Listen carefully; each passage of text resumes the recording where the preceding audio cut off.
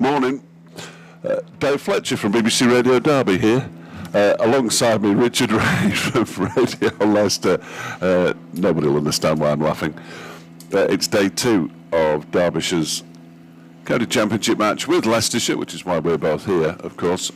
And Leicestershire are going to start on 168 for 2 after a slightly curtailed 46 over day yesterday, which was slightly disappointing, but you can't do anything about the weather. So the two Leicestershire batsmen, Marcus Harris and Lewis Hill, will resume 168 for 2. Excellent, so we are online as well.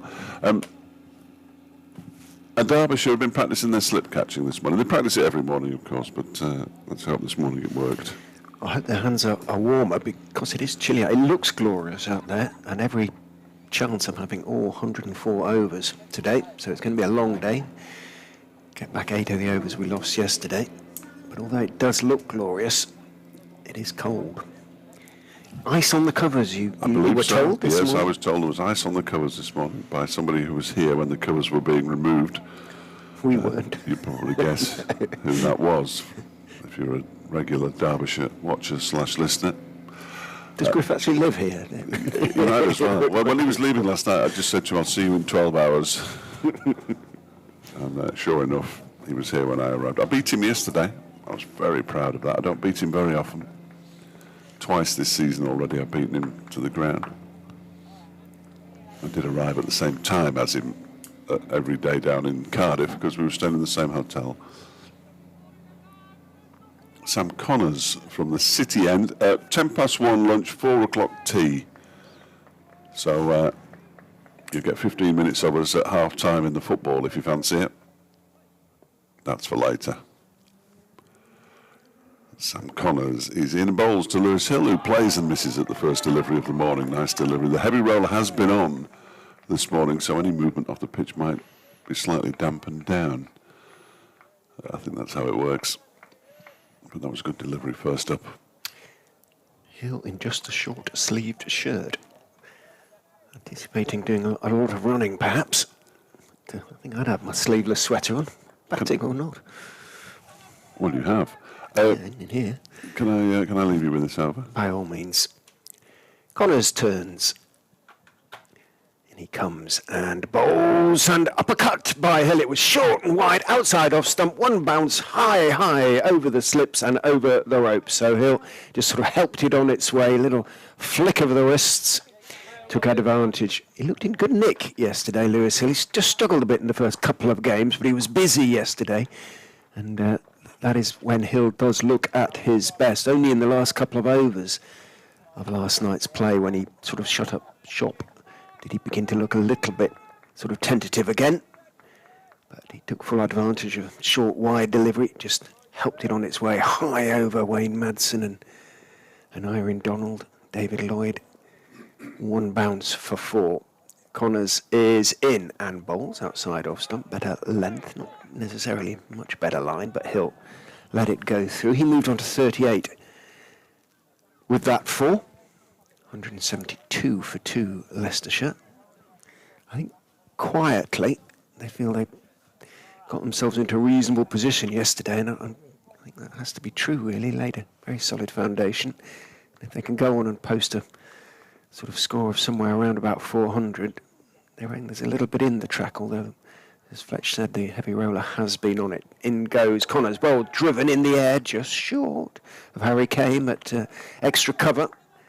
I say just short, probably 4 feet short of Kame, but again, Hill looking to be positive, quite get that as he was wanted. Had he got that in the middle, it might have gone straight into Kame's midriff.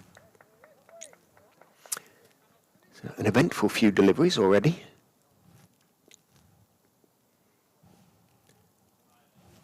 Almost turned slightly angled run. And he comes, bowl short, cut away, but although he timed it better, again he couldn't beat Kame. Hill there, he sort of hopped to his left and made the stop. Nice sound of ball off bat. Couldn't pierce the field.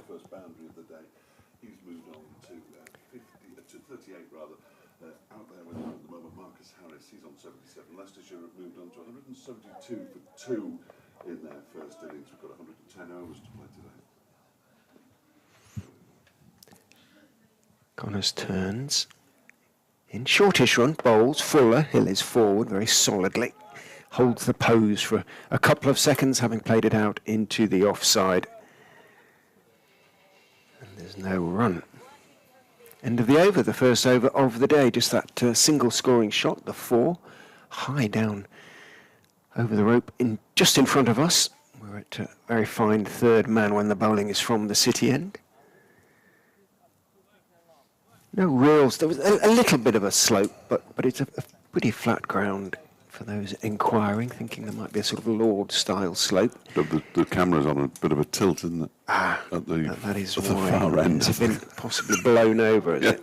I think it's been caught by the wind, and I noticed yesterday that it looked like there was a larger slope than Lord's, which is a remarkable slope, isn't it? I've only been onto the ground a couple of times, but when you walk across, you really do when you're feel on it, it. you realise. Yeah, absolutely. it's incredible.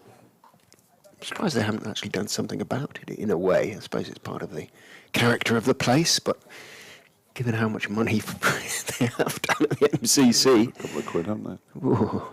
Yeah. Does it cost to be a member these days? If you can, there's a massive join waiting the list queue, anyway, yeah, isn't there? But join the queue. I don't think it's cheap. I don't look good in those colours. I wear one of those blazers that they wear. It's going to be Blair Tickner from the racecourse end. Elbows jutting as he does. Bowls to Harris, who pushes the first ball of the over out into the offside, and Harry came with his glasses perched on the back of his cap. When was it? I can't remember the last time. Some fielders do wear the glasses, but a lot of them just perch them on the back of their caps, and that's where they stay.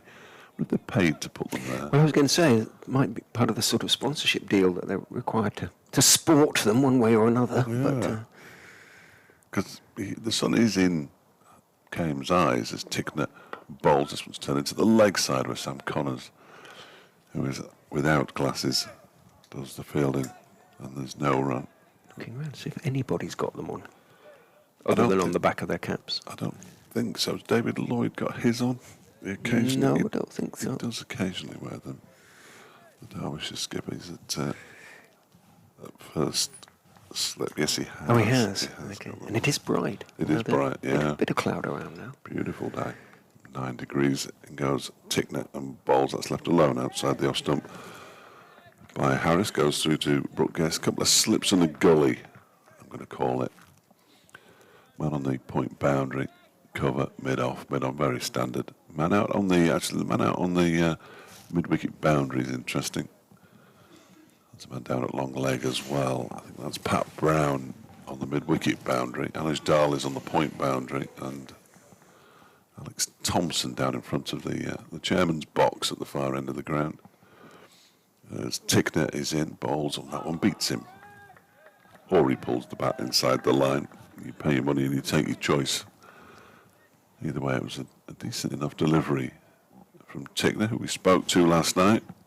He did make reference to if we'd taken our chances, it would have been a far better position without pointing any fingers. A couple of chances dropped off his bowling yesterday morning before he took matters into his own hands and bowled Rishi Patel. He's in now and bowls to Harris, who can leave this one alone outside the off stump to go through to the keeper. It's a good partnership. This is 78 from 117 deliveries now. At 172 for 2. A couple of supporters just arriving with their own chairs. You don't get that in many sports, do you really? You go to the cricket today, they've got about 3,000 seats there. Oh, we'll take our own. So they're walking around underneath the old scoreboard. As Tickner is in again, bowls a short delivery.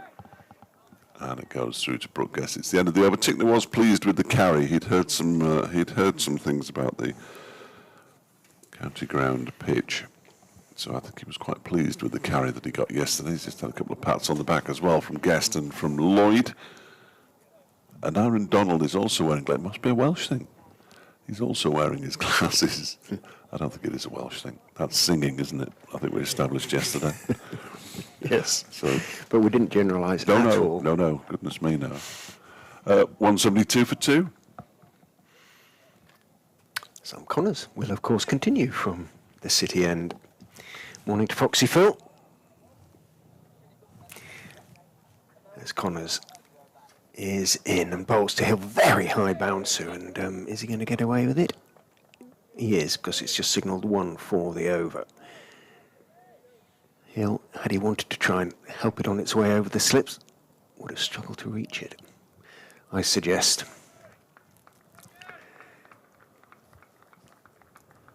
Umpires in this game, the ever-cheerful Peter Hartley and Sri Shanmugam. That's harsh. In goes Connors, cut, down for 4. It was short and wide. Again, it wasn't quite as short and wide as the delivery that Hill helped over the slips in the previous over, but it was out there to be cut away, and he opened his shoulders, hit it in the air, but a long, long way wide of backward point. And nobody moved until Wayne Madsen turned and trotted off philosophically down to the wide third-man boundary, and Hill picks up another boundary. Moves into the 40s now, on to 42. 176 for 2. Perfectly entitled to have a go at that one, wasn't he? Absolutely. And Ojdal is at backward point, but he was nowhere near it. Connors in, bowls. That was a better delivery. Slightly fuller, came back a touch. He'll played it on the back foot, off stump.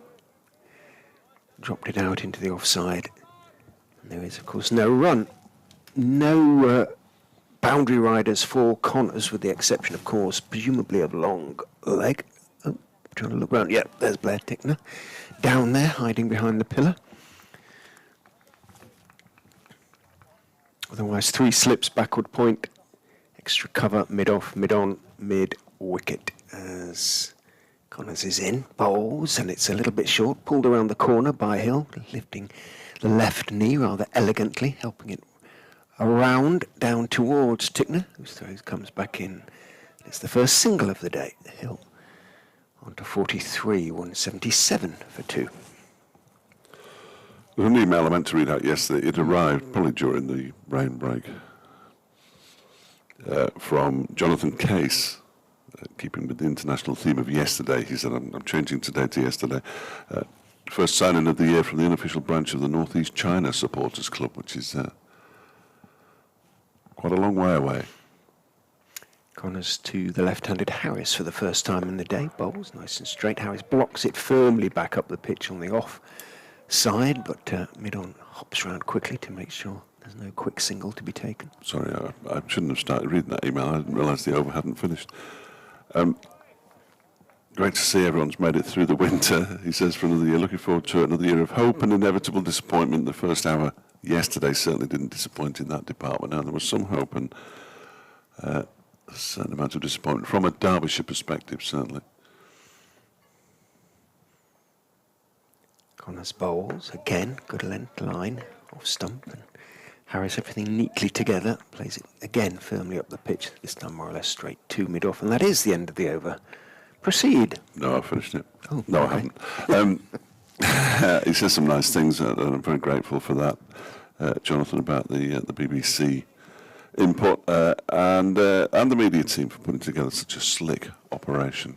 Absolutely, they do a half a good job. Anyway, Matt in the TV room just down to our left hand side, he's all right, but you know. All 3 streams at the games we've played so far this season have been improved. Yorkshire's was much better, as it kind of should be. Well, Leicestershire's was improved again, and here at Derby too. So well, I think Derbyshire's has stood still, really. But no, it's very good. It is very good. it is. And absolutely enhanced by using the BBC commentary with the... I felt sorry for the camera operators at Leicester last week. They were wrapped up like Eskimos. Bless them. It was cold out there. So Blair Tickner's going to continue from the racecourse end. to Lewis Hill. And bowls a short delivery, and Hill just goes down on one knee and sways out of the way. Did leave his bat in the air a bit, but it was so short that it was never really going to catch the edge. Alexander Guthrie was also in touch yesterday from America. It was good to hear from Alexander. He put a number of points, and he suggested we do a pre-match programme. Well, that's very, very, very good of you to suggest that, but there's no chance. Here's Tickner in again and bowls. That one's pushed out into the offside, and there's no run. What I will say is that if you tune in for the T20s, and I think that probably with you being in America be at a slightly better time as well, we will be doing some pre-match stuff for those, as well as post-match. He said he's heard talks of the 18 counties going down to 10. Any fears? I think these two counties might be more fearful than many. If that is the case, as Tickner bowls left alone outside the off stump by Lewis Hill, I think my personal view, these are not the views of the BBC and all that rubbish, is that that's what the powers that be really want. They want them based in big cities. These are two city clubs, but they want them in the major test playing cities ultimately, and will do whatever they can. I mean, they tried it a couple of years ago with that other competition in August. It isn't really getting the traction, but when that's bought by the Indian Premier League, as Tickner bowls, that strikes the pad of Hill and goes out into the leg side where Dahl feels that ultimately, possibly way after I've left both the county ground and this earth, it will happen, sadly, and cricket will be the poorer for it. I'm sort of inclined to agree on. They won't sort of say that. They won't cut off funding to the smaller counties. No. It won't be a case of that's it. There's now just going to be 10. The rest of you, good luck. Tickner involves to Hill. That one strikes the pad. There's an appeal for leg before wicket. Umpire Hartley is not interested at all. That's going to be a leg by as it goes down towards backward square leg.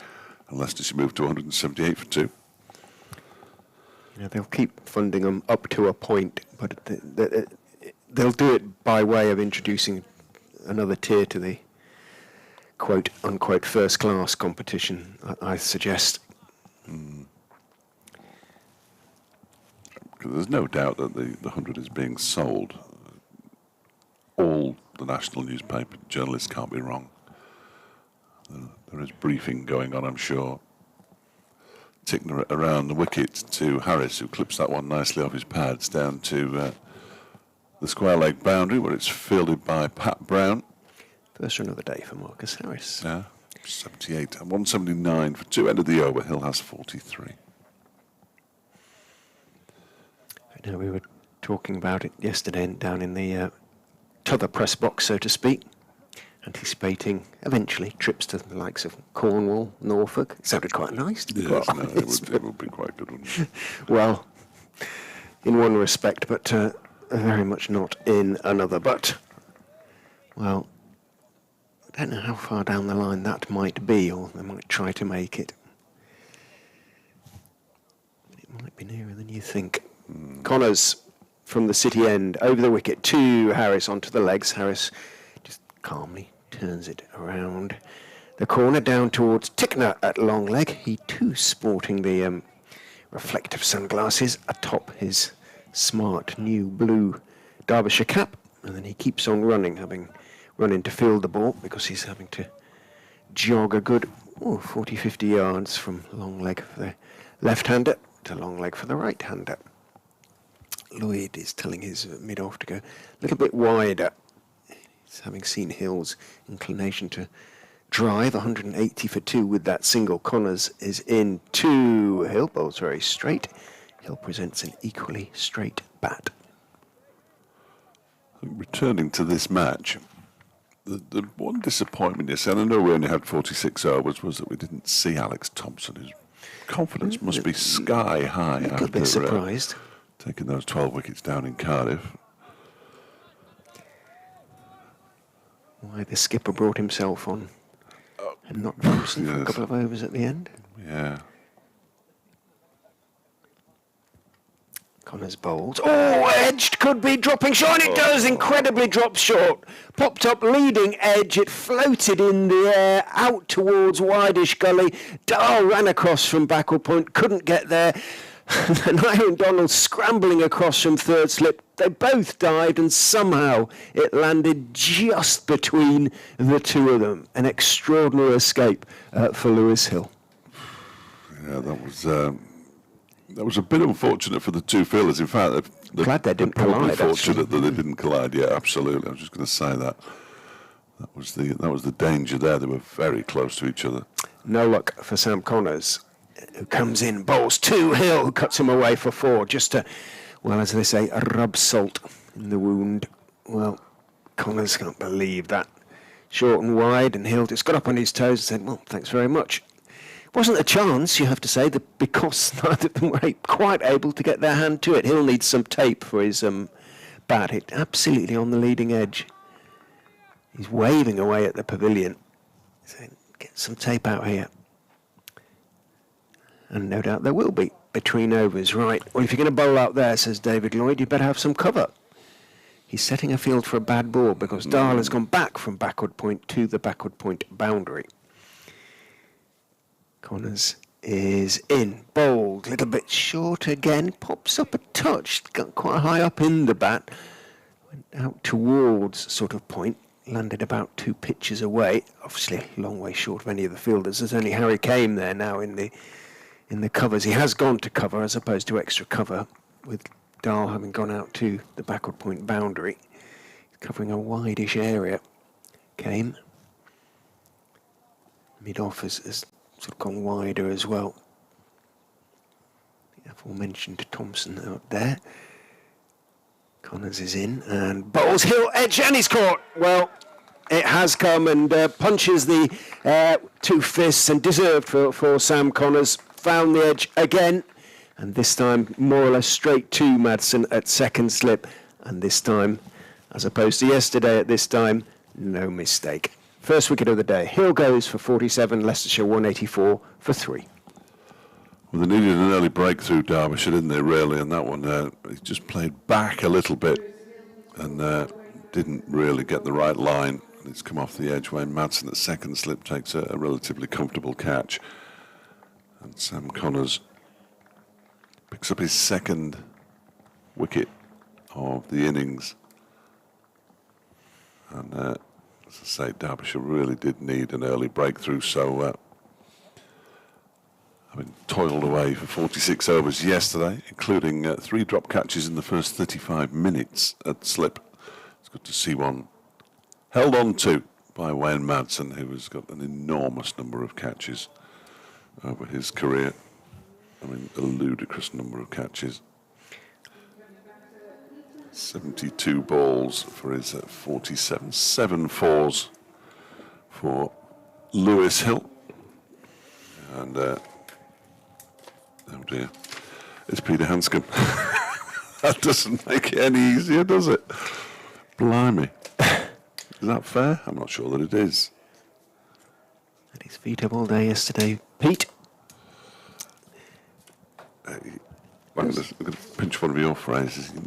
He scored a lot of runs against Derbyshire, I was told yesterday. Now, I'm going to have to look that up now because I need to back it up with some kind of science, don't I, really? Or for Middlesex, or in previous incarnations, for other teams as well as for Leicestershire.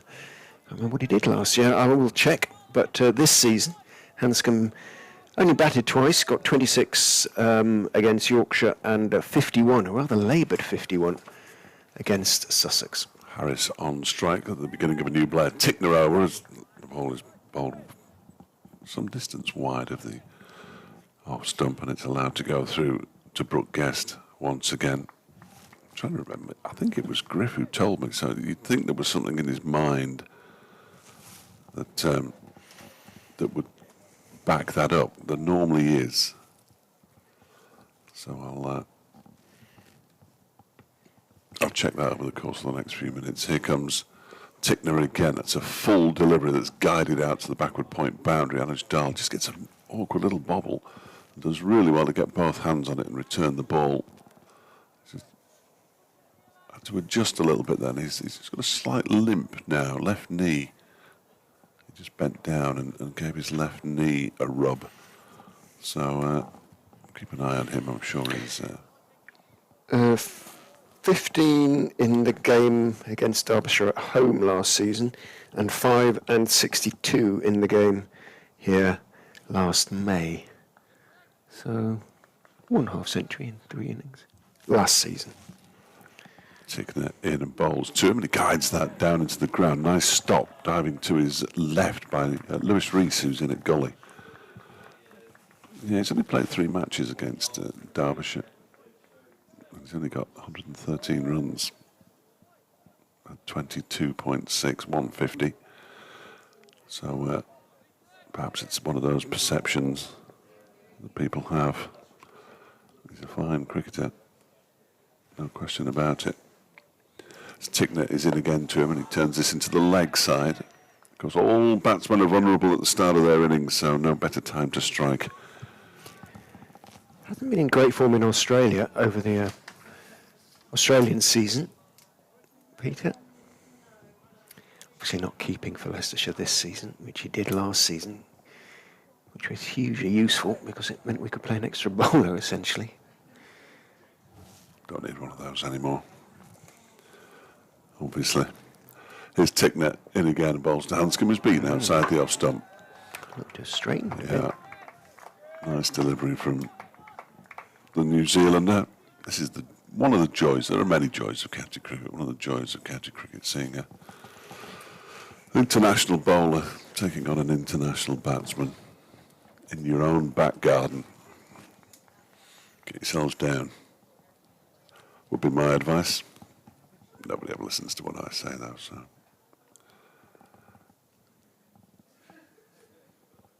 Here comes Tickner again. Over the wicket. That one's down the leg side. He tries to flick it away, does Hanscom. He misses it, goes through to Brooke Guest. Tickner, almost as if that was a deliberate delivery, just puts his hands on his head as if to say, that might have got you there. I'm not sure a catch down the other side is, not to the keeper certainly, is particularly deliberate. But and on that occasion, well, he missed it anyway. That was Wayne Madson's. I knew I'd looked him up for a reason. It was the 13th. No, it wasn't. It was the 35th catch he's taken against Leicestershire. Catches against Leicestershire. 35. Catch again. That's remarkable. Goodness me. Yeah. Connors is in to Harris, who just steps across his crease and just has to come down on that a little late. Might just be a touch, although the heavy roller has been on the pitch this morning. Just be a little bit there for these seamers first up. To go with his 5 centuries and 12 half centuries. Both sides, obviously I only spoke to Ben Green yesterday, but he was saying that the feedback was there was a little bit in the pitch. In goes Connors, bowl, straight, played firmly back to him by Harris. Harris goes nowhere, but Connors, as a good fast bowler should, having gathered it in his follow-through, shapes as though to hurl the ball at the stumps. Doesn't bother doing so. Oh, it's good to see a bit of aggression, isn't it? It is.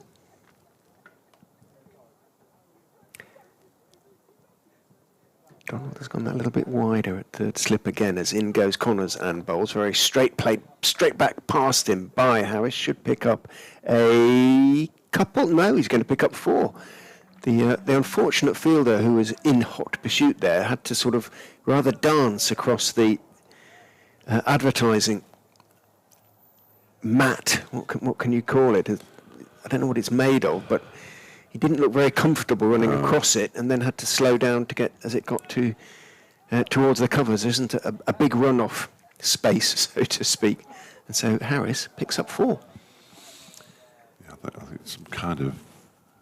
What it's made of. Material, and it's some kind of heavy material, I think. Connors is in again on off stump this time. Again, it's foolish, and Harris is getting forward, playing it carefully out into the covers. No run.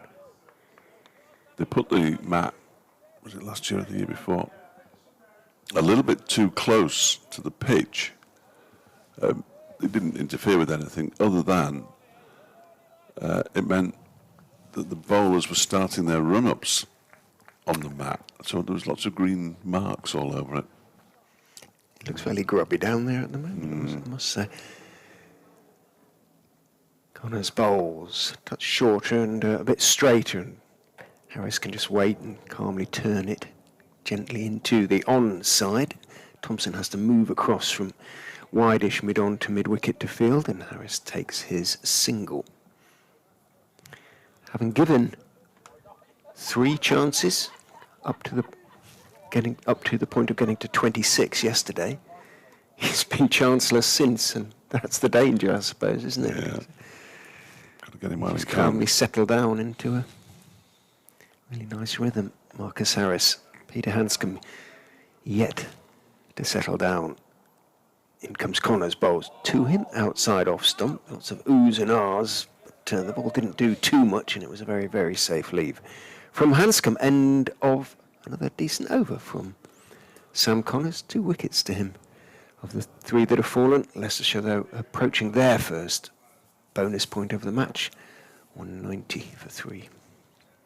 Brookes just took that one, looked like it moved down the leg side after it. Yeah, it did come back a little bit. That is the camera that makes it look like there's an enormous slope, of course, so there isn't. It's just a slightly wobbly camera at the far end due to the high winds we've had. Renan in South Africa is watching 2 screens. He's got rugby union on one, and I assume it's rugby union, and this game on the other. As Tickner bowls, and Harris has a drive at that one and misses it. That's as false a shot as he's played in the last 60 runs or so that he scored. Obviously felt it was there to drive. Looks in pretty good nick. So 1 to the bowler there. A bit of news from down under. Apparently Will Puchowski, who Leicestershire had signed. Come back to that in a moment. Tickner is in and bowls that one again. That one comes back a long way, doesn't it? Lovely line. Yeah, and it's beaten Harris outside the off stump. He's just getting into his rhythm now. Important little battle this, if they can get Harris relatively early in the day. Would be useful, wouldn't it? Well, you're kind of getting towards the all-rounders then, which sounds odd, but Liam Travasky's due in at 6, Ben Cox the keeper at 7. Harris waits as Tickner bowls to him. He drives an over-pitch delivery out to the cover boundary where Alice Dahl is waiting, so he does the fielding. Shout of annoyance from Tickner there. Just internationals wherever you look. Yeah, just to finish that news, Puchowski now, unfortunately, isn't being offered a contract by anybody. It's become a legal issue because nobody will insure him now. So, wonderfully talented player. Did play for Australia at a relatively young age. It looks like he's going to have to step aside from the professional game. Tickner in to bowl to Hanscom on his pads, and it's flicked away for 4 runs down to fine leg. That was attempted Yorker, but it was offline. And Hanscom, whether in form or not, is too good a player to miss out on that. And despite the fact there's a long leg, he didn't get within 30 yards of it. It raced away. And again, it brought up a huge puff of sand, didn't it, as it hit the ground. Yes, there are 1 or 2 scars, as we said yesterday, on the outfield, but it's remarkable condition compared to 2 weeks ago. As this next one strikes the pad as an appeal, but Tickner aborts the appeal quite quickly. Was there an inside edge? Or was it going down leg side? You know quickly with Peter Hartley, don't you? He's usually walking away as you turn to appeal. On his bike. Go on, son. Not now. Nay, lad.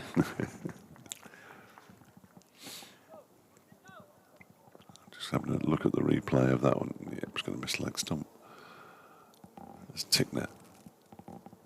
He's in again. Balls. That one is driven. He didn't really time it though. Hanscom. Sam Connors comes around at mid-on to do the fielding. Sort of in the air for a short while. And it's the end of the over. Hanscom off the mark with that boundary. He's got 4. Harris has 86. 195 for 3 now, Leicestershire. And we now have a full day's play remaining. 96 hours. From 11:30. There was much discussion last week about why on earth we weren't starting at 10:30. Yeah, it's going to be long. Well, it seemed to be completely unanimous from anybody we spoke to that that's what we should be doing. So perhaps the ECB can turn their attention to that. Connors is in to Harris. Bowls straight, and Harris just leans forward, blocks the delivery out to mid-off. Up to cricketing matters, I think that's unlikely. No run. Lewis Rees, who got the ball to swing late yesterday. At no great pace, of course, but did find some movement in the air under the lights. It's so cold. It is not humid out there. Connors is in and bowls. Stays on the back foot this time, Harris, and nothing exaggerated about any of his movements, just plays it late. Close together, bat pad, pokes it out into the offside. And does and refastens his gloves at the wrist. Must get fed up doing that every time. I don't think they think about it, really. It just becomes automatic, doesn't it? Connors is in, bowls, and straight, and pops up a little bit. Just one or two I don't know whether, just one or two slightly stopping in the pitch. Harris walks forward, having, as I say, just played a fraction early at that, and it was in the air for a few feet before running back up the pitch on the offside, and he taps at the pitch. Sometimes the heavy roller can do that a bit, can't it? Just kill the pitch just for a few overs before it recovers. Connors is in, bowls, turned off his legs by Harris this time, wide of mid-wicket. Jogs the first, then he realised, oh, hang on, there might be two here, and Hanscom agrees. They absolutely took the first one at a very slow rate, but Thompson actually had a bit of work to do to get to that ball. Suddenly realised, oh, there's two in that. Harris on to 84. The scoreboard in the sun, as ever. Hopeless. Rather pale. Yeah. Connors is in. And bowls a little bit short this time, but straight. And Harris just up on his toes. Firmly back down the pitch on the offside. Straight to Rees. No run. It's good that it's working now. It has its moments, the old scoreboard. Occasionally has to be rebooted mid-innings. Sun goes behind cloud and it becomes suddenly very clear. The scoreboard, that is. Connors in. Bowls, real grunt of effort. Bowls very straight. Harris plays the delivery with respect. Again, no great foot movement, just blocking it. Back up the pitch on the offside again. End of Connors is over. He's bowled 15 now in the innings, 2 for 52, which is a pretty decent effort in the circumstances. Tickner's bowled 18 already. He's going to get through lots of work for Derbyshire, I suspect, this summer. And Ujdal, the only other bowler who's into double figures in terms of overs bowled, he's bowled 11. I just think Vlad Tickner's can't wait for the arrival of Pavillon. He's going to begin a new over from the racecourse end, bowling to Peter Hanscom, who goes back on his toes, pushes it out into the offside. They go through for a quick single. By the time Harry Kane picks it up, or gets to the ball and picks it up, they've gone through for a run. Hanscom moves on to 5, 198 for 3 now. Derbyshire have already got a bonus point Very exciting.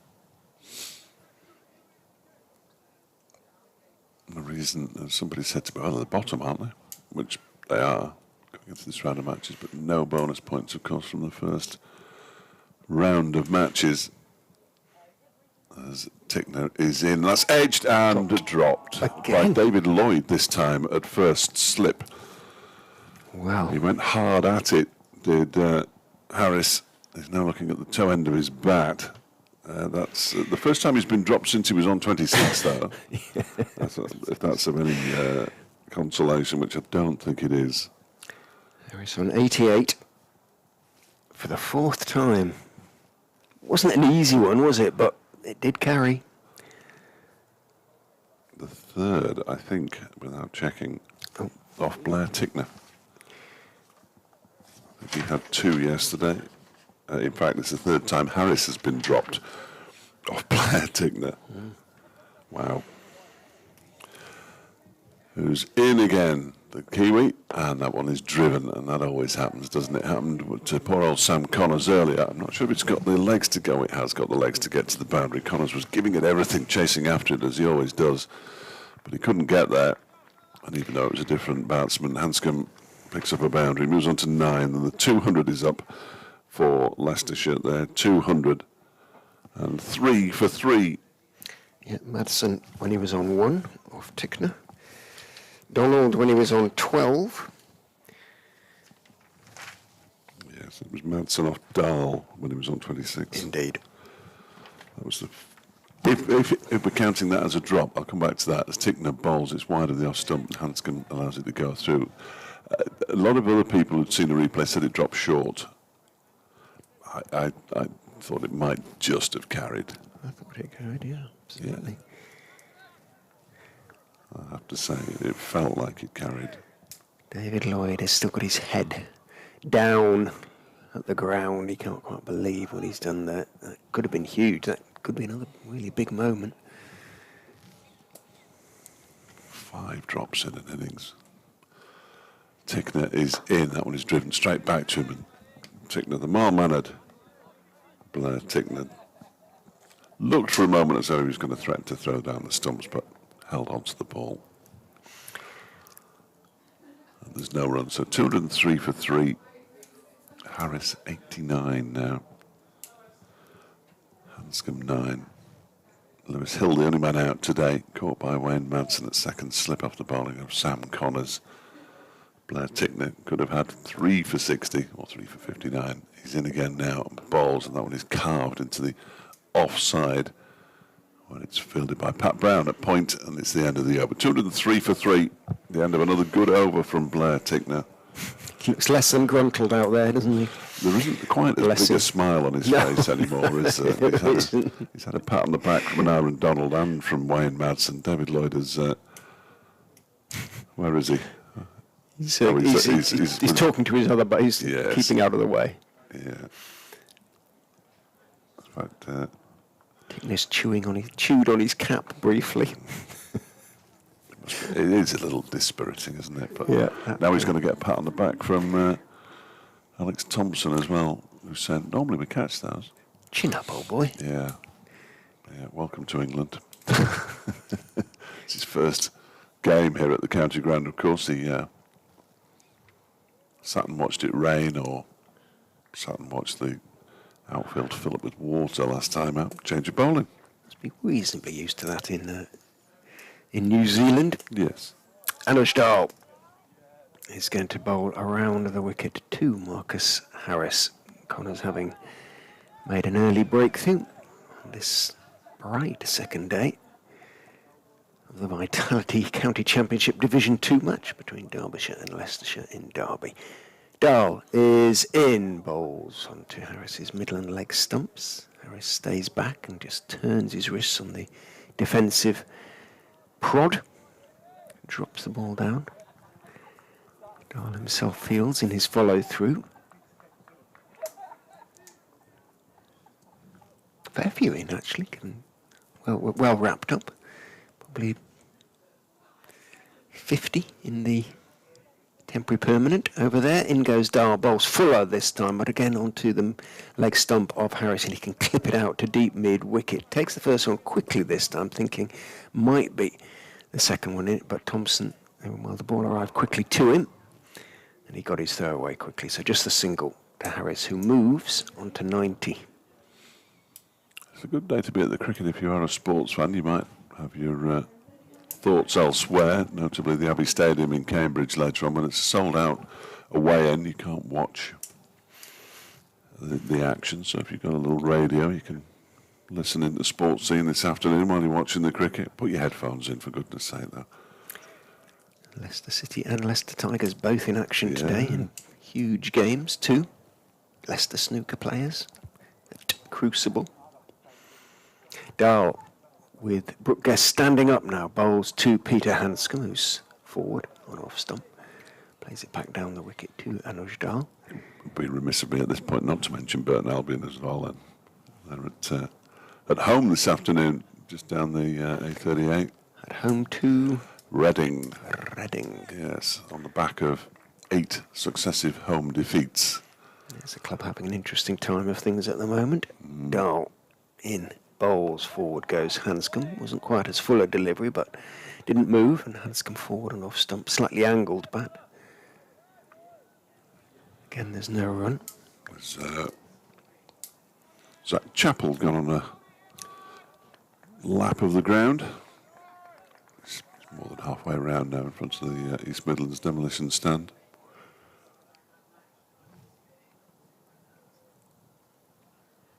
Dahl bowls. Hanscom reaching for that one a little bit. Pushed it firmly out into the offside. Kame had to...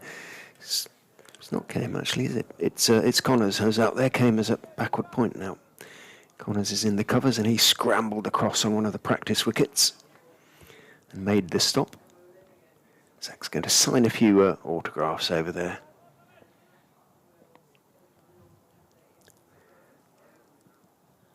Dahl is in again. Fuller looking for the Yorker perhaps. Hanscom waited for it. Just dug it out. Played it out into the covers again. Dahl plucks a load of dirt out from his spikes and then takes his cap from the umpire because it's the end of the over. 204 for 3. Hanscom has 9. Harris 90. Leicestershire building again. It's nice that, and can you imagine, there's Zach Chappell there who's played the first game down at Cardiff last week. Picked up a little bit of a niggle, so not playing in this match. Imagine Mo Salah during a game of football wandering around the pitch just to stretch his legs out, stopping to chat with supporters on his way round. Possibly not. Very accessible cricketers. But I think there's going to continue from the Cossiers, from the racecourse end. And he's bowling to Marcus Harris. He's on 90 in and bowls to him, and he guides this out towards the point boundary, backward point really. Harry Kane comes in off that boundary to do the fielding, and then picks up another single to move to 91, 205 for 3. Perhaps we would have a sweepstake on how many overs Tickner will have bowled by the end of today in this innings. I think he might be into the, 35, 36, something around that sort of level. Into the mid-30s, wouldn't it? You would think. Could he get to 40? He'll be hoping not. Absolutely will. I would suggest. Yeah. Let's see how many bowled down at... bowled 32 in the match down at Cardiff. He's in again now. Foolish delivery turned into the leg side by Peter Hanscom, who moves into double figures. That's everybody, isn't it? He's on to 10, 206 for 3. I only mention that. It's a very exciting stat. Derbyshire have only done it once in their history where every one of the 11 batsmen has reached double figures. Yeah. Right. I don't have the same information available for Leicestershire, I'm afraid, but it's relatively unusual. Paul Rogers might inquire of the Leicester scorer sometime. Tickner around the wicket, bowling to Harris, who defends it straight back to the bowler, picks up and then jogs. He does that quite a lot, actually. He's a very fit young man, isn't he? Yeah. Big fella. Yes, I had to ask him to come down a couple of steps last night when I interviewed him. I said, come on, Blair, you can't stand up there. He is taller than me. I was going to be mad. He was very accommodating. Goes in and bowls. That's a short delivery and it's well dealt with by Harris, getting up on his toes and playing it straight into the ground in front of him. Connors fields. Yes, he was talking about taking chances yesterday. I get the impression that if we spoke to him tonight, he'd probably be talking about taking chances today as well. Marcus Harris with another life. Yeah. There he goes again with that now familiar style, driven by Harris back towards Ticknor. Parries it with both hands, couldn't quite take it in. Managed Dahl, who despite being the bowler from the city end, bends down and saves Ticknor's back. You get the impression that Nudge would just likes to be involved. And certainly Derbyshire like him to be involved, given he is such a fine fielder.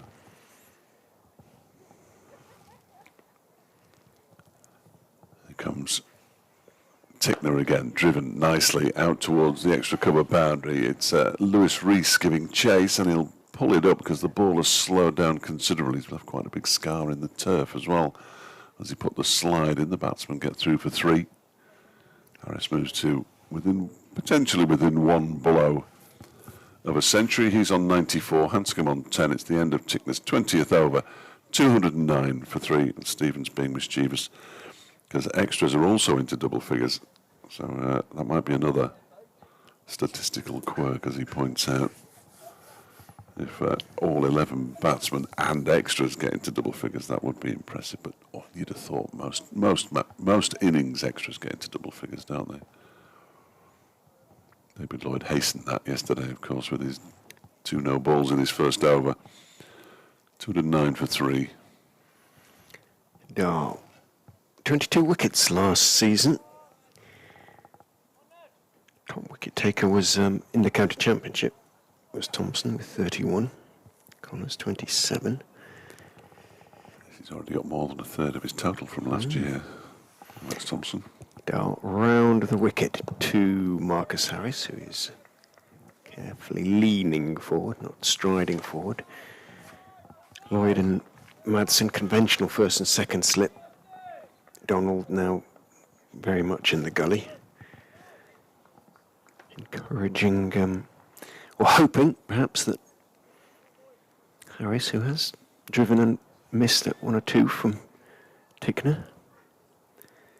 And he goes, Dahl, on driven this time. He's got it past Connors, who is sprinting in pursuit up to the long on boundary, puts in the slide, drags it back. Rees, who was following him to the boundary, picks it up, gets his throw away. Harris has to settle for a couple, moves on to 96. Just 4 now needed by Marcus Harris. If he gets there, be interesting to see what his reaction will be afterwards, really. When you've been dropped 4 times en route to your 100, if he gets there. Dahl is in, bowls. Harris is driving, and this time it is cut off by Connors diving across from mid-on. Had to get there, did, made the stop. Picked up another grass stain on his whites. They're not quite the sort of bluey whites of years past, No, are they? proper whites these, aren't they? The Derbyshire. Much nicer. The Derbyshire kit. I like the kit. It's got the Derbyshire colours on the collar.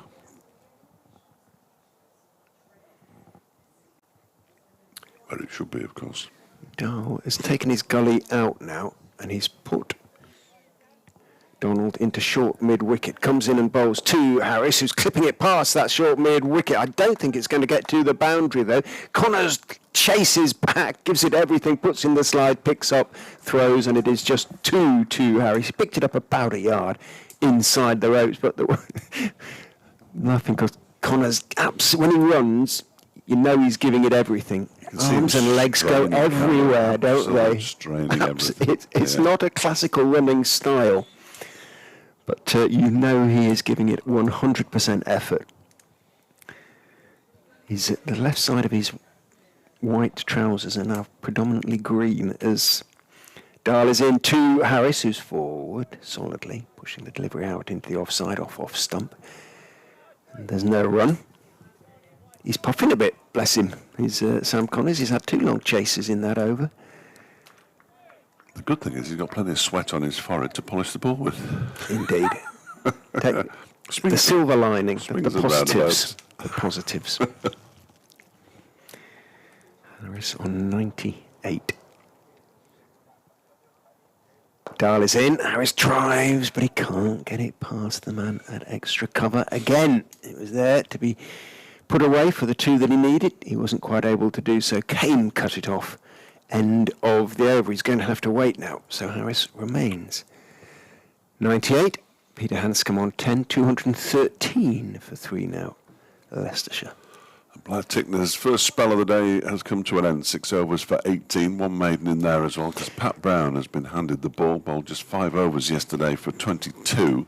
His first spell actually was curtailed by the weather. He might have bowled a few more had it not rained, because he was bowling just before the lengthy stoppage in play from around about 2:45 till 5:30 yesterday. A few Leicestershire supporters wondering why Amazing Derby not bowled Demon spinner yet after last week. Well, I think 59 overs in. Almost made that point earlier. I'm surprised he hasn't bowled. Because they had the original Demon as well back in the day, when Spofford was a Derbyshire player. Sadly, they weren't a first-class county at that time. They'd had first-class status removed when the Demon Spofford played for them. 213 for 3. Here's Pat Brown for the first time today, bowling to Peter Hanscom, who goes back and defends that straight back towards Brown, who flicks it up off a foot, starts to polish it, and then realises that Lewis Rees is in the vicinity. He's got quite the grass stain on his right knee as well. Looks like he's wearing some kind of knee pad. What does Mr. Tickner want from Mr. Hartley? He's plunged into his pockets. Is it all right if I go off a bit, mate? He's only wearing a sleeveless top, which is ludicrous. Brown is in again, and Hanscom goes back and tries to cut this, gets an under edge on it. It dribbles out into the offside where Sam Connors will pick it up. So it remains 213 for 3. So there's a lot of goodwill for Pat Brown. Everybody hoping that he can have a long and successful Derbyshire career. Signed a 3-year contract, I think, off the top of my head. I've got it written down somewhere. He's on his way in again, past umpire Hartley, and bowls. That one is a defensive shot that came off the edge. It was always along the floor. And again, it's Connors. The ball is being attracted to him at every opportunity. Pat Brown, 3-year deal, taking him to the end of 2026. He played a couple of games towards the end of last season on loan, in that bizarre period in county cricket where lots of players who were going to join other clubs just get shipped out on loan by their parent counties. Brown is in again. That was wide of the off stump, left alone by Peter Hanscom. And through to the keeper. Barely a breath of wind out there, which is probably a good thing, because the weather is coming from the north, and if it starts howling down the racecourse, then you know about it when you're out there. No Derbyshire flag on the members' pavilion. Come out yesterday, didn't we? A little disappointing. The Leicestershire flag is just fluttering to the right as we look. Brown is in again. That one is pushed away out to the outside. What a fine piece of fielding that is from Sam Connors. Diving to his right, got his right hand to it. And prevents a run from being scored and gets the congratulations of Harry Kame and an Aaron Donald. It looks like he's walking away from them so that they don't congratulate him. He's actually walking away from them because he's been pushed out to the point boundary. The good news is, while you're describing Marcus Harris's century, I'll be doing the news bulletin, I think. I hope he doesn't get there joining it. That would be disastrous. Brown in to complete his first over of the day. And it's another dot, which means he's begun with a maiden, his first of the innings. 6 overs, 1 maiden, 0 for 22. Harris on 98 will be on strike at the start of the next over. Hanscom has 10. And Leicestershire at 213 for 3. The two Australian batters consult in mid-pitch. Neither particularly tall men. Hanscom the taller of the two, though. And Ajdahl rather trudges to the top of his mark for such a sort of athletic fielder. Just the way he walks, slightly splay-footed. He's registering determination in every inch. Tells Wayne Madsen to go a little bit wider at second slip. Comes in, round the wicket, bowls to Harris, who defends on off stump. No run.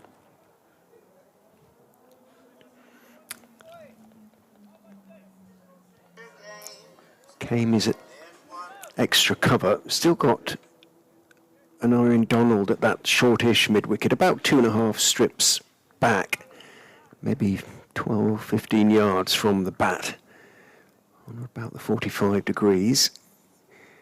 In goes Dahl, bowls, lovely on drive, and I think that's it. That is going to be the runs he needed for the 100. Lovely shot from Marcus Harris. Has played some lovely on drives in this innings. He takes his helmet off, raises it to the Leicestershire balcony and to the pavilion, and indeed his bat to the crowd. He gets a round of applause, 1 or 2 claps from the Derbyshire fielders, including Blair Tickners, who has nearly had his man through, arguably should have had his man 3 times, but Harris, phlegmatically, philosophically, has just got on with it. If they're not going to catch me, I'll take full advantage, and he has. He's gone to 100, and it's the first 100 for a Leicestershire player this season. Dahl is in, bowls to Harris, is trying to whip him away through the leg side, stepped right across his stumps. They didn't get anything on it, came off the pad, and I think hit him out probably well outside the line. But well played, Marcus Harris. Another hedgehog will no doubt be named in your honour at the shelter. Yeah. When he was here at 2 seasons ago, when he was at Grace Road 2 seasons ago, every time he scored a century, in goes Dahl and bowls. Harris is forward on off stump, playing it out into the offside. One of the orphan hedgehogs at the shelter, the little ones, I don't know what the name is for them. If Brunty was listening, he'd tell me. But there's a special for baby hedgehogs, which isn't baby hedgehogs. No. It's something like pups. But anyway, each time Marcus got a century, the hedgehog was named after him. So there was Marcus, there was Harris, there was whatever his second name is. Because I think he got 3 in a relatively short time. There could have been 4, actually. But Brunty did say that they're all still with us. So Lloyd has now posted himself at a short, straight mid-on as Dahl is in. Bowls. Harris is turning the delivery off his legs down towards long leg. Tickner has to move to his left to field. Does. The ball bounces towards him, spraying sand in every direction. Picks it up nicely, gets his throw away, just a single to Harris. Moves on to 103. Hoglets. That's the word. Thank you very much.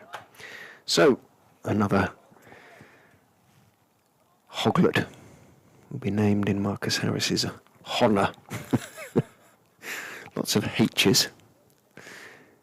Back over the wicket goes Dahl to Hanscom, who is forward solidly on off stump. Conventional field for the right-hander, of course, with Guest standing up to the stumps. It's played out into the offside by Peter Hanscom. Dahl takes his sweater and cap, heads off into the field because it's the end of the over. 2-1-8 for 3. Hanscom seems to be on 10 for quite a while, and Harris has 103. And we are an hour into play, so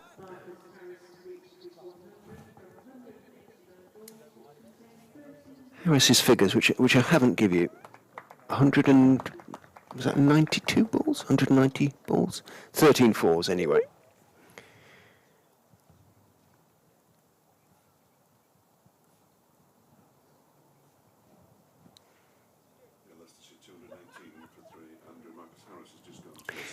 Also got a half-century earlier this season at Headingley against Yorkshire, when he wasn't dropped at all. Dropped 4 times, we make it. Arguably 4, definitely 3.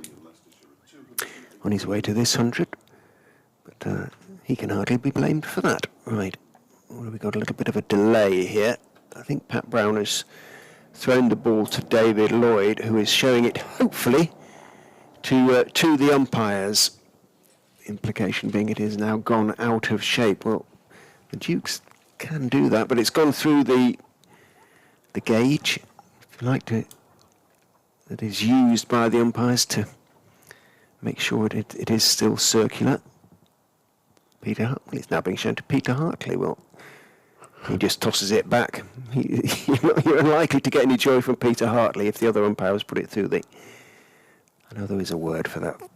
It's like a caliper type thing. It's a sort of piece of metal with a hole in it. Round hole in it through which the ball must go. You'd hope there was a name for it, because saying that every time... Gauge, I don't think it's the right word. Are you back with us? Go for it. Brown in and bowls. It's driven by Harris into the onside. It didn't time it at all. David Lloyd, who is no longer in the slip cordon, does the fielding. And there is no room.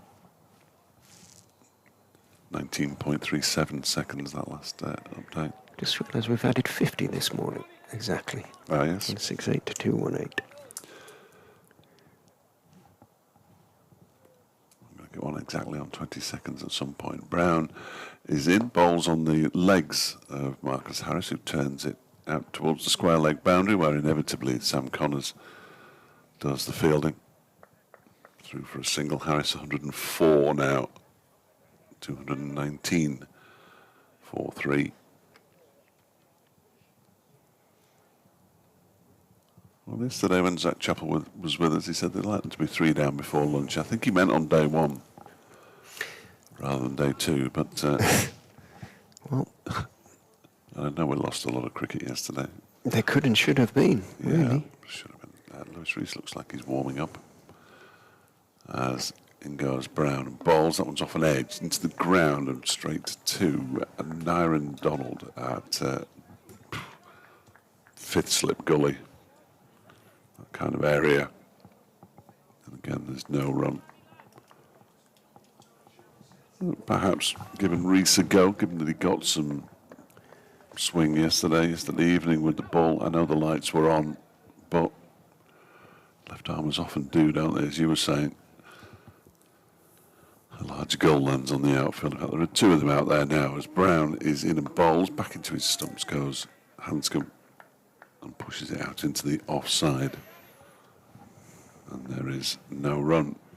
Elsewhere. I haven't said elsewhere so far today. The game down at Lords will finish inside 4 days, I fancy. Middlesex 136 for 7, still trailing Yorkshire by 23. Glamorgan 259 for 9 against Northampton at Wantage Road. As Brown is in and bowls again. He's playing slightly backwards. Hanscom pushes it out backwards square on the offside. Sam Connors is fielding. And there's no run. Gloucestershire 394 for 9 against Sussex down at Hove. All matches were affected by the weather yesterday. Gloucestershire 130 for 6 at Kidderminster against Durham. They trail by 114. Nobody wants to see a Durham win, do they? 219 for 3 here. Leicestershire as Brown bowls, and he's cut away nicely off the back foot, but only for a single.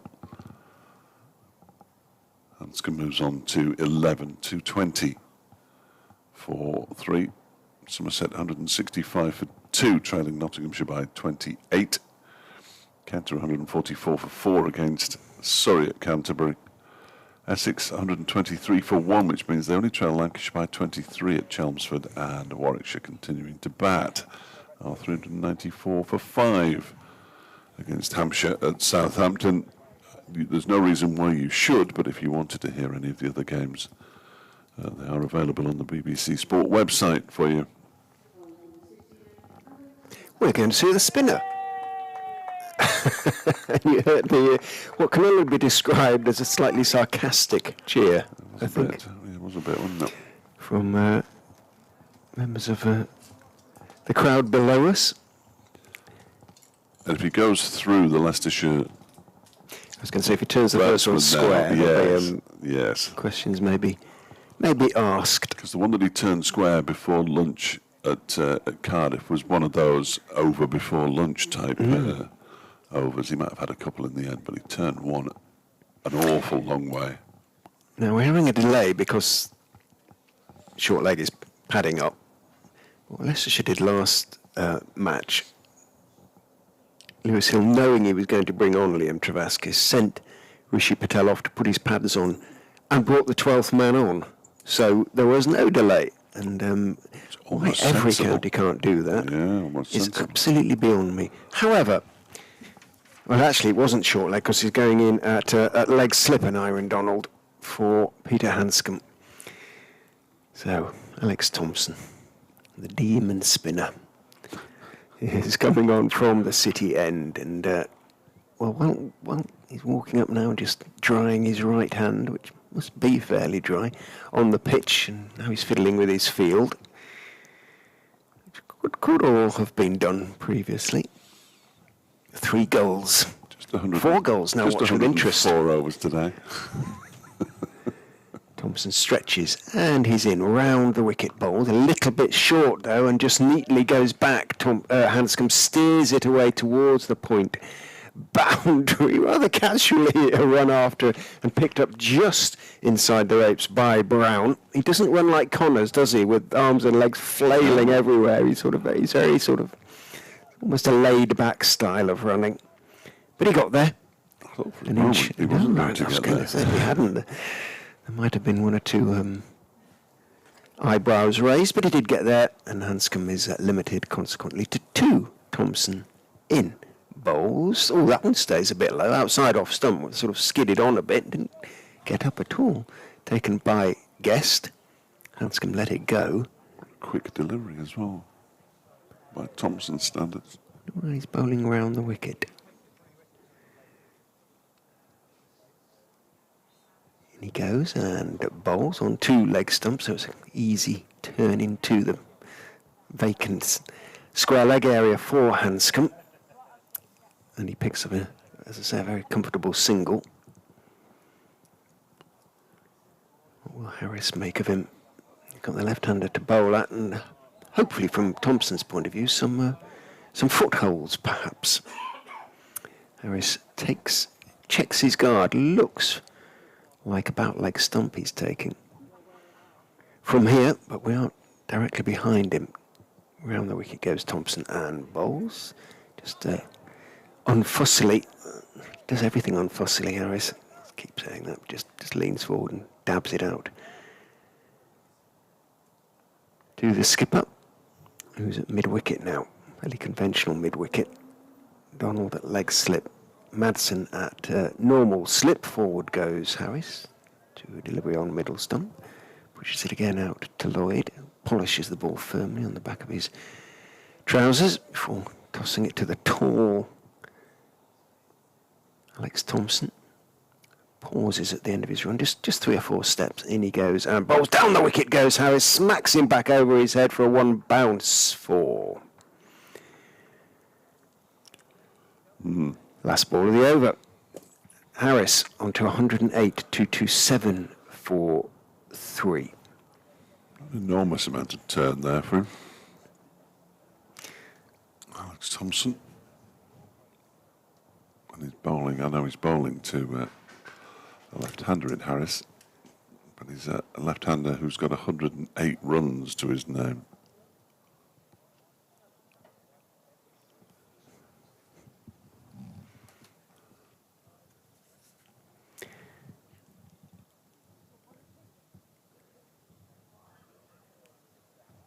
Jack Morley is on the field.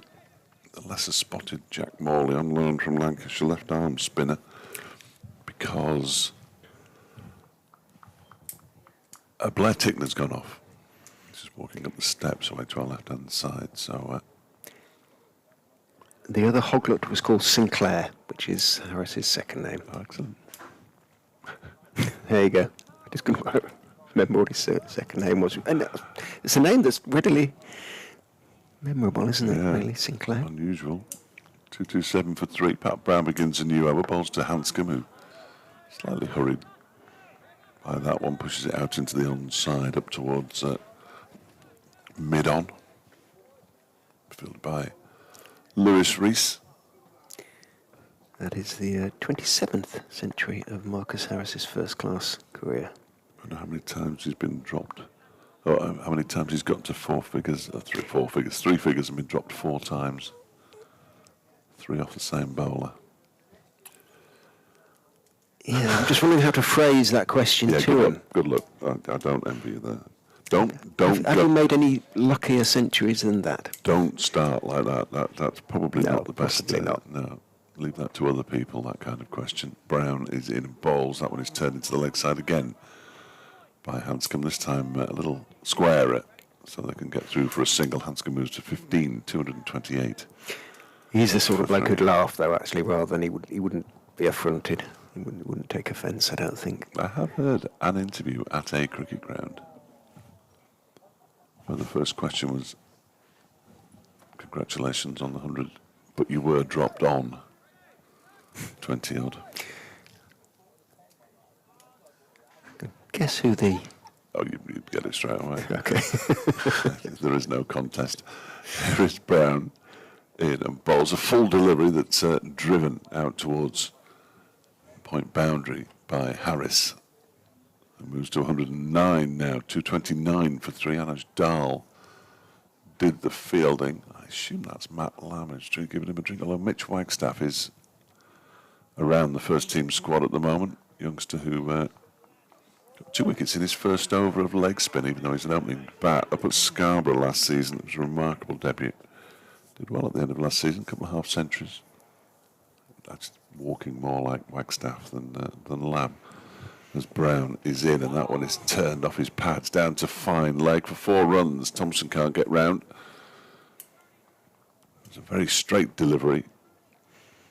Hanscom just guided it off the face of his bat down to fine leg. Moves on to 19, 233 for 3. It's got to be Mitch, surely. Yeah, Mitch Wagstaff. So it looks like Matt Lamb's no longer required as 13th man or 12th man. As Brown goes in again from the racecourse end, bowls to Hanscom, who defends this one back to him. I feel Derbyshire need just a little moment of inspiration, a little moment of luck possibly to separate these two. Two very experienced cricketers, Hanscom and Harris, and 2 overseas players who will know that they're expected to perform for their employers. As Brown goes into Hanscom and bowls a shorter delivery. That one is pulled a long way in front of square. Anuj Dahl is very quick and gets round to mid-wicket from square leg. And 2 more to the total as Hanscom moves to 21, 235 for 3 runs. Just started to come a little easier now. Last 4 overs, 20 runs scored. That rate, which was in the early 3s, has now gone up to 3.65 over the course of the innings, which shows you that they are starting to accelerate a little bit here, Leicestershire, and that's dangerous for Derbyshire. 235 for 3 at the end of the over, 109 to Harris. The 50-run partnership came up with those couple of runs there, 51 from 78 balls. Hanscom moves on to 21. Possibly been a bit unlucky when it comes to sort of international recognition, Marcus Harris. He's lost his place at the top of the Australian order to Usman Khawaja, who's obviously done very well since he came in, but he may only be one injury or somebody's loss of form away from getting back into the international picture. Thompson around the wicket to Harris, who just pushes forward, pushes the ball back up the pitch to the tall off spinner.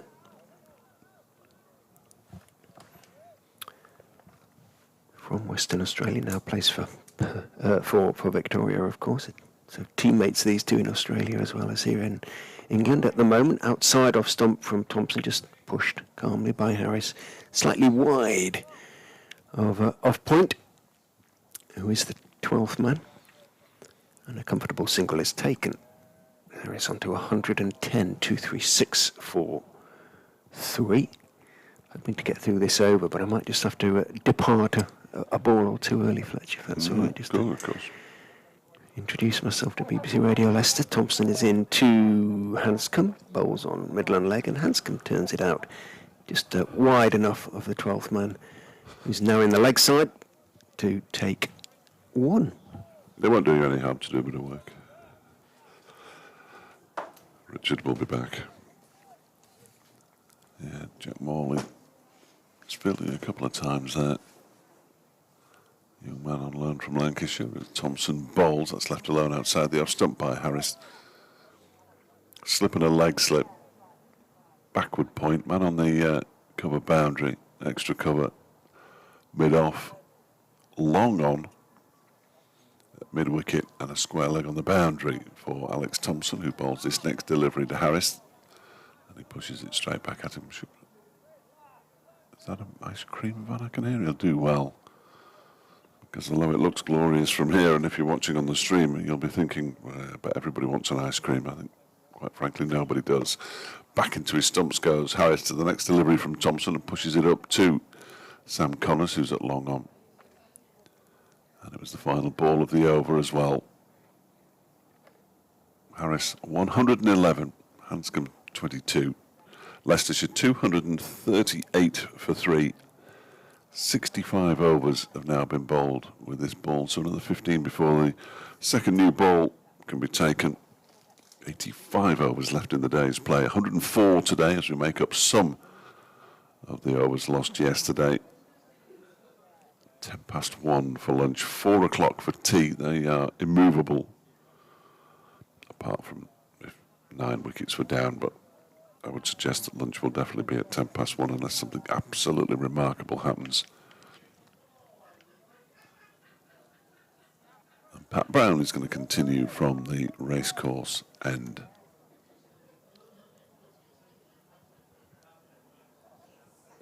He's on his way in now, past umpire Hartley, bowls to Harris, who sways out of the way of that one. It didn't go too far away from his body, actually. Through to wicketkeeper Brooke Guest, short of a length. It's a Labrador in the ground over there on the far side of the car park. Just next to an enormous pile of sand, which has got barriers around it to prevent anybody from playing in it. Part of the large consignment of sand that was used to improve the drainage here at the county ground. As Brown is in again, that one is driven, but again Harris doesn't really time that. Harry Kame picks up. Lewis Rees with a cap on today. I only say that he pretty much played the entirety of the game down at Glamorgan in the field, capless. There'll be no Sun Hat either with Zach Chappell, not in the starting 11 for this round of matches. Brown's on his way in once again. In and bowls, and that is a shot off the back foot. Again, lacking timing there, Harris. He's just struggling a little bit for his timing. What a great position to be in when you're 112 not out. But he hasn't middled his last couple of shots. 239 for 3 now, halfway through Pat Brown's 9th over. One maiden, 0 for 33. His figures as he receives the ball from Lewis Rees.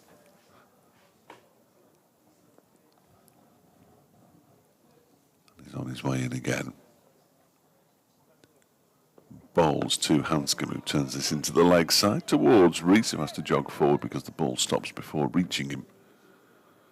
And there's no run. Still 3 in the slip cordon. Madsen, Lloyd and Donald. Lloyd in conversation with Donald at the moment. Both Lloyd and Madsen got their hands firmly plunged into their pockets on a brisk April day. It's not going to get much warmer than this either. As Brown is in again and bowls. That one is defended by Hanscom out into the offside this time. In comes Harry Kame to do the fielding. Once again, there is no run. Same, I wonder if it's the same gaggle of people who are by the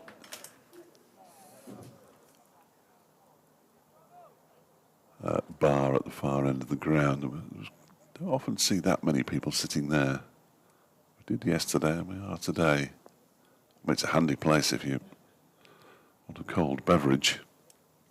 As Brown is in, that's way wide of the off stump. Peter Hanscom has nothing to do with it. And it goes through to Brooke Guest. 9 overs completed by Pat Brown now. 15 by Connors, 20 by Tickner, 14 bowled by Dahl, 4 by Rees, 2 by Lloyd, and 2 by Alex Thompson, who's going to continue from the City end. Hanscom has 22, Harris has 112, and Leicestershire are 239 for 3.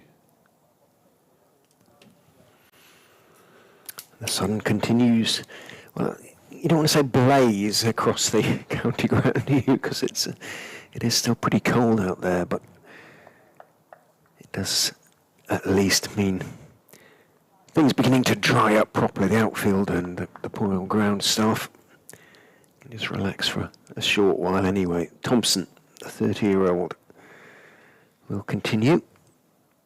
Alexander Thomas Thompson, without a P. Yes. He came up with his middle name.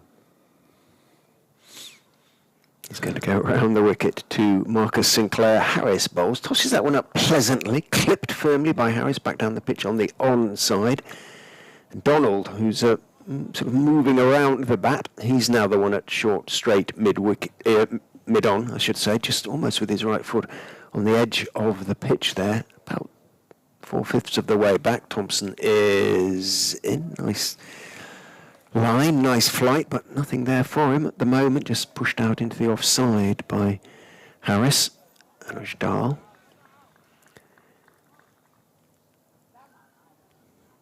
Moves in smartly to pick up. Thompson is in. You could see the revs on that one, almost clipped by Harris, but only as far as Lloyd, who's at fairly conventional mid-wicket, but a little bit closer than perhaps he would be otherwise. There's also a long on in case Harris just miscues the dance down the wicket again. He's going to do a little paddle sweep, and he plays it very nicely, actually down to fine leg. Sprinting around the boundary is Brown, but he can't get there. Beautifully played, actually, by Harris. Really delicately played. Just went down on one knee, paddled it around the corner, and as again kicking up sand as it went down. Can't do the ball much. You would think it's very abrasive for the ball as well. Sand, of course. Have to look after it here. It is better than the alternative, isn't it? Which is to just be sitting here watching nothing. Yep. Again, that could go for 4 as well. Again, down the leg side from Thompson. This time it's swept right along the ground all the way, so it's not sort of kicking up sand, but consecutive boundaries down the leg side taken nicely by Harris. Taken in some style. Again, didn't try and overhit either, just round the corner they both went. And for all that it's soft, the outfield is still quite quick down there. What slope there is down to the boundary. And Donald has now gone to a sort of leg gully-ish position on the 45, bowls a full toss. This time Thompson uses his feet, Harris, clips it firmly, but only as far as long on. Takes one. Thompson takes his cap from the umpire. And not the most distinguished over from the former PE teacher, Alex Thompson, and Leicestershire now within 2 of their first batting bonus point. 248 for 3, Hanscom 22, Harris 121. From Leek in Staffordshire, Alex Thompson started at Warwickshire. A brief loan at Durham before he arrived here. Didn't play for the first team at Durham. made it surprising when the coach who signed him said yes, he was very impressed by his spell at Durham, during which he didn't play. Here's Pat Brown. In and bowls to Harris. It's a short of a length delivery, and he gets up high and punches it away out towards the point boundary, and as Dahl does the fielding. 122 now for Harris, 22 to Hanscom, 249 for 3. I fancy this 50 will be as quick as any. The last two have been in 14.1 and 14.2 overs. Hamish was wondering whether it was actually raccoons rather than hedgehogs, the Harris, but I don't think we have raccoons in this country, Hamish. No, not many. Not in the wild, certainly. Unless they've escaped. Brown is in and bowls to Hanscom, pushed out to the offside. Climate change. Could get Well, do they need heat, raccoons? American things, aren't they? North American, aren't they? Yeah. So presumably, actually, introduce them into the wild. Why not? Why not? I don't know. They'd probably clear up some native species or something, wouldn't they? Well, the mink didn't do much, did they, down in Norfolk? They were a bit of an issue. Yes, they are. They are a problem, aren't they? Lovely coats, though. Here's Brown. I'm joking. In from the racecourse and bowls to Hanscom, who pushes this one out into the offside. Oh, that one from very wide. Trying something new. You know, there was a certain clamour to get Alex Thompson on, but if the ball's not turning, No. and you're a slow bowler, and you're bowling to somebody who's on 122 and to Peter Hanscom at the other end, then you're almost on a hiding to nothing. You're spelling the seamers, really, aren't you? Yeah. But in the first innings in April, that's kind of what you expect to be doing to a certain We extent. were very, very surprised in the first innings in April in Cardiff, certainly. As Brown is in again, that was defended by Hanscom.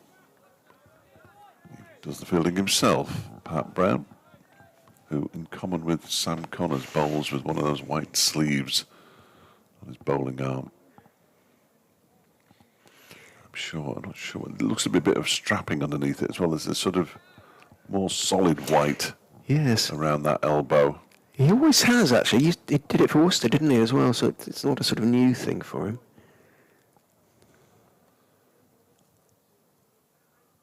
Brown is in again and bowls. That one is played off the back foot nicely. Well, I was going to say nicely fielded by Sam. Well, it was nicely fielded by Sam Connors. He went straight to him effectively on the bounce.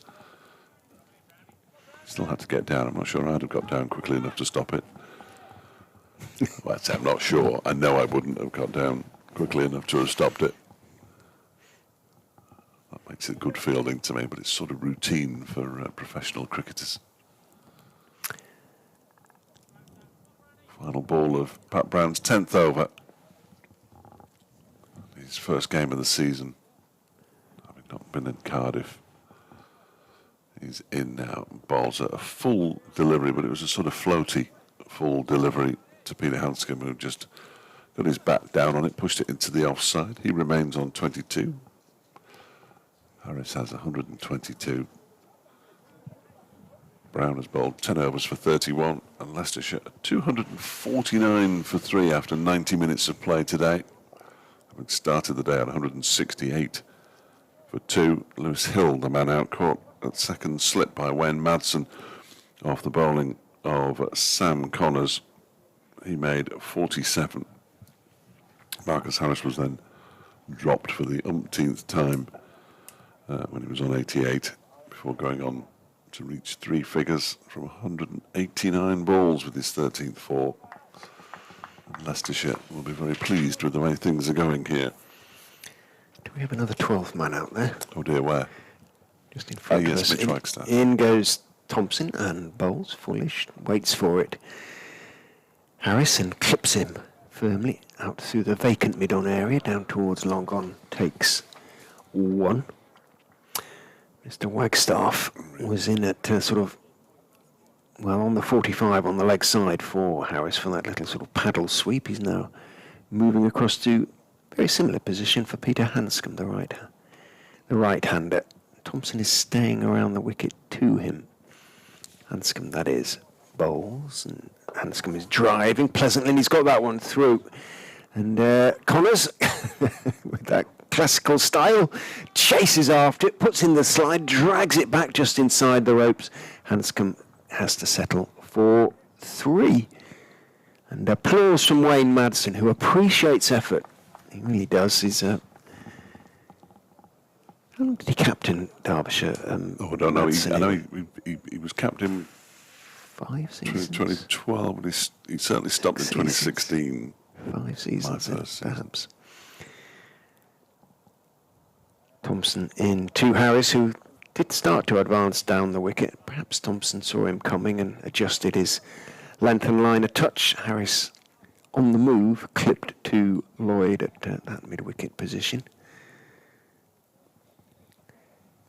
250 up, obviously, with that shot from Hanscom. As in goes Thompson, down the wicket goes Harris, and again I think Thompson saw him coming, and he tried to spear it wide, but brilliant piece of adjustment really from Harris. It still wasn't a great delivery, bowled it wide of off stump.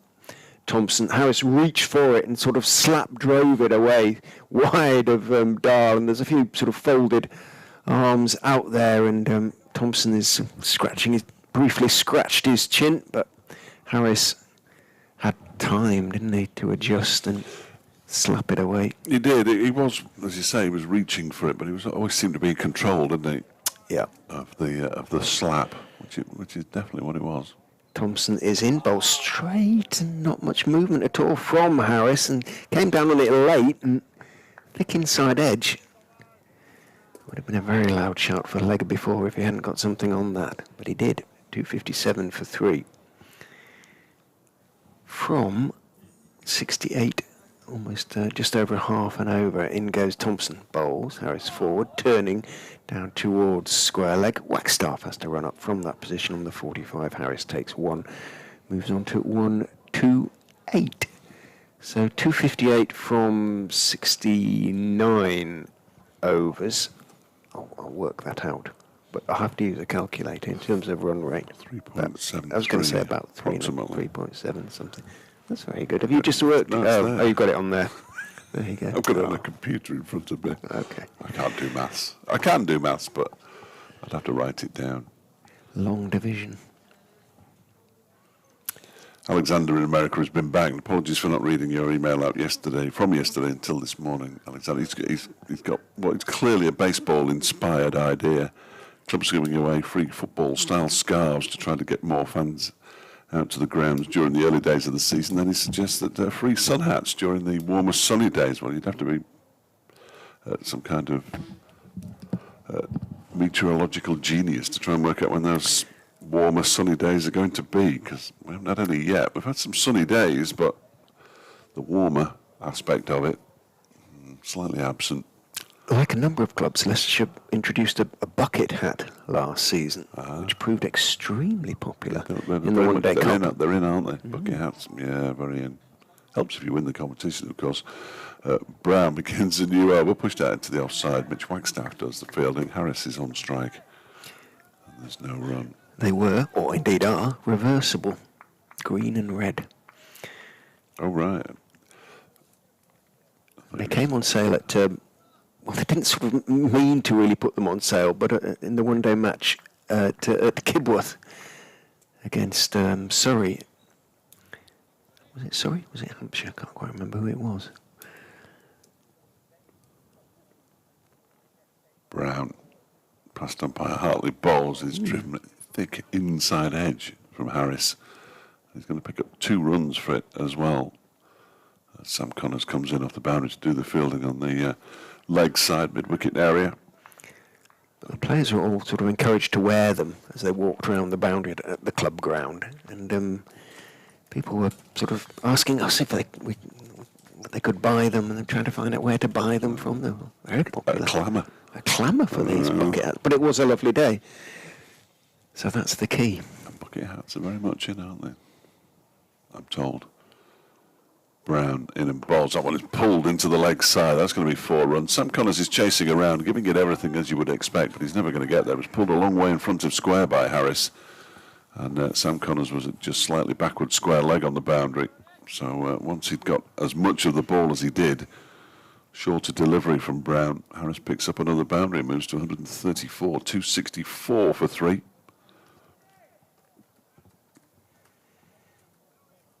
That was a really good shot. On it quickly, hence playing it so far in front of square. As Brown is in again this time, he guides it to the left of a diving David Lloyd at second slip, but he's slightly wider than the second slip. They go through for 2 more. Wayne Madsen is noticeably protecting his shoulder, I think. I've not been told anything, but quite often he'll get to the ball first and then give it to the fielder who's chasing behind him to throw the ball in. I mean, it makes sense. He has had shoulder issues.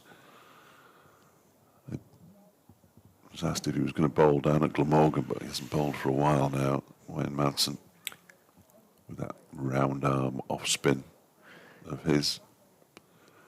As Brown is in again around the wicket, bowls. That one is wide and driven for 4 by Harris. That's a glorious shot. Absolutely beautiful. It was too wide, too full, and driven away. And Harris has moved very rapidly to 140. 12 off the over so far. Just trying to work out, but of course it involves maths. 23 and 11 is 44. So he's got 40 runs, effectively, in the last 44 deliveries he's faced, because he got to his century off 189. It really has opened up now, as Marcus Harris.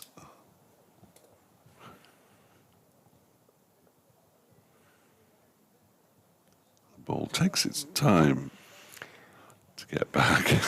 Yes, quite. It's still not back. It's in the hands of Lewis Rees at the moment. And when we have to get through 104 overs, if you fancy coming down, it's free after tea, of course.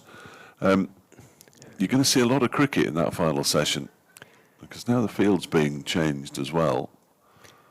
As Harry Kane goes from the leg side to the off, he's gone into extra cover. Blair Tickner has moved a little wider at mid-on, and Sam Connors has been, I was going to say brought straight. He's been brought in front of square. Looks like he's on the mid-wicket boundary now, and by the time Brown gets to bowl, this delivery is final one of the over, and it's wide of the off stump and driven backward of square this time, and for 4 more. Anish Dal can't get there, and that was a poor over, I'm afraid, from Pat Brown. He conceded 16 runs off it in the end, 3 boundaries and a couple of twos. His figures are now 11 overs for 50, and Leicestershire with Hanscom on 25, and Harris now on 144 at 274 for 3. Brown kicks at the air in annoyance, but he's done his side no favours in 2 ways, really, because the 4s that Harris hit in that over all went into the sort of long grass in front of the advertising hoardings at both the offside and the leg side. It took a lot of drying each time, and there are still 10 overs to be bowled with it. So it must be a little bit of a pudding right now. It's been quiet, hasn't it, today? Come on, boys, everybody. At FoxComms24, at Fletch Sport, FoxesComms24 at gmail.com, and FletchCricket at gmail.com. If you want to get in touch with us, just to let us know that you're with us. I know there's no Derbyshire County Premier League cricket today. The season put back by a week.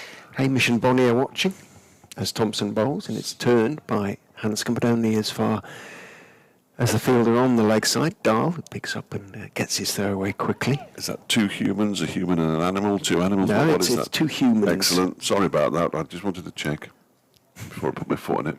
Thompson is in outside off stump. Hanscom just goes back and plays it very easily and carefully and calmly into the gap in the covers. Has to chase back to the offside, almost to the extra cover boundary there when it is picked up, and Peter Hanscom, who's not seen much of the strike in recent overs, picks up a couple of runs. Moves on to 27. Harris, understandably, perhaps scoring rather more quickly in recent overs, particularly that last one from Brown. Thompson sort of gesturing at his fielders. He's sending his point back to the boundary. Derbyshire, understandably, really beginning to go very much onto the defensive here. Thompson is in, tosses it right up, full toss, and it's driven by Hanscom. Down on his haunches is Thompson, because that is going to cross the ropes at extra cover, with Brown rather disconsolately giving up the chase and then walking the last 10 yards to pick up the ball in front of the East Midlands demolition stand. And the last few overs, that wheels have come off a little bit for the attack. Both Brown and Thompson beginning to concede runs rather too quickly for Lloyd and Derbyshire's taste, as Thompson is in again to Hanscom, a little bit short. He goes back, just works it out through the vacant square leg area, down towards the fielder Harry Kane, who comes in from the boundary. Hanscom settles for 1 into the 30s now, on to 32 in fact, 281 for 3. So began the morning 168 for 2. Leicestershire. In recent overs, they've really picked up the scoring rate. Thompson round the wicket to Harris, who is content just to lean forward and push the ball back up the pitch to the tall Thompson. What is he, about 6'5", Tom? I was going to say 6'4", 6'5", something like that. Yeah, he's a big lad. Jogs in and bowls. Down the wicket goes Harris, but I think he went a little bit too early. Length was dragged back and ended up just pushing it out towards Lloyd at mid-wicket. Lloyd and Thompson, little low 5, as they say, at the end of the over. Whether that will be it for Thompson. 5 overs, none for 35. Get that photograph there, beautiful. That's the strangely named baseballer, is it? Well, it is, but that's the phone that I somehow managed to leave at Burton Albion on Tuesday. The remarkable thing about it is, other than I've got a notification on it that tells me that I've sent the interview that I did immediately before leaving it at Burton Albion, is that it still has battery left. It's in the red now, but unused. Yeah. I'm a bit surprised about this. Sam Connors is being brought back on with a ball that's 71 overs old, when you'd have thought he'd be one of the main men with a new ball, if and when Derbyshire take it. Because he may well get to... they might not take it until after lunch, possibly. 9 overs to go till the second new ball, and 25 minutes until lunch. It'd probably coincide, wouldn't it? Yes. I would have thought. Lunch set in stone at 110. Yeah, can't be moved. Can't be. Just physically impossible to move it. No. Unless the pasta will be hot. Unless Leicestershire are 9 down, of course, when it's no longer set in stone. So it's only set in stone under certain circumstances. Sam Connors then in and bowls from the racecourse, and it's a short delivery, and it's punched away into the offside by Peter Hanscom for 4 runs. A short delivery. It was always going to get punished. And he moves to 36, 285 for 3. And the century stand comes up between those two, Harris and Hanscom, off 121 balls. Wow. And I would imagine it took a while to get to 60, but the last 40's come very quickly, isn't it? Taking advantage of a slightly dispirited Derbyshire attack with a very old ball. In goes Connors again, a fuller delivery. It's clipped up towards mid-on by Hanscom, straight to Lewis Rees. Just has to move a little bit to his right. And there is, as they say, no run. So they'll have kicked off Leicester City, will they? Yes, they have. They were getting terribly excited when I spoke to them. I can imagine. Big game for them. That's the huge, latest huge game. Massive. They did use the word massive twice on Sky Sports News this morning. I nearly threw up something at the television before. As Connors bowls to Hanscom, and he guides it down to backward point, and I realised it wasn't my television. Still goalless at the King Power. Big final afternoon of games in the National League as well. Halifax down at Eastleigh. That's where you want to be on the last day of the season, isn't it? Southampton. Is it the last day of the season for the National League? Start the playoffs very soon. Very soon indeed. Not far from the, whatever it's called these days, I was going to say the GS Bowl. Comes Connors again and bowls. That's defended by Hanscom. There is no run. Yeah, it's probably closer to there than it is to Southampton, isn't it? Not far from the airport. I've never been, but I am going this season for a one-day game. I can't wait. The Rose Bowl, the Aegeus. Oh, okay. Yeah. It leaves the Oval as the one ground. I don't think I've commentated. I think that's the only ground now of the main grounds, obviously. As Connors goes in and bowls, that's flicked into the leg side quite ristily by Hanscom. He picks up a single as Dahl fields out at square leg. So 37 to him now, 286 for 3. These days you're perched atop the hotel at the Rose Bowl. A lot of nice new facilities there, including our colleague's golf course. I don't think it belongs to him. He is a member, however. Kevin? Yes. Is it? I bet he hits quite a long ball, actually, Kev. Well, he worked with him twice since 2016. Connors bowls. That one is guided down. Backward of square on the offside. And it was stopped by David Lloyd. Was it the final ball of the over? It was the final ball of the over. 16 overs, 2 for 57, Sam Connors. Leicestershire 286 for 3. Hanscom has 37, Harris has 144. 78 overs remaining today. Wow. What is the over rate? Well, currently it's level. But it may not be for too long. Lewis Rees replaces Alex Thompson. Well, just those 5 overs for 35 runs from the City end. I think a Straws go with 8 overs to go. You've drawn the short one, really. Lewis. But as I say, he did get it to swing a little bit yesterday, but he'll do well to swing it this morning. Very different conditions, the ball that much older and that much wetter. Likely to get 4 overs with it. Or at least take us up to lunch anyway. Lloyd not hurrying, yet more long debate about field placings. Well, Wayne Madsen is still at slip, but he is the only close catcher alongside Brooke Guest, of course. Where is Lloyd going to go? Is he going to go on the push drive, the lofted drive? Not really. He's just a touch closer at extra cover. Cover is back a good 10 yards or so more, perhaps, behind him.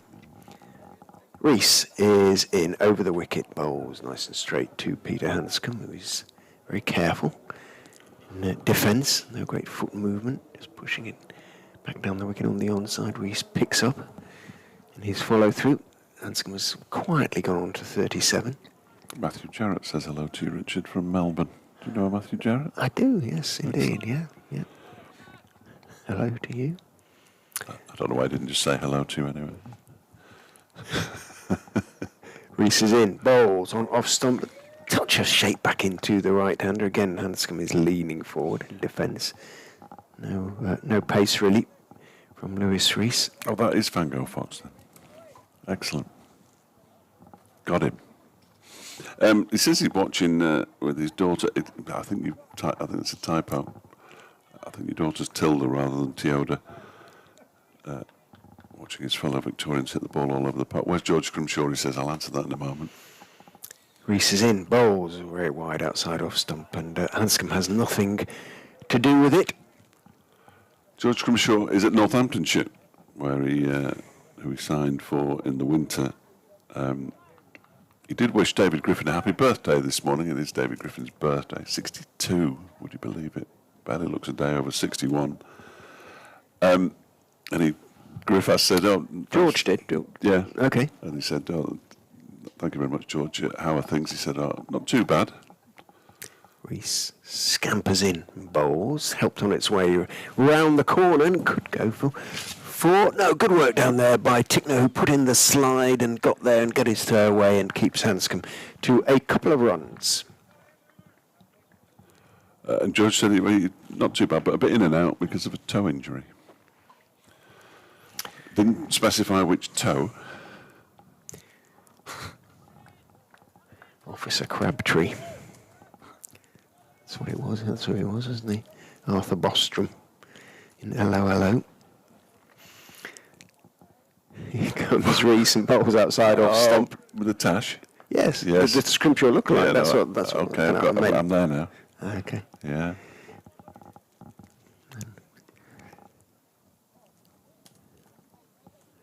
It has been a good morning for Leicestershire so far. They have added 120 runs for loss of just one wicket. That of the skipper, Lewis Hill. Caught by Wayne Madsen off the bowling of Sam Connors for 47. 184 for 3 at that stage. Reese is into Hanscom. Bowls on middle and off stumps. Hanscom just leans forward, blocks it back down the pitch on the onside, and that's the end of a respectable first over for Lewis Reese. In fact, has been the most economical of the Derbyshire bowlers, not just today, overall. 5 overs, 2 maidens, none for 9 for the all-rounder. 288 for 3, the Leicestershire score, and we are, 17 minutes away from lunch.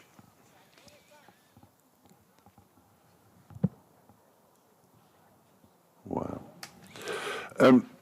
Yes, we are. Sorry, I drifted a bit there. It happens at my age. Just had a message from the man I normally sit next to on a Saturday afternoon. Here goes Sam Connors into Marcus Harris, who guides this one to Gully, where David Lloyd does the fielding. You have a summariser at the Burton games. Yeah, Aaron Webster, the Burton Albion legend. Played about. I remember covering a game there against Manchester United in the FA Cup. Yes. Many moons ago. Got a replay, paid for the stadium. Indeed. Yeah. They were throwing all sorts on, weren't they? I think Rooney was sent on, and yeah, but you're a lot older than I am, so I barely remember it. Connors is in and balls to, you're not, to Harris, who drives it but doesn't time it up to Lewis Reese. It's my only visit to what was then and may still be the Pirelli Stadium. Oh, still is, yeah. Still is. Yeah. Loyal sponsors. I think it's one of those, unless they get a new sponsor, and I assume that Pirelli pays something, but the Pirelli factory's at the back of it, obviously. It's one of those stadiums that, unless they get a new sponsor, it'll always be called that, because that's what it was called when it was built. As Connors is in, and that one is guided nicely down towards, through the gully, in fact, for 4 runs. It went like a rocket. David Lloyd sort of dived over the top of it and stays on his knees. He looks a thoroughly dispirited skipper at the moment, David Lloyd, and 292 for 3 is the score. As Harris moves to 148. He's not had a glorious game so far, has he? From putting Leicestershire in. Which was the right decision. Leicestershire would have done exactly the same. And they got the edge 3 times in the first 35 minutes. Absolutely, it's not. Just couldn't hold on to the catches. Yeah. Different story. It's ifs and Very, buts, but very. So I think the decision was right. And just things have not gone his way. no. In comes Connors and bowls. That strikes the pad. He's going to appeal, but it will have pitched outside leg stump, I would have thought. Yes, indeed. And he knew it, and everybody else knew it, but he thought he might as well appeal anyway, because it didn't hit the bat. That isn't the first criteria required for a leg before wicket appeal to be successful, sadly. It's more than 1,600 days. I'll get the figure from David Griffin at lunchtime. I think more than 1,600 days since Derbyshire last won a championship match on this ground. As in goes Connors and bowls, that's driven out towards the point boundary, and his dial is there. It is, I mean, when I say amazing, because usually games at some stage in that period would be sort of set up and you never quite know what might happen. There might be an odd declaration or a visiting side take a risk or what have you, and it just hasn't happened. Worcestershire won here on the opening day of the season last season. That was the only time. How many games is that, do we know? Well, I guess we do know it. We'll ask David I'm during sure lunch. he will know. Connors is in and balls. That one is defended by Hanscom. It's the kind of thing I should write down at the start of Because a match. not many games have been lost of those. I wouldn't. No, they did play the entire 2020 Bob Willis Trophy campaign away from here because Yes, the ladies were. Pakistan were here training initially, and then the women came and played a series, and it was all sealed off. But it's still a long time. They have won at Chesterfield, I think, in that time. So they're not entirely without a home win. But on this ground, Mickey Arthur famously, or infamously, after Worcestershire won here at the start of last season, said yes, but we won't lose another game again this season. Yes. And then they went up to Durham and lost before the end of April. That was an awkward opening question.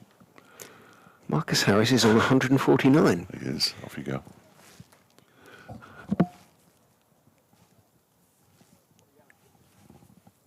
Lewis Rees then over the wicket to Harris on 149. Comes in and bowls. Harris guides him down to gully. Goes at a fair rate of knots, but straight to... When I say gully, more backward point, really. Good stop there. The 12th is. One of the 12th men. Which one was it? It is number 12. No, that's an Aaron Donald. It's Mr. Donald, beg his pardon. Having divested himself of his pads, Rees is in and bowls. Harris defends out towards mid-on, intercepted en route by Brown, running across from mid-wicket, and there's no run.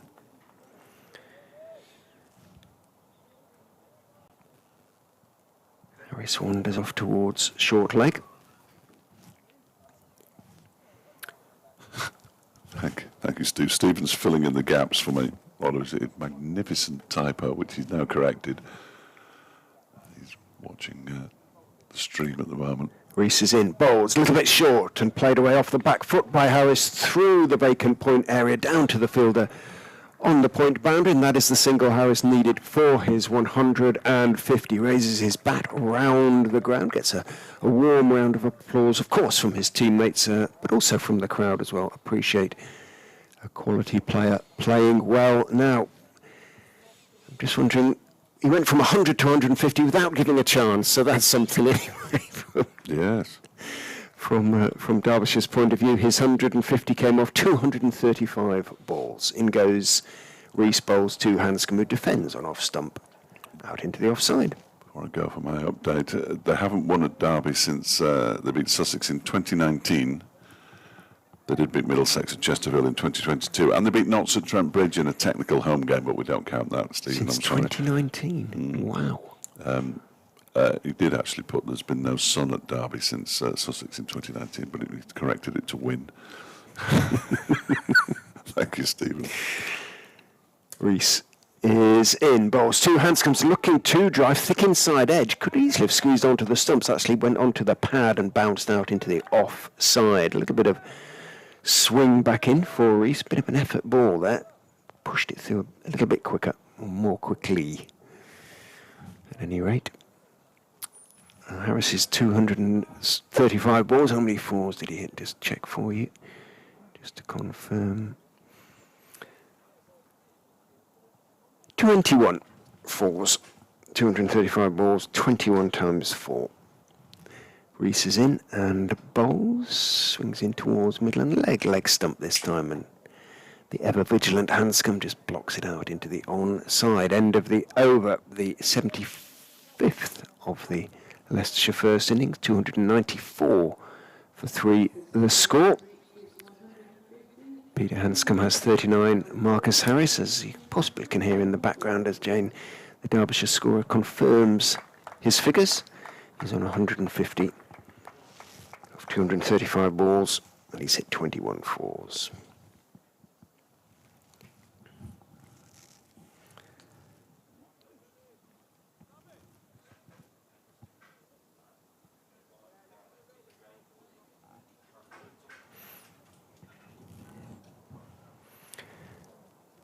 Connors with that splendid... It's thick, the hair, isn't it? It's a splendid hairstyle that expanding down the nape of his neck. In he goes. Passed on by Hartley and bowls 2 Harris short and wide and flashed away on the bounce down towards third man, who manages to make the stop. It trickles a yard or 2 behind him as he runs across down the boundary, but it is going to be just the one. It just slowed down sufficiently not to cross the ropes. So good work in the end down at third man. Thompson, I think it is, down there, got there. Squeezed through his hands as he dived to his right, but only went on about another 2 or 3 feet. Connors turns slightly wearily, runs in, bowls to Hanscom, who defends on off stump, drops the ball out into the offside. Lloyd runs across from cover, now just the one slip, of course, the permanent Derbyshire slip, who's Wayne Madsen. Sorry, I almost did you there, didn't I? Unwittingly. Fletcher's 1 o'clock update. Normally, of course, would be at lunch by now, but the extra 8 overs means a change to timing slightly. Lunch at 1:10, tea at 4. Connors turns. Runs in and bowls just outside off stump. Just waited for that one. Hanscom just enough width to guide it wide of an iron Donald at that sort of backward point, wide gully position, and down to the third man boundary for 4, and up just turned on his heels. Sam Connors marched back to his mark, looking pretty fed up with life at the moment. He's halfway through his 18th over, 2 for 67. His figures, he and Tickner have bowled up admirably, really. But thereafter, it's been a struggle. Connors turns short, wide, and helped on its way down to third man for another 4 by Peter Hanscom. He just rocked back and didn't really even ramp it, really. Just sort of knew all he had to do was guide it. It went over what would have been about 4th, 5th slip. He knew exactly what he was doing, exactly where he was placing the ball, and he moves on to 47 consecutive boundaries to Peter Hanscom. And the 300 is up for Leicestershire, 303.43, a second batting bonus point. Connors, hands on hips, waits for the ball to be returned to him. He's going to place a third man down. Donald is going to go down there, which pleases 1 or 2 of the Derbyshire faithful below us, but it means Brown has to come across from mid-wicket to go in at backward point. Wide open acres on the leg side now as Connors is in, bowls on off stump, fuller delivery, and Hanscom just pushes it out into the offside to Lloyd. That third 100 has come up in 20 overs and 1 ball. So 5 and over. 55.3 for the 200 and 75.4 for the 300 up. So it's kind of what you'd expect, isn't it? But it is, but it's slightly alarming. You say never judge a pitch until ball's back. Exactly. Both sides are batted on it. But Connors is in to Hanscom, looking for the Yorker, dug out, and well bowled by Sam Connors. But Hanscom equal to it. Back down the pitch it goes to the Derbyshire seamer. End of the over, 303 for 3. I may be clutching at straws there. And over in the game down at Cardiff, Lewis Rees, David Lloyd, Wayne Madsen and Brooke Guest all made half centuries. In fact, Lewis Rees was into the 90s when the players shook hands. Oh, seems a bit I just think he wanted to go home. harsh. I didn't speak to him. He almost ground to a halt on a pitch that was becoming increasingly, well, boring, really. Having been quite exciting for the first 2 days in a session. It just flattened out completely and was dull. And here is Lewis Rees, his 7th over, 10 runs only conceded so far in his first 6 bowls. That's a false shot looping into the air and drops short of mid-on. Sam Connors for a moment would have been very excited. Pat Brown was interested as well. He's at a straightish mid-wicket. It just looped up and landed in the sandpit. Well, he's hit some lovely shots, Harris, but he's using up an awful big chunk of He'll good fortune. never make another run again in his life. Maybe not that, but No, he's he'll have making the most of it. Reese is in and he leaves this one alone outside the off stump.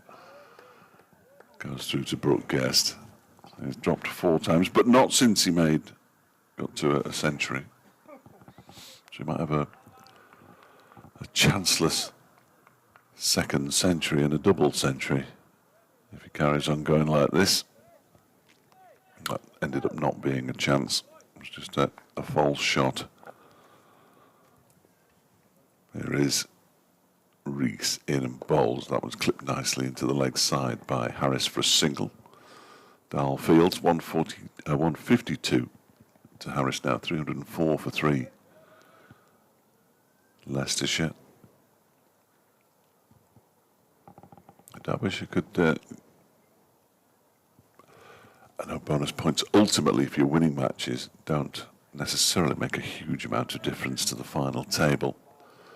But in matches, in the first 2 rounds of matches which have seen not one positive result, they could do with some bonus points here as Reese bowls and Hanscom defends out into the offside. They didn't get any batting bonus points down at Cardiff. Maximum bowling bonus points there. Of course, pretty much every match in the country is well, there's a couple at lunch already in the first division. Somerset lead by a run against Nottinghamshire, 194 for 4. That's at Taunton. Warwickshire 442 for 8 against Hampshire at Southampton. They're at lunch as well. As are Kent, 192 for 5 against Surrey at Canterbury. In comes Reese and bowls. That one is clipped into the leg side by Hanscom, fielded by an Aaron Donald. And there's no run.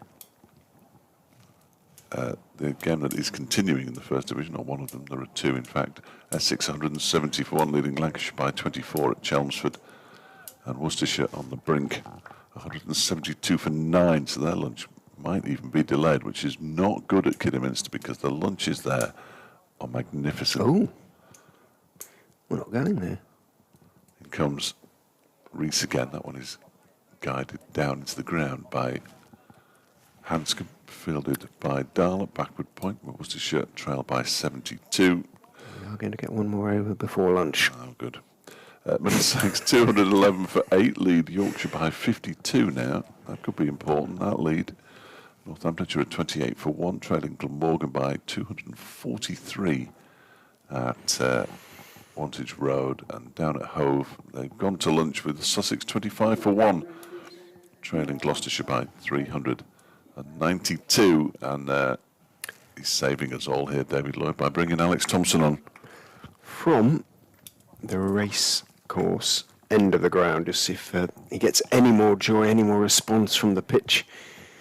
A response he did not get from the city end in the 5 overs he bowled earlier this morning.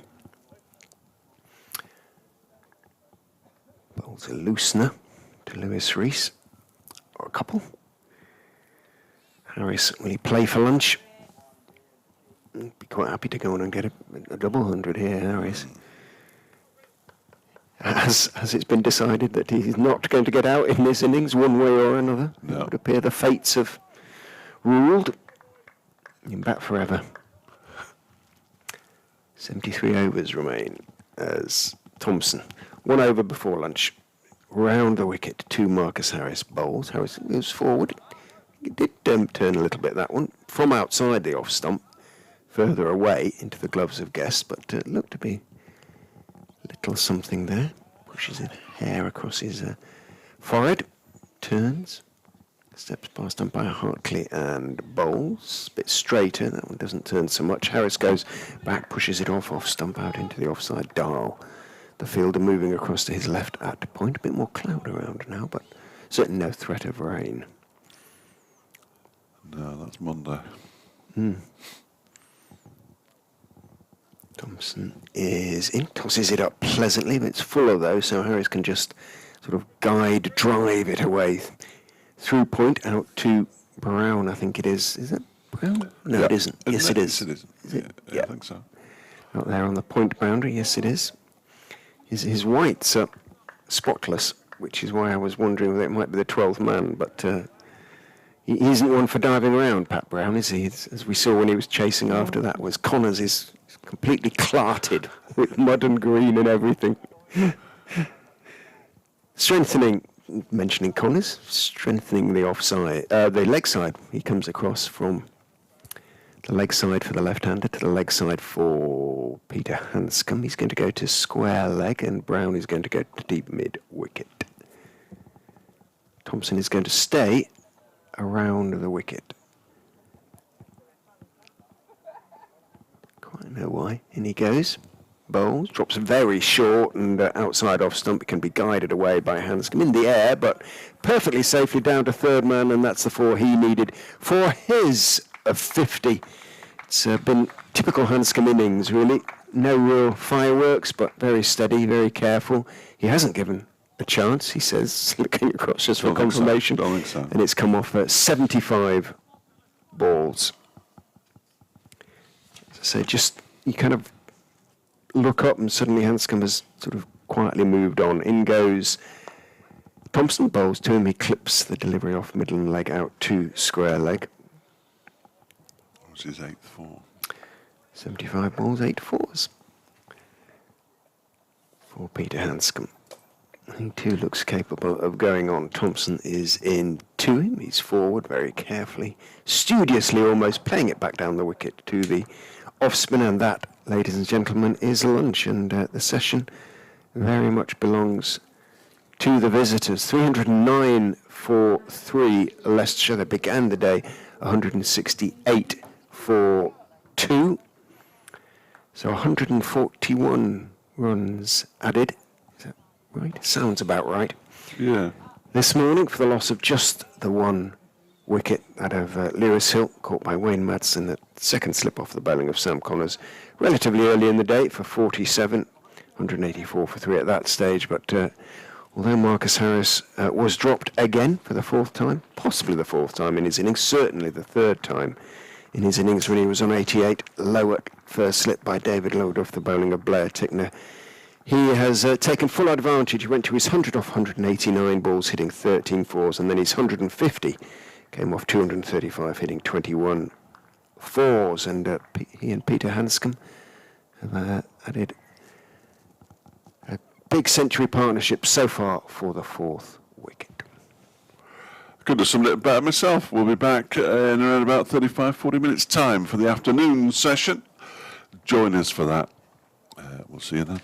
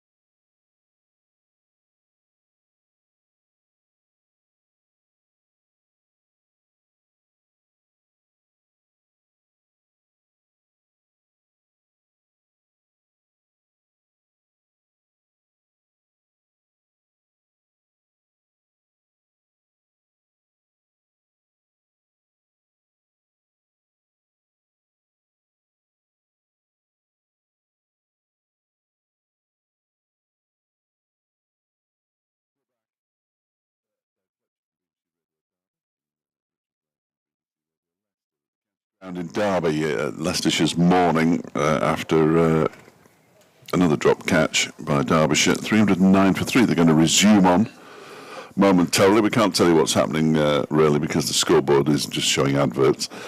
I'm sure at some point we'll get to show us what we really need to see on the scoreboard. What I can tell you is that Leicestershire 309 for 3. Marcus Harris is on 153. It hasn't been dropped since he got to 100, which is the positive. Peter Hanscom's on 51. And the second new ball is available to be taken in 2 overs time. I've got nothing else. Partnership 125 so far between Messrs Hanscom and Harris. Lewis Rees gets the honour and privilege of bowling the first over post lunch, which thank you very much, Derbyshire. It was a very nice sort of chickpea curry with some sweet potatoes. Chicken again for us. Must be big chicken.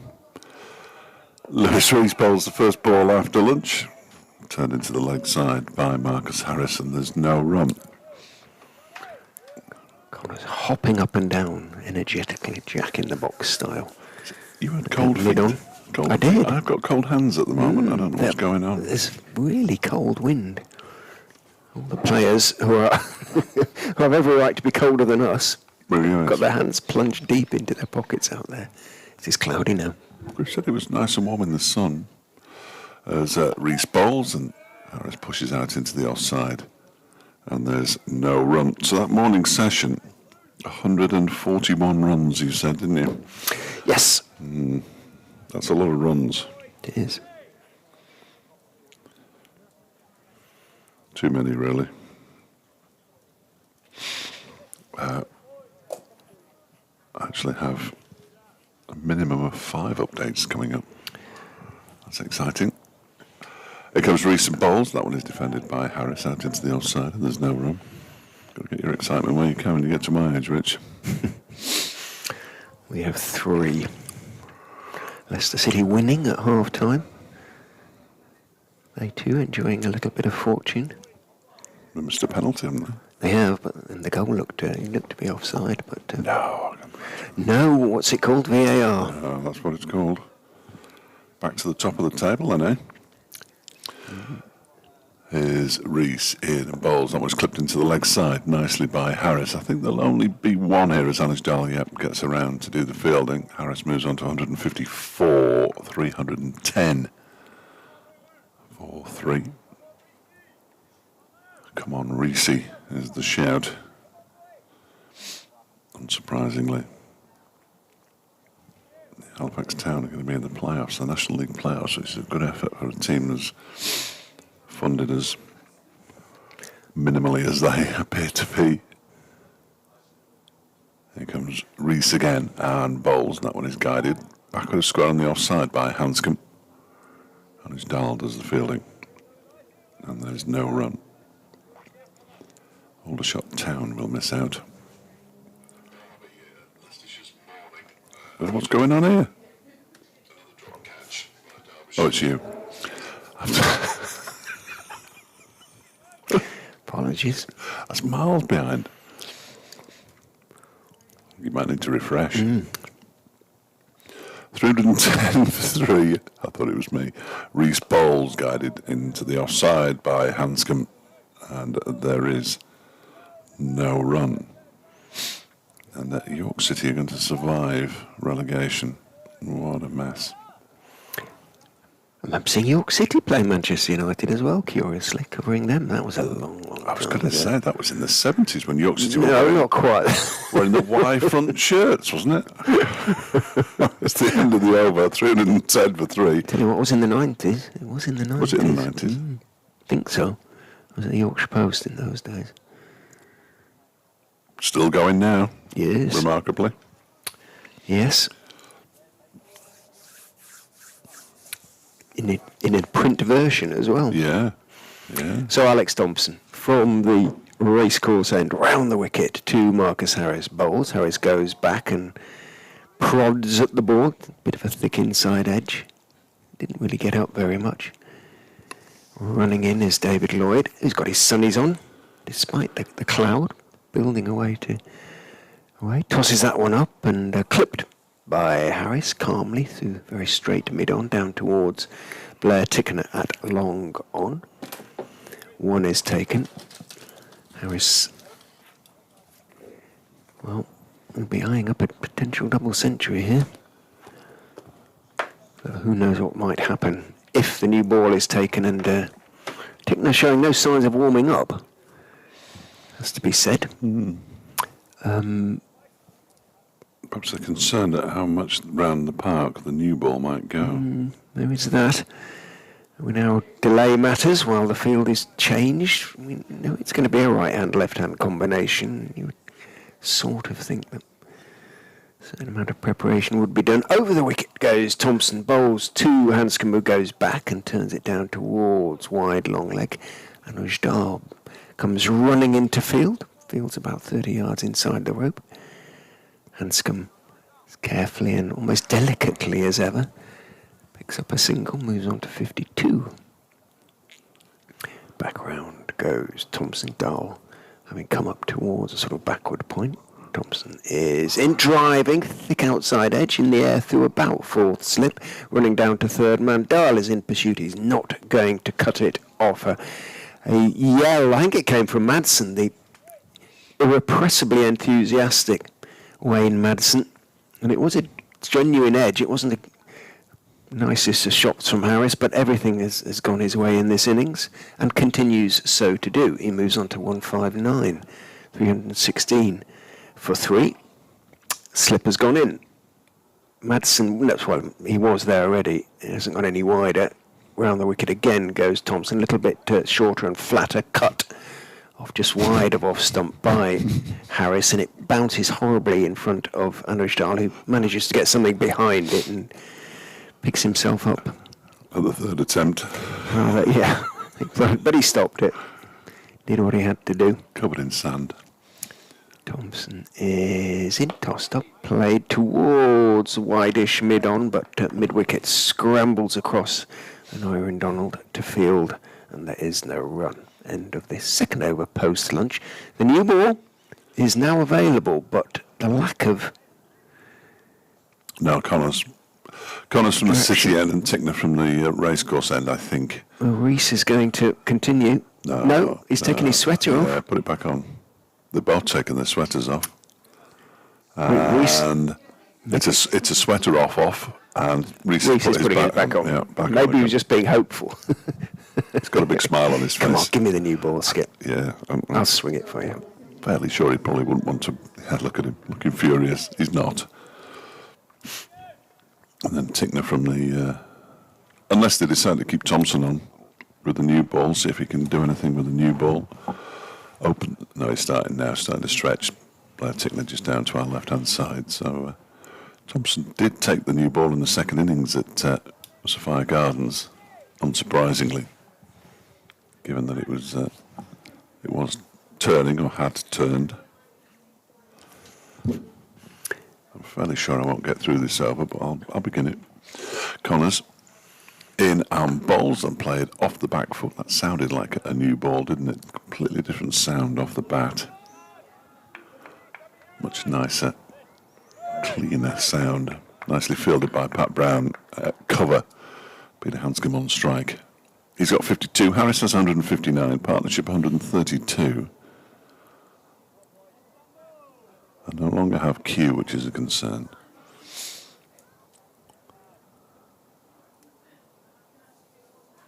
And Connors is on his way in again. Bowls to Hanscom, who goes back and forces it out to the offside as a misfield by Pat Brown. That's going to be 4 runs. Ball might have hit a wicket end to give Pat Brown the benefit of the doubt as he bent down to try and fill that one. 320 for 3. Hanscom moves on to 56.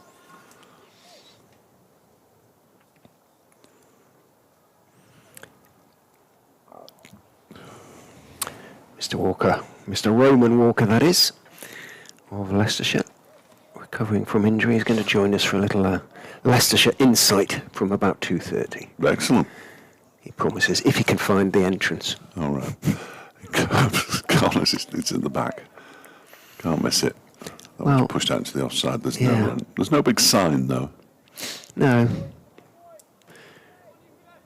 Although I think it's fairly self-explanatory. One would hope. Large media centre behind the bowler's arm. 320 for 3. Yeah, I'll get out of your way at that point. There we go. Well, I can't really talk at the moment, so in comes Sam Connors and bowls, and that one is pushed up to mid-off, and there's no run.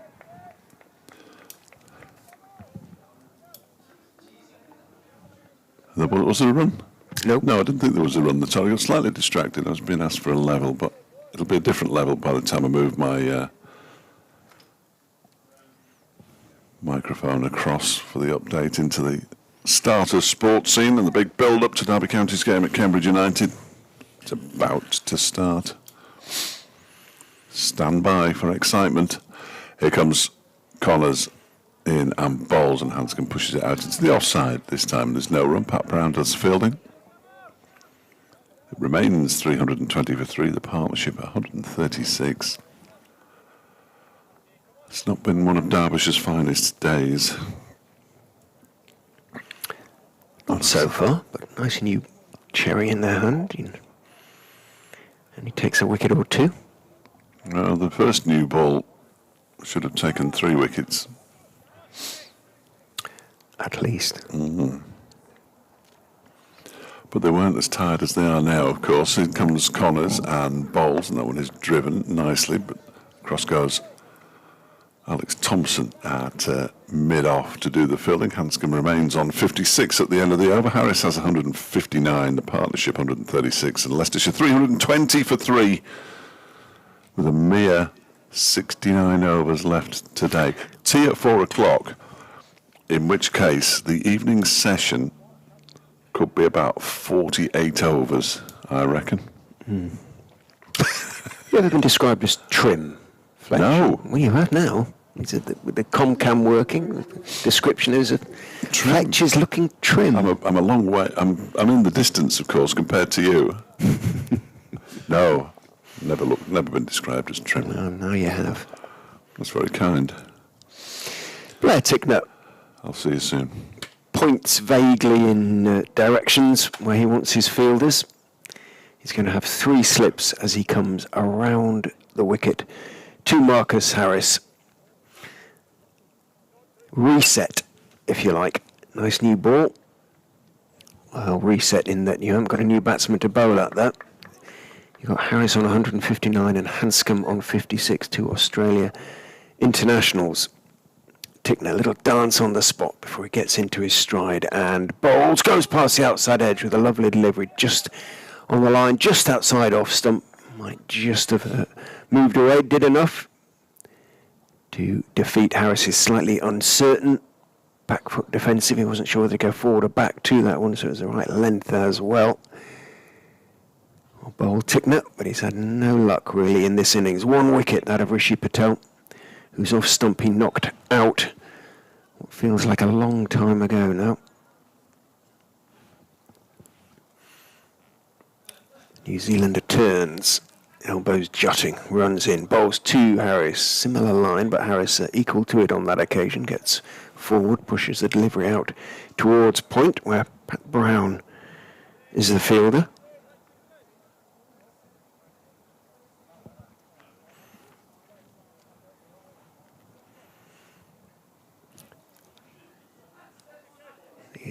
Hexagon, I think, roundabout is relatively quiet, it being a Saturday afternoon. Behind the temporary permanent stand as Tickner bowls very wide outside off stump, and it, well, umpires have been very generous on the wides. I don't think there's been a wide called. There have been a few wide-ish deliveries, and that was one of them. And it rather squirted through along the ground to almost to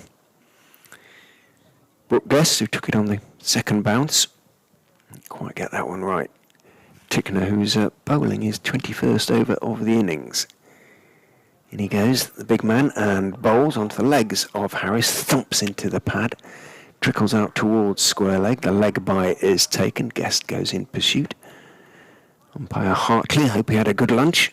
And turns to the scorers in a box alongside us, up here in the splendid, I could say new, but it's been here, what, 5, 6 years now, maybe, this building.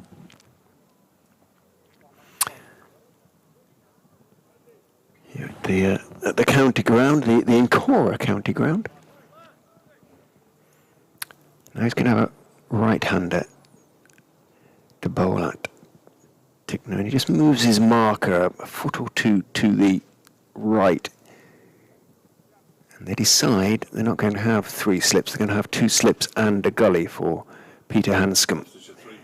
Hanscom waits as in goes Tickner, bowls to him again. It stays a touch low. That's the implication from Hanscom, who stayed on the back foot to that slightly short of a length ball, and then sort of bobbed at the knees, as batsmen tend to do when they think it stays lower than it should have done.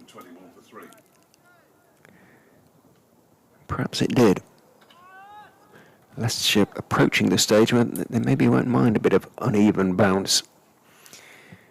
Still just 320 for 3, 321 to be precise. Tickner is in, bowls onto the legs of Hanscom, and it's full, and Hanscom just waits for it, doesn't try and overhit it, makes sure he gets plenty on it and turns it out to Anuj Dal on the square leg boundary almost. Takes the one.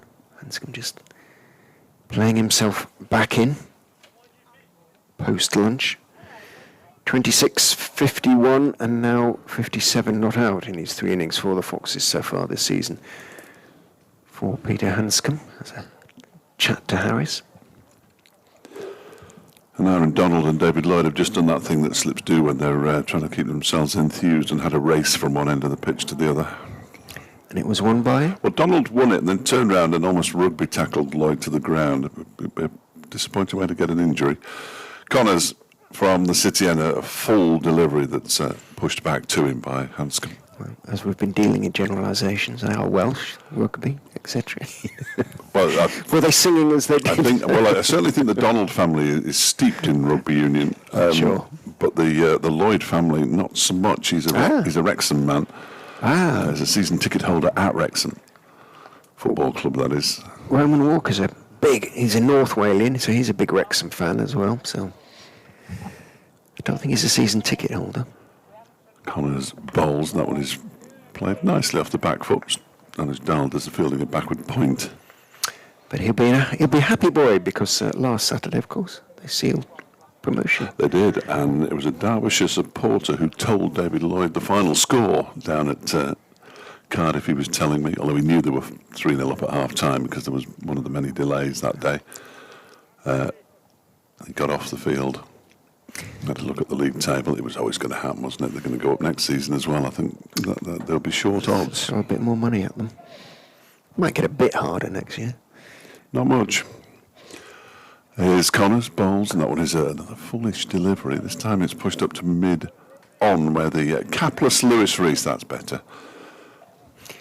You might be, if Burton survive. Burton will have to survive.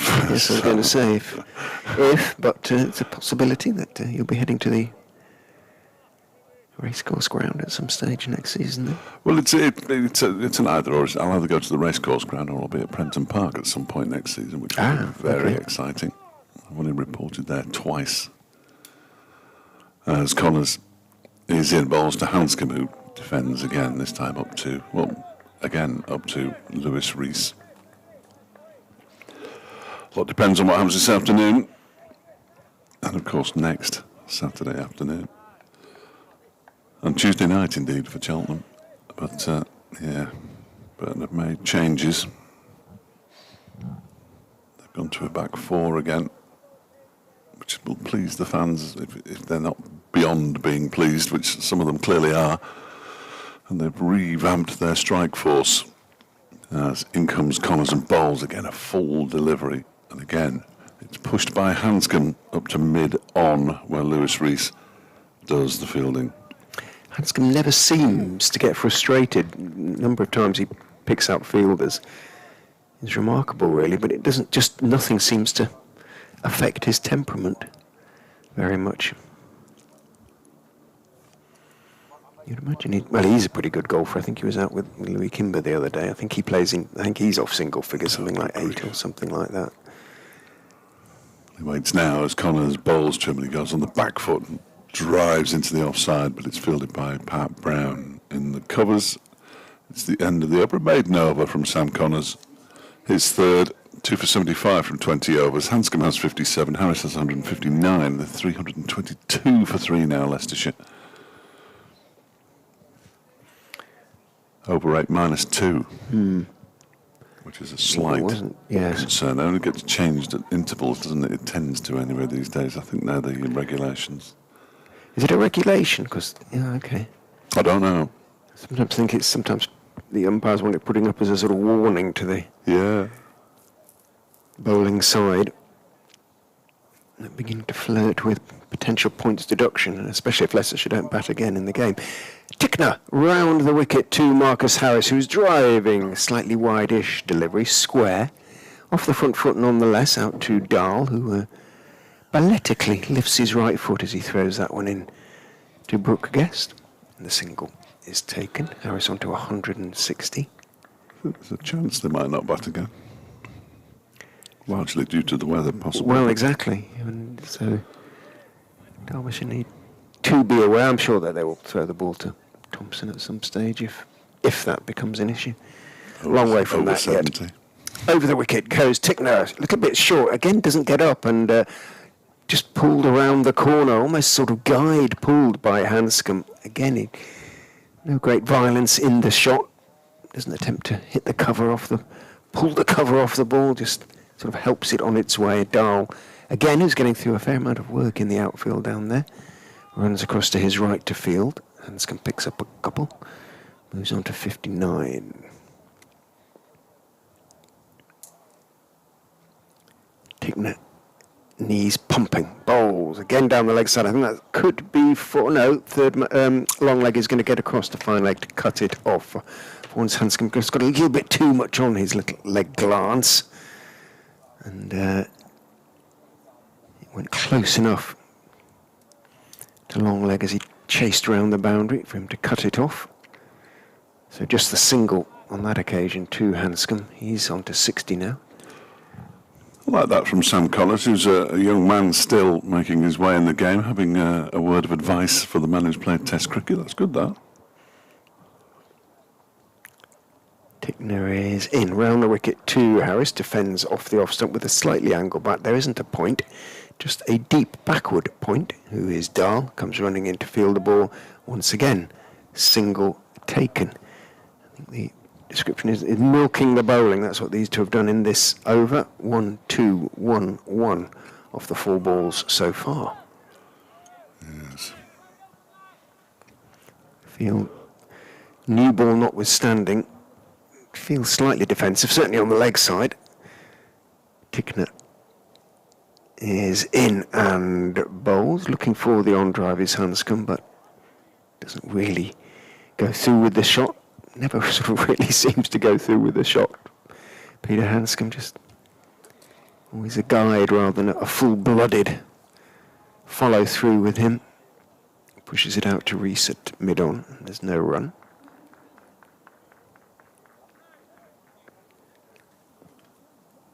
Tickner up and down on his toes. And he takes off the brakes. Off he goes, bowls short down the leg side. Well, effort ball, you heard the grunt from him, but it was misdirected, and Hanscom stepped inside the line and made sure he'd lifted the bat well away from the line of the ball, just in case, and it was taken by Guest rising above his head, but slightly wasted effort on the part of Tickner, who takes his cap and walks. Just thought for a minute he was limping slightly, but he has just a slightly odd gait. He's a big man. It's heavy man. Yes, when he runs very much like Duan Oifia. A little pigeon-toed, perhaps. 3-2-7 for 3 at the end of the 84th. Before Yorkshire destroyed him, Duan was a very fine bowler here. Lost all his pace and dropped down into that South African third team that went to New Zealand earlier this year. Here's Sam Connors in and bowls to Harris, who's driving aerially into the offside. For a moment, I thought it was going to go straight to the man at cover. It actually goes out towards the cover boundary where it's fielded by Harry Kame, and they go through for a single, but that was in the air for a long, long time. Not a chance, sadly. 328 for 3.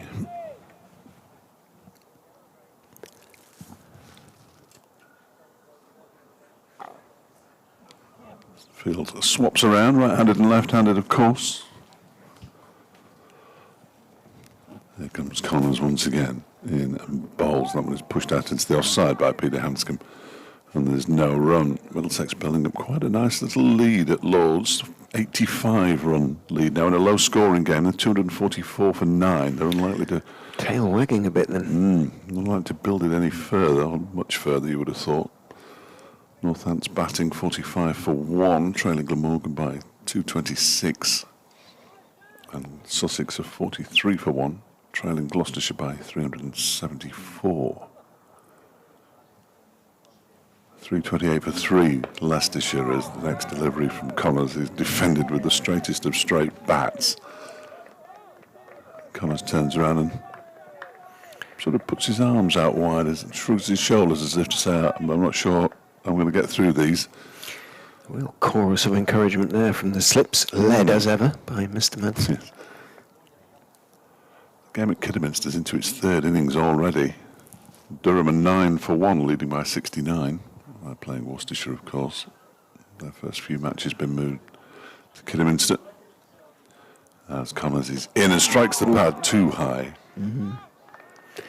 Bounce and sea movement, you'd hope for a bit, wouldn't you? Puts his arms out again. I think he's in conversation with Blair Tickner, who's standing at... that is Blair, isn't it? No, it's Alex Thompson. Both tall men. My eyes are bad. He's standing at mid-off. But again, the applause is noticeable. New Zealand playing this afternoon. They didn't play the first game, of course. I don't think it was chucking it down. As in comes Connors and bowls. That one is pulled into the leg side aerially, but it's going to go 1 bounce, 2 bounces. No, it didn't bounce at all. It's gone for 6. I lost it completely. I'm not sure whether Harry Kane picked it up cleanly either. Out on the mid-wicket boundary. That might be the first 6 of the innings. Hanscom moves on to 66. Yeah, there've been a couple close, but 1 bounces. But well, having said that, Hanscom never really plays a violent shot. He did give that one plenty, didn't he? Well, he did, but it was still quite controlled, wasn't it? Yeah, he didn't sort of yeah. smash it. He just swiveled round on it and sent it on its way using the pace of the bowler. I'd completely lost it. As Connors is in again and bowls. This one is driven very nicely. It's a chase on here for Alex Thompson out towards the extra cover boundary. Thompson will get there now. The batsmen have gone through for a couple of runs and they'll stick to a couple because they've now got 9 off the over. Hanscom moves on to 68. Harris has 162 and Leicestershire are 336 for 3.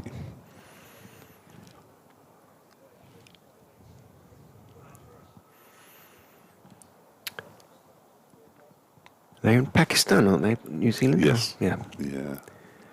The first game, I'm sure, was washed out on Thursday.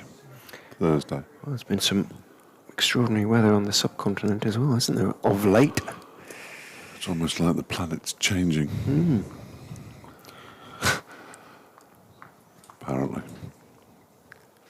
Right. Madsen is involved in discussions with Blair Tickner.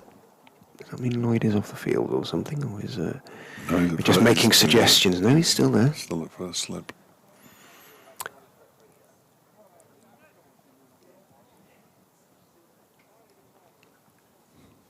Talking to Mr. Wagstaff, who's with us. So somebody's off. He's at mid-off at the moment. Taking around the wicket to Marcus Harris. In, bowls, wide, steered, driven by Harris out to Anuj Dahl at deep backward point. Good throw, as ever, from Dahl. One taken. 163 for Harris. I'm trying to work out who's gone off, but Struggling. Oh, Lewis Rees has gone. Top of the shop. Tickner in past done by Hartley. Bowls, that's going to be close. That's surely close. His leg before wicket. Yep, Peter Hanscom looking to turn the straight ball out through mid-wicket. Was very full. He missed it and, well, certainly wasn't going over the top and it looked very straight to me. Certainly Peter Hartley, who takes a lot of convincing, pretty much raised his finger straight away and Peter Hanscom was almost walking straight away. So, second breakthrough of the day for Derbyshire. And it's affected by Blair Tickner, who had to do it himself. It wasn't a chance. He bowled Rishi Patel yesterday. He's got Hanscom leg before wicket for 68, 337 for 4. So the partnership, which actually I didn't acknowledge it going past 150, but it was 153. Well bowled. Blair Tickner, deserved for persistence. 9 fours and a 6. 104 deliveries for Peter Hanscom's innings of 68. Batted nicely. The second wicket for Blair Tickner, 2 for 71 now from his 22 overs and 2 balls. Presumably this is Liam Travaskis, or is it Ben Cox? It's Travaskis, I think. Hanscom 68 took 103 balls, occupied 103 deliveries. 104. 104. Oh, have you just said? I beg your pardon. Well, yes, but beg your pardon. No, I've added one on. Okay. That would be right. And as I say, the partnership was worth. Did we say 150? 153. I think you said. Yeah, 153. Just sort of. Lots of concentration, really, from Hanscom. On that occasion. You've got to concentrate hard when somebody's bowling that quickly at you, haven't you? Trying to turn the straight ball away through mid-wicket. So, Tickner's smile is back, which is nice to see. Yeah. And, well, they're down to the all-rounders now, so could be the start of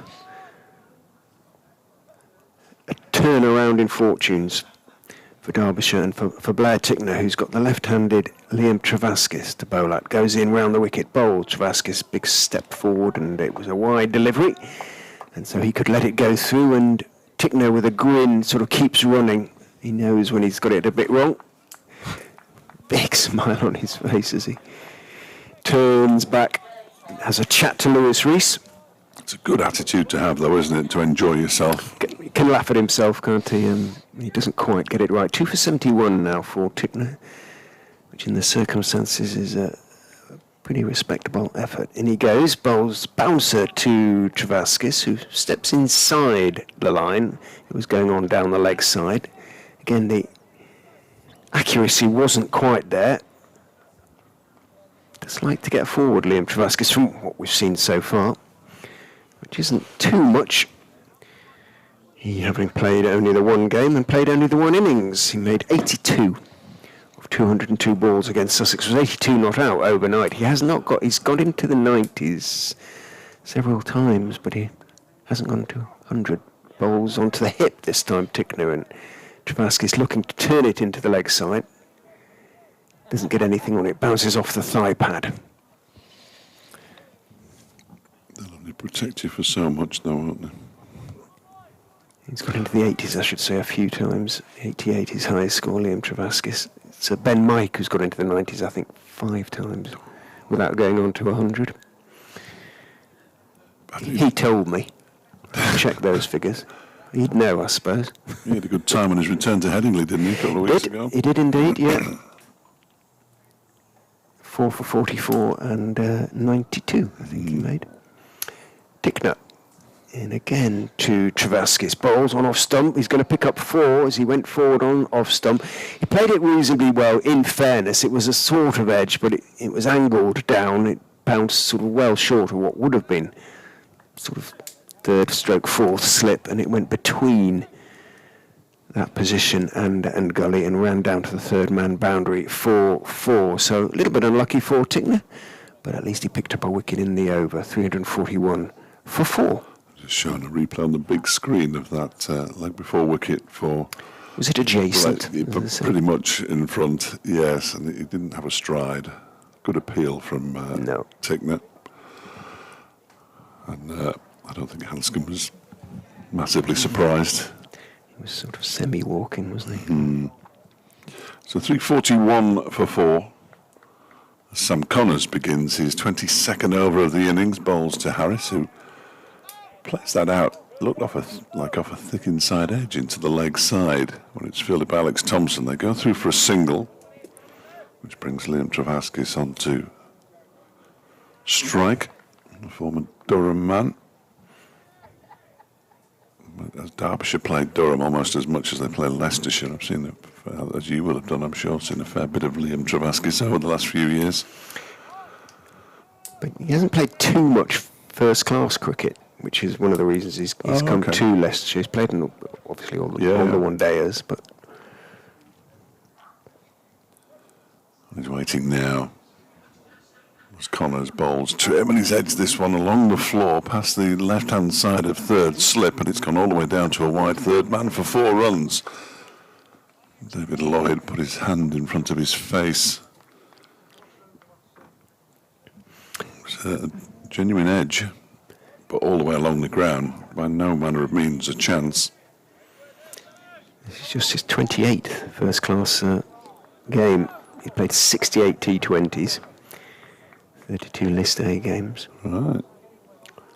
Yeah, I just got an impression of him always being in the Durham side whenever we've played them. I usually drift in those games though. 346 for 4 as Connors bowls to Travaskis, who pushes it out into the offside. Harry Kane does the fielding and there's no run. Yes. In fairness to Liam, he probably was around, ferrying drinks around as 12th man, something like that. So you probably saw him. He's a Cumbrian, actually, from Carlisle. Oh. Left arm spinner, of course. He's just turned 25. He was 25 2 days ago. And what day is it today? Still a young man. Connors bowls 2 and he turns this one into the leg side, fielded by Anuj Dal. He's at that's almost forward square leg, isn't it?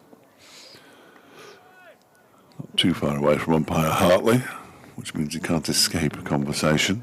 And the two of them do begin a little chat. As Connors turns at the top of his mark. He's bowling from the city end, and he's in to Travaskis, who pushes this up to mid-off. There's no run. I don't know. I'm sure he's a chatty individual, umpire Hart. You wouldn't describe him as incorrigibly garrulous, would you? No. In fact, whether he's been pushed out there or not, he's gone out to deep square leg now. Anushtal is about 40 yards away from the umpire. And that seems fair. He's a blunt Yorkshireman, Peter Hartley. Is there any other sort? As Connors bowls, and that one is pushed out into the offside by Travaskis. He's going to come back for the second as well as Lewis Rees gets to the ball now, puts the slide in, as all fielders seem to do these days. And that's the end of the over. 7 runs off that one.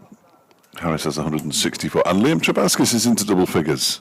So every batsman... Getting excited about this. I like it. I like this. I like that kind of thing, yeah. It's a load of old nonsense. 348 for 4. I did ask Griff during the interval how many games that sort of yet to... how long the not winning run has gone on here. But it's not that many, relatively speaking. It's still 20-something rather than any more than that. It's enough, though.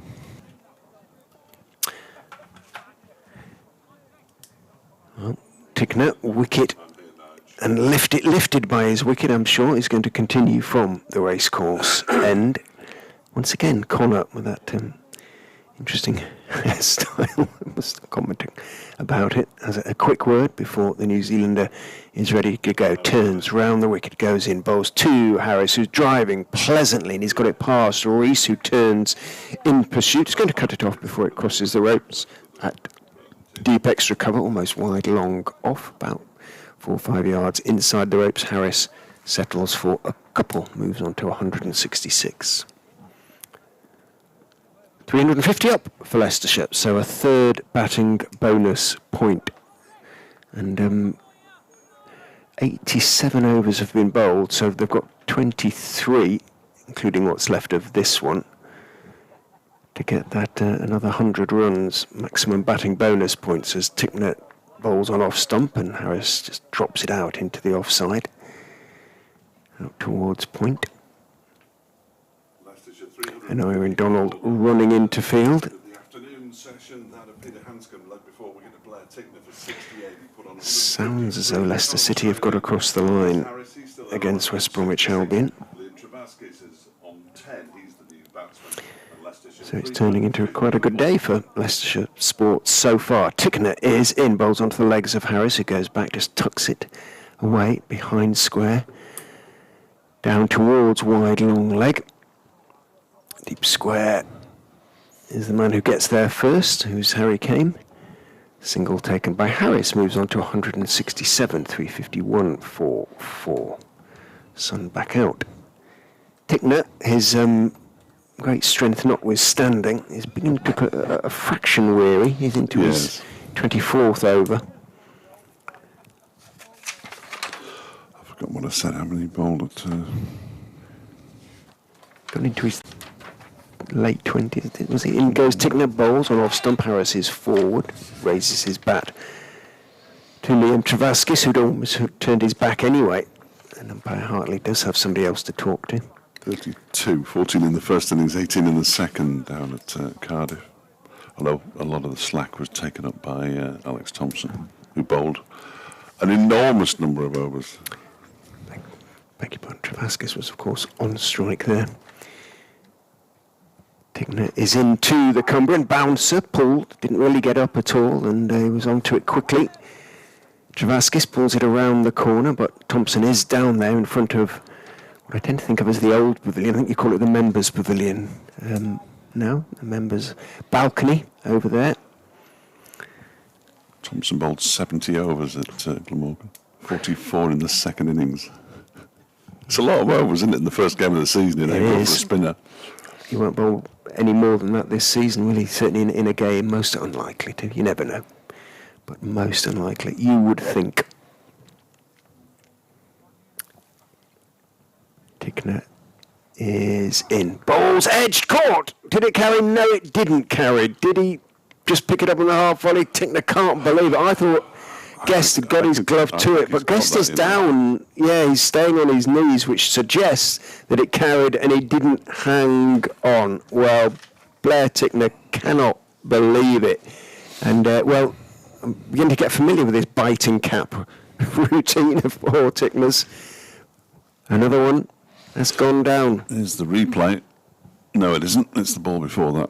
All right, well, judging by Lloyd's reaction after it, I think it must have carried. Let's have a look.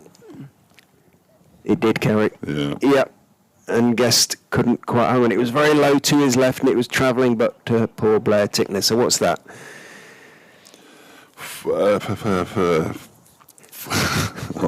And it was Harris again, wasn't it? No. Did Travaskis not get a single there? Did he take one? That's why he's at this end. I think so. Right, okay.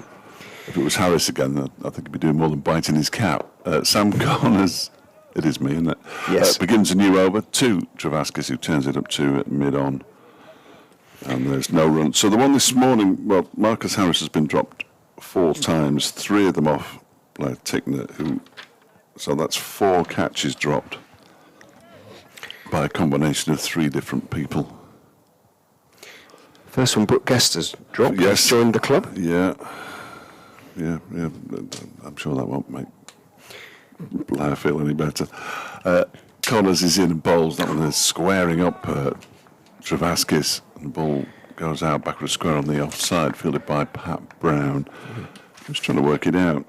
Harris was dropped on 1 and 12, both off Tickner by Madsen and Donald. Possibly on 26, but there's That an was off, argument that was about off that. Dahl. Oh, yeah, sorry, I just on poor Tickner's chances, yeah, another one, yes, another one off Tickner this morning. That's 3, and this one is 4. So he's had 4 catches dropped by either the wicketkeeper. He's on his haunches down there, Blair Slips. Tickner, at the moment, and that smile is not evident. Next delivery is pushed up towards long off. There's an awful lot of sand there as Lewis Rees chases after it. The batsman come back for 2, but it's an extraordinary sight, isn't it? It is. When the ball is bouncing across the outfield, great puffs of sand each time, like playing on Brid Beach. What would the beaches in North Wales be? Roman will tell us in a moment. Roman's behind me, sneaked in. We were down at Prestatyn Sands, I would have thought. There's a nice rill up the top there, across to Anglesey, beautiful part of the world. This one is clipped into the leg side by Harris for a single. He moves on to 173.56 for 4. Lovely beaches in South Wales. It's a long way from North Wales to South Wales. As David Lloyd was telling me, because obviously his entire family is in was in North Wales. I assume they still are. And to go from Cardiff to Wrexham, well, for a start, you've got to go into England. No, none of the Welsh like doing that, do they? Without making generalisations, of course. As corners, bowls, and Travasky's drives. That's a nice shot. 4 runs, very straight up towards the long-on boundary. And he moves on to 16, and the 360's up as if that's a mark. 360 for 4. No idea why I described it like that. Yeah, well, we used to holiday a lot in Anglesey. Up the top there, Silver Bay, just across from RAF Valley. We recruited as a sort of druid extra. No. Not dissimilar with the... No. They used to have a lot of Eisteddfods. I know that's not how you pronounce it. In that kind of area, in North Wales. It's all right. I say it's all right. It's very nice. That's what I meant. It's not just all right. It's very nice. I think Poppet Sands is one of the nicest beaches in the UK. Is it? Best beaches, yeah, but that is down south. Here's Connors in around the wicket, bowling to Travaskis, who just pushes this one into the offside off his toes. I'm going to make way now, but there's going to be a slight hiatus, so Richard will have to just take up the slack, because this is going to involve some microphonic wizardry, just so I can do another update at 2:15 without disturbing the pair of you.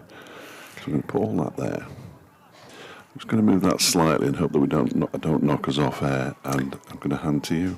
The persevering Tickner is going to continue from the racecourse end of the ground. This will be the 25th over, his 25th over of the innings. Now has the 2 wickets, 2 for 79, 4 maidens. And I think it's probably reasonable to say that he deserves slightly better than that. Round the wicket he comes and bowls to Marcus Harris, who is just leaning forward with a slightly angled bat to the delivery just outside off stump, guiding it down toward sort of backward point. But there is now a man in roughly in that position, and Iron Donald has gone in not quite on the 45, a bit wider than that. Arguably sort of a short third man combination with sort of backward point, just to try and cut off one of Harris's regular scoring shots. Tickner, elbows jutting, ears in, bowls fuller, driven by Harris, but he doesn't beat the field on that occasion. Pat Brown is in the covers, and it goes more or less straight to him. I think Roman is now plugged in. I hope so. It seems so. A very good afternoon to you, sir. How are you? Yeah, very well, thanks. How are you? Good. It looked like you were bowling during the interval without too many issues, hopefully. Yeah. First session off the full run since the injury. Felt pretty nice, I'm still aware of the injury, but no real concerns so far. I'll explain that in a moment, as Tickner is in, bowls short, doesn't really get up, but slightly loopy bounce, and he's not happy, and he does that little sort of run around at the end. He banged it in too short on that occasion. Should explain to Derbyshire listeners that Roman, in the pre-season game at Edgbaston against Warwickshire, just picked up a bit of a side injury in your delivery. In that, so recovering from that and hopefully be available before too long. Hopefully. In goes Tickner, bowls on off stump, looking to drive is Harris, but a good diving stop away to his left by Brown in the covers means the Australian isn't going to pick up any runs for that shot. Leicestershire dressing room, presumably, Roman, is a tolerably content place at the moment. Yep, very relaxed, very happy with the output the lads have got so far. I think, in all fairness to Derby and in particular Tickner, they've bowled very well. Tickner certainly has. He has not been rewarded behind the stumps. He goes in and bowls to Harris, who's flashing drive through the covers, this time wide of Brown to the boundary for 4. Lovely shot from Marcus Harris, who moves on to 174 now, 364 for 4. Just width from Tickner, who you can probably understand as a fellow bowler is beginning to look a touch weary out there. Absolutely. Yeah, it's not been easy for him. He's certainly created the chances, and if it was me, that's what I'd be focusing on. It may just take a little bit of the edge off that they've not been taken. 4 catches have gone down off his bowling so far. Goes in and bowls again. It's full, almost a half volley, and it's driven by Harris, but this time Brown is close enough to be able to make the stop end of the over. But he does all of a sudden, having looked pretty strong throughout, looks distinctly weary now, Blair Tickner. Yeah, maybe just getting a little bit tired. He bowled the bulk of the overs towards the start of the innings. He did. And 25 overs is no easy work, especially when you bomb in like he does and put so much energy on the ball. And he's a big bloke, isn't he? There's a lot of forces going through when you... Yeah. However good your action is. Yeah, not easy on the body at all. I think this is a change of bowling, Rich. Beginning to look that way. Anuj Dal looks like he's going to take over at the city end. It's the city end and the racecourse end. Racecourse being a good word for you. Absolutely, yeah. Yeah, recently promoted now again. Double promotion, Wrexham, up to League One. My colleague thinks it'll be 3 in a row next season. Yeah. He's an expert on League One. I've heard a few people say that, yeah. And, we'll wait and see. I don't want to put the knockers on it, but, it's the money signal coming into play there in the comms box. But, it all depends what their strategy is, really. I mean, I don't see any harm in Wrexham spending a year in League One, but should they choose to... Just one? Yeah, just the one. Then we push the next year. But, I think... It all depends on their want to go up again, really. But I don't see why they wouldn't. Anuj Dal to start a new spell round the wicket to Travaskis. It's back of a length and just patted out into the leg side. What is the opinion on the pitch? Is it? Well, for the change room, it looks pretty good. Yeah, it looks pretty good. There's pace in the wicket as well, which there always seems to be at Derby. There's enough in it, I think it's a good cricket wicket. As we've seen, chances have been created, like you were saying just before I came on. Four chances have been missed. So you put them 4 chances into the scoreboard, it's a different game. And again, similar ball, slightly fuller, and defended by Travaskis. I think Harris is obviously very experienced, and he's not affected by being missed, is he? He just gets on with it. No, absolutely not. And I think, I'm not sure. Excuse me. I'm not sure we see the chances that he's given as a negative. He's still there, and he's certainly taken his chance so far. Travaskis forward again. Ball slightly leaving him there. Looked like there was a little bit of movement from Dahl. The Dukes, of course, in use in this game after two matches with the infamous Kookaburra. But it will have got, I suspect, that first ball certainly fairly damp fairly quickly. It was sort of long grass around the advertising hoardings into which it was plunged a few times. It's been quite damp. Flicked away into the leg side there from Travaskis down to fine leg, just a single. Slightly too straight from Dahl. one nonetheless. Travascus just coming down the wicket, telling Harris by the looks of it that Dowell is trying to leave, get it to go away, leave the batsman. Harris, I'm sure, will probably know that already, but I was going to say, good communication there from Travascus. That's what you like to see. nice of him to come and tell the international opener. Absolutely. He doesn't lack confidence, Liam, that's for sure. No, he's a good lad. He is. Birthday a couple of days ago. Yes. Yeah, and Matt Salisbury, same day. Back of a length there from Dowell into Harris, into the leg side, collected by Donald. I believe Leicester City won, so I'm going to have to go and do an update shortly. So I'm going to leave you with Fletcher. Is that okay? Does that work, or do you need to stay on for a while, Fletcher? I can do another couple of minutes for sure. I can make it work. No, I'll... Dowell in again. Full outside off. Harris playing at that one. Out to deep point. That's a single. 2 from the over. A steady comeback there. Start the spell from Dowell. We're just having a little changeover in the comms box. Well, we might be. Roman. I'm here. I'm going to stay over here because it's just easier. And if I put my hand up, I've got an update as well. In fact, it's coming up fairly shortly. So No problem. these things happen on a Saturday afternoon, Yes. generally during the football. The busy afternoon. Yeah. Well, ordinarily on a Saturday afternoon, I'd be at Burton, or with Burton Albion. So I'll be keeping a close eye on them, because they might be swapping places with Wrexham. I'm Teetering. here, Nigel. Yes, they are teetering. Sorry, I've just been getting some instructions from place. It is slightly bizarre setup we've got going here, but once we get past this one, we're home free. Pat Brown, 12th over, he's bowled.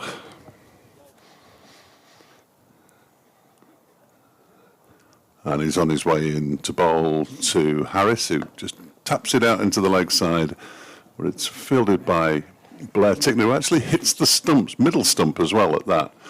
Liam Travascus was well home by that point. And they move on to 367 for 4. I'll try and keep this update as brief as possible after the latest from the Pirelli Stadium. Kasper Misiash, the last home game of the season. I am going to Fleetwood next Saturday when Burton play Fleetwood. Derbyshire up at Headingley, which is unusual, but I'll be there. And it'll be very nervy. Here's Brown on his way in to bowl to Liam Travascus, who defends this next delivery straight back to the Derbyshire bowler. How has the League One season been on the whole? Dreadful. Poor. It's the poorest League One I've known for a long, long time. Really? Yeah. Portsmouth, worthy champions, I think, having got off to such a good start.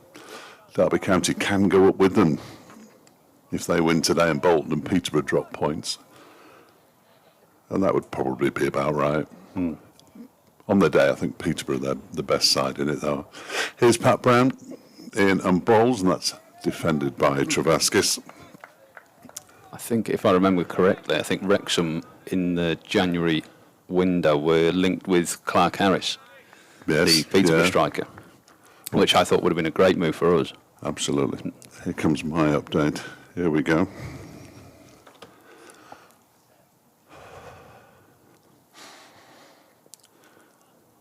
Yeah, Leicestershire 367 for 4 now. And would you believe it? Derbyshire have dropped another catch. It's a 4th off Blair Tickner. Liam Travascus was on 10 at the time. Brooke Guest couldn't cling on. Travascus has moved to 17. Marcus Harris is still there. 176 not out. Leicestershire 367 for 4.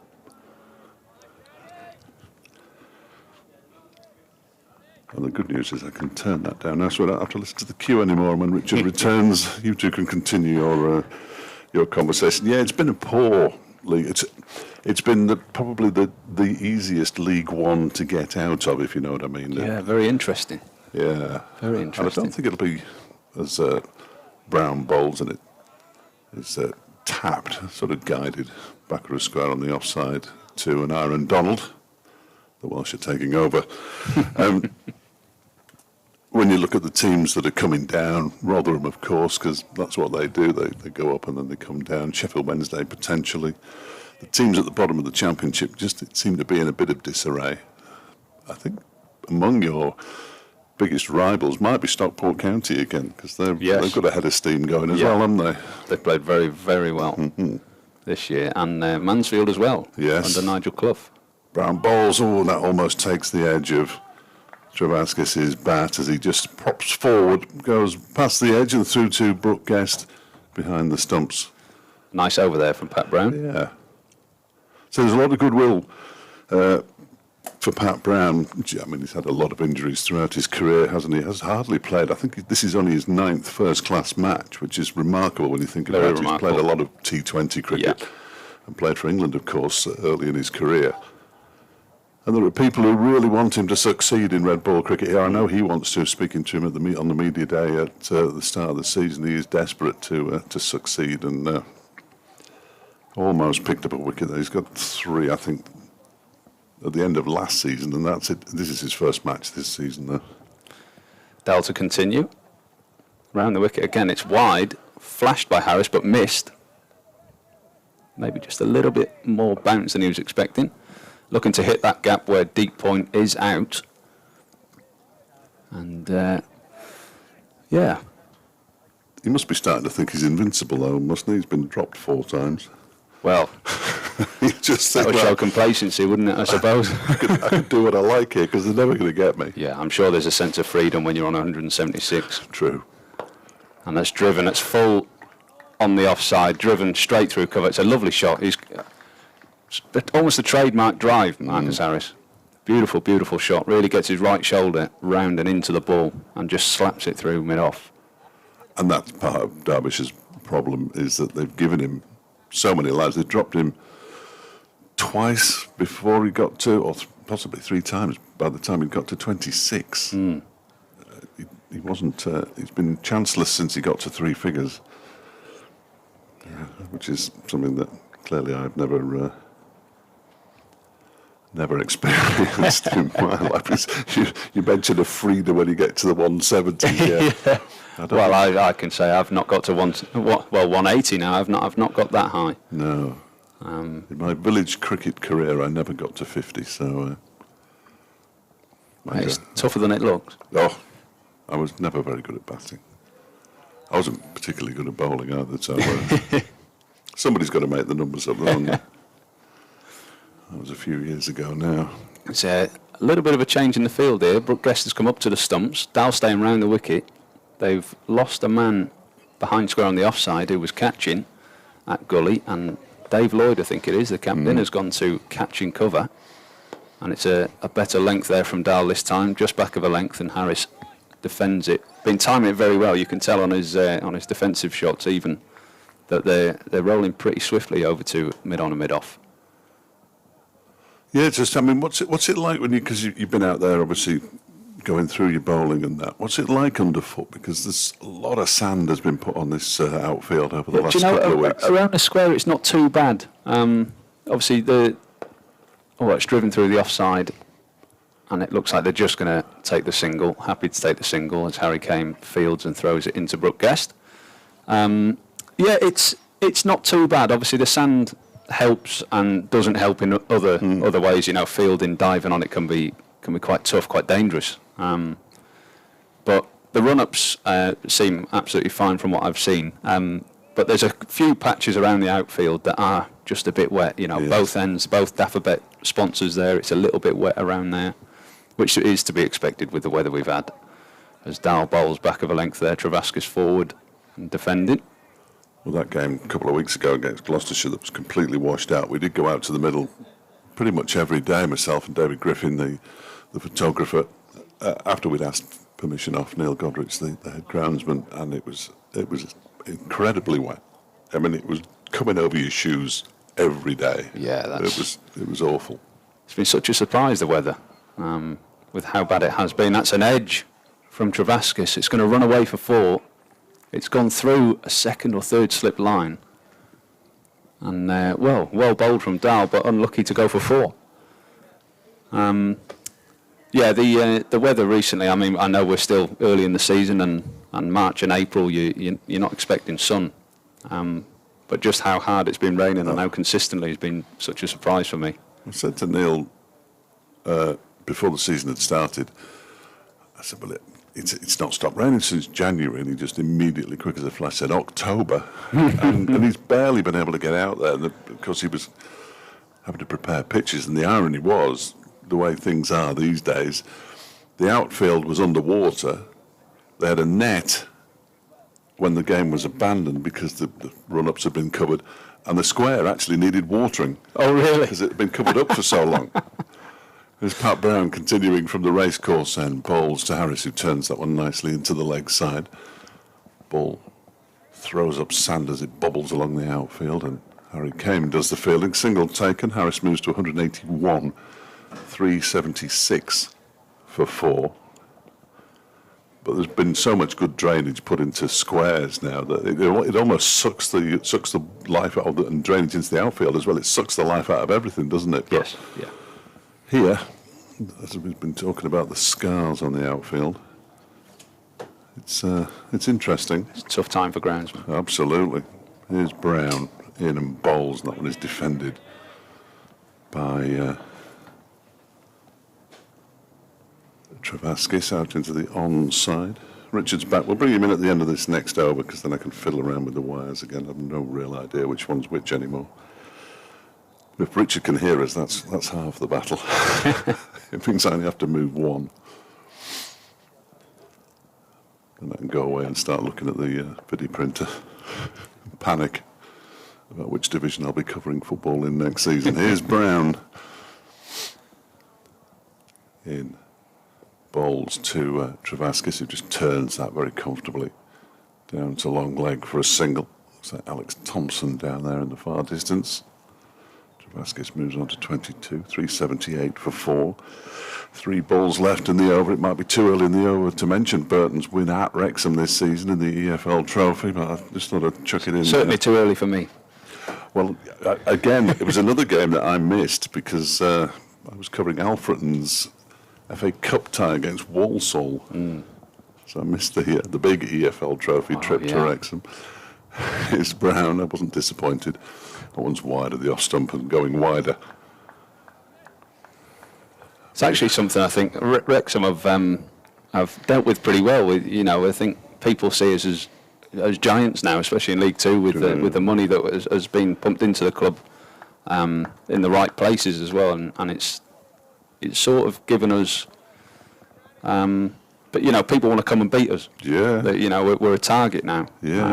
And this season, I think we've dealt with that very, very well. Of course, my team did last month. Yeah. No, not that team. The other one. Brown is the other one. Well, my proper team. That one's turned into the leg side by Harris. He moves to 183, 379 for 4. I'm a Tranmere fan. Oh. And in the same week, Tranmere managed to beat Wrexham and Mansfield. They've barely won a game since, but always seem to be good games, Tranmere. I remember taking. Did we take a lot of fans away one year? Oh, yes. It's a big rivalry. It has been over the years. I remember it going back to the 70s. It was a huge rivalry back then. Always a good game to watch. Brown is in. That one is defended by Travaskis to complete Pat Brown's 13th over. 54 runs he's conceded in his 13 overs. He'll be a little disappointed in that. He had one particularly disappointing over a little bit earlier today. 379 for 4. Leicestershire. Travaskis has 22. Harris has 183. A word from Roman, and then I'll see if I can sort this out. Try and get these wires sorted. As we see, Anush Dal preparing to take over his 3rd over of this spell. Brooke Guest still up to the stumps. Game plan of just looking to trap the batsman in the crease. As the ball gets slightly older, 14 overs old now with the new ball. I presume they took it at 80? Yeah, they did, yeah. Yeah, I must have missed that. Lewis Rees took his sweater off, hopefully, but he did so with a smile, knowing he wasn't going to be bowling. Dal in and bowls. Back of a length, slightly outside off. played late and timed out into the offside behind point. Harris comes back for 2. Wayne Madsen, the chaser, fit as ever at 40. Well, perhaps not as ever, but still pretty good for 40. Wow, fitter than a lot of 40-year-olds. Oh yes, for sure. 381 for 4. Leicestershire will be certainly eyeing maximum batting bonus points before even thinking about a declaration, I would suggest. Yes, yeah. Yeah, I would have thought so. I mean, there's not been much game plan talk up there. You know, it's been more just go out and bat. Every ball on its merit sort of stuff, you know. And Darling again, round the wicket. It's Fuller this time. Bunted up the field, well fielded at mid-on by... Who is that at mid-on? I think, is it Alex Thompson? It may well Across be. to his right. Yes, it may well be. Getting less response from the wicket here, and the pitch here in this week than he did last week at Cardiff. A good game for him last week. A wonderful game. Was, you know, 12 wickets. bowled very, very well. Yeah, I watched the replays. Yeah, very well, very impressive. Darling again round the wicket. Full again, slightly wide of a line, bunted out to mid-off this time. Harris looks very comfortable here. I don't want to do the commentator's curse. I'm going to touch wood. Well, he knows he's not going to get caught. But I think 4 chances, possibly 5, have got some of them were difficult, 1 or 2 less so. You know, these things happen in cricket. Absolutely. Full, and that's flicked. What a shot that is! With a bit of finish on the shot there. It's fielded on the boundary as the soft outfield just took all the pace out of the ball there. Yes, by Marcus's standards, that was sort of relatively flamboyant, wasn't he? So that's the word I was looking for. There was a bit of a Caribbean... It's a wristy shot. Yeah, whip away towards deep mid-wicket there. Beginning to enjoy himself, closing in on a double 100 there. And again, he's seen the ball slightly straight and slightly full, and he's just whacked it over towards cow corner. I think that was a 1-bounce 4. It was, yeah, it was a yard short of the deep mid-wicket boundary, but there was nothing sort of Caribbean about that. He just ball hit it and stepped out and whacked it away over mid-wicket. Clean shot. And Harris just seems to be comfortable here against Dal so far. Anything offline, he's certainly thrown his hands at. As he sets up again to face Dal, still round the wicket. It looked to be a slower ball, that, just running his fingers down. It's slightly wide, and Harris has smashed it out to deep point, which is fielded by Harry Kame. And thrown in very high, but very accurate to Brooke Guest, and that's over. Few runs off it for Leicester. It's a good over. Well, he is a very good one-day bowler, Anuj Dal. Well, good bowler, full stop, isn't he? But relatively early in proceedings, 95 overs, so 15 overs with the red ball. You don't want to be bowling too many slower balls, etc. On comes the Leicestershire 12th man, I think is Matt, isn't it? Matt Salisbury. With drinks for Messrs Harris and Travaskis in a towel. Harris has been out there a long time. Now he's faced 284 balls for his 186. So they need another 61 runs, Leicestershire, from potentially 15 overs. So those boundaries in that over certainly helped Leicestershire's cause in pursuit of the maximum batting bonus point return. Yeah, maybe just seeing that last over that's come into mind slightly. That it may be just a slight push with 15 overs left to get the maximum batting points. Pat Brown is in. 2 Harris, who's hitting him back over mid on 1, 2, 3 bounces, and it rolls over the long on boundary for 4. So Marcus Harris onto 192 now. His first class best is considerably more than that, 250 not out to be precise. But it's not outside the bounds of possibility. He could get certainly not. Get somewhere close to that. Yeah. 4 more needed for his 200 now for Harris. Will there be a change in the field? I suspect not. Brown No changes.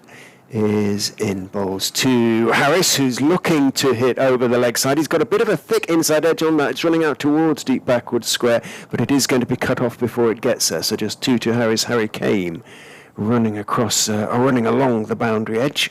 Harris picks up 2. He moves on to 198. Looks like they're just, maybe a message has gone out, just stepping on it a bit. Seem to be, but I'd be really surprised if there was any sort of declaration in the offing.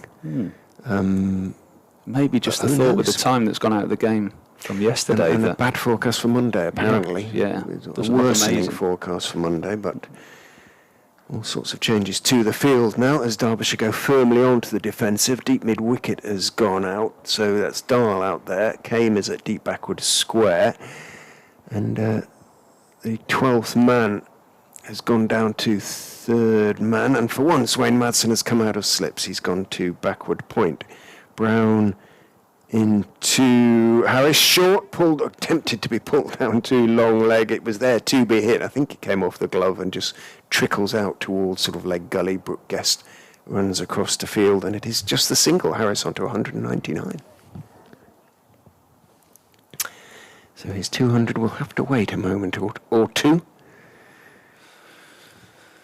Yeah, if there has been an aggressive switch from Leicestershire, it may well play into Pat Brown's hands, because we know how good he is with a white ball and batsmen coming at him.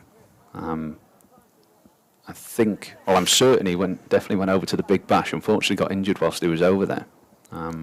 But he's shown his class with the white ball. He made his reputation, didn't he, in Worcestershire's sort of T20 campaigns a few years ago. Brown is in to Travaskis full, looking to drive, slightly wide. Had to reach for it a touch, stayed on top of the ball, steered away into the covers. Covers got across to make the stop, so no run for Liam Travaskis on that occasion. He remains on 22, 395 for 4. Little conversation there from Tickner and Dahl. Maybe talking about field setting for Dahl's next over. Wondering where Harris is going to hit. It looks like to hit on the leg side. Brown is in. Bowls. Forward goes Travaskis, deflecting the ball perfectly deliberately down into the ground behind square on the offside. Golly dived across to his right. I know Aaron Donald. Lloyd himself, it's the skipper there. Another Wrexham supporter, might add. Dives away to his right. Can't get there, and the ball runs down to 3rd man for 4. 399 for 4. Leicestershire really picking up the scoring rate now. It wasn't exactly dilatory previously, but the last few overs, Harris and Travaskis picking things up markedly. Over 8 -2 still. Got to be a little bit careful of that. Derbyshire. Brown is in to Travaskis, who's driving out into the offside. It's gone behind the diving cover. Couldn't quite stop it, but slowed it down and running behind him. Donald completes the stop, and never run on a misfield, is the old adage. And Travaskis was momentarily interested in it, but Harris on 199 certainly wasn't. He wasn't going to take the chance. He's going to be on strike. Worth the risk, yeah. Liam Travaskis would not possibly be. I mean, Marcus Harris is a very nice man, but even he might look askance if Travaskis was to run him out on 199. Yeah. I think that even the nicest man would get annoyed at that. What's he like in the dressing room, Marcus? He's a very laid-back character. Amazing, yeah, very laid-back, very funny. Just an all-round good man. You wouldn't think, apart from his Australian accent, you wouldn't think he was as experienced as he is with Test cricket and all that, So very good. He's down to earth, and the happy as well. His family are here now, aren't they, as well? Yes. His missus and little Max, I think his name is. Yeah. Is it little boy? Yeah, he certainly seems to be enjoying himself his first couple of weeks so far, yeah. Do you want to see him see if he can get his 200? Thompson is coming on. He didn't get any joy from that City end before lunch, did he? But they're running out of options, really. Yeah, and it's it's always worth a change up, especially when somebody is coming up to a big landmark. That said, they haven't brought the field in. No, I don't think they're too worried at this stage. No. Well, as we say, change of bowling. Thompson setting up to come round the wicket to Harris on 199. In and bowls, back of a length. Harris poking out into the offside to extra cover. Dot ball. I'm sure he won't be getting frustrated. He knows the runs will come. So Thompson turns at the end of his mark. Short run up for a spinner. Jogs in. Bowls again. Full. And it's misfielded. Marcus Harris goes to 200 of 293 balls. An amazing innings. Very calculated. Very laid back. Very calm. As he celebrates. And his team on the balcony, all standing up, hands in the air, clapping. And he's pleased. He really is pleased about it. Understandably so. He hit 26 fours in those 293 balls. And if he was dropped 4 times, that's not his fault. Certainly taking his chance. Yep, and he's made it count. 400 up as well for Leicestershire. Thompson in again, round the wicket to Travaskis. Tucks that out into the leg side. Slightly full, slightly straight from Thompson. So 49 runs needed for Leicestershire now in 13.3 overs to get full batting points. Certainly seems possible now. Saying that as if at one point it didn't, you know, the runs are flowing now. Travaskis, 27 off 33, as Thompson's into Harris. Down the wicket and smashes that over mid-on. That could clear the seats, and it has. Dropped in the crowd. About 12 rows back. 12 rows back. It wasn't far off. It I really thought it wasn't had gone far into off. the Nuffield car park. No, it wasn't far off. A big shot nonetheless. What is it? About 15 rows, and it was about 12 back. And gentleman backed off. He didn't want to try and catch it. Well, it was coming at some speed. Had some height on it. That's twice now he's done that to Thompson Harris. Yeah. Certainly seems a good option for him. It looks like an Aaron Donald's having to go underneath the stand there. Well, the gentleman picked it up, and his throw wasn't the greatest. He only went about 8 rows back down, and now has sort of trickled underneath. Yeah, I mean, you would think you could clear the few seats in front of you, wouldn't you? There, you'd back yourself, whatever the circumstances. Certainly a kick in the teeth watching a ball go over you on the boundary and then having to fetch it underneath the stand. The temporary permanent stand. It seems to be. It's been there at least. I can't remember when it wasn't there coming here, so at least 12 years. Yeah, certainly a buzzword, temporary. I can't remember it not being here. Exactly, Obviously, in my short career. Yeah. I remember at school we had there was a temporary building right at the front of the school that I was told had been there for 55 years. Yeah. It's usually a porter cabin and knocking around. It's been there a long old time, isn't it? Thompson in again. Straight this time, slightly faster. Harris clips it out into the leg side. Connors to field at deep square.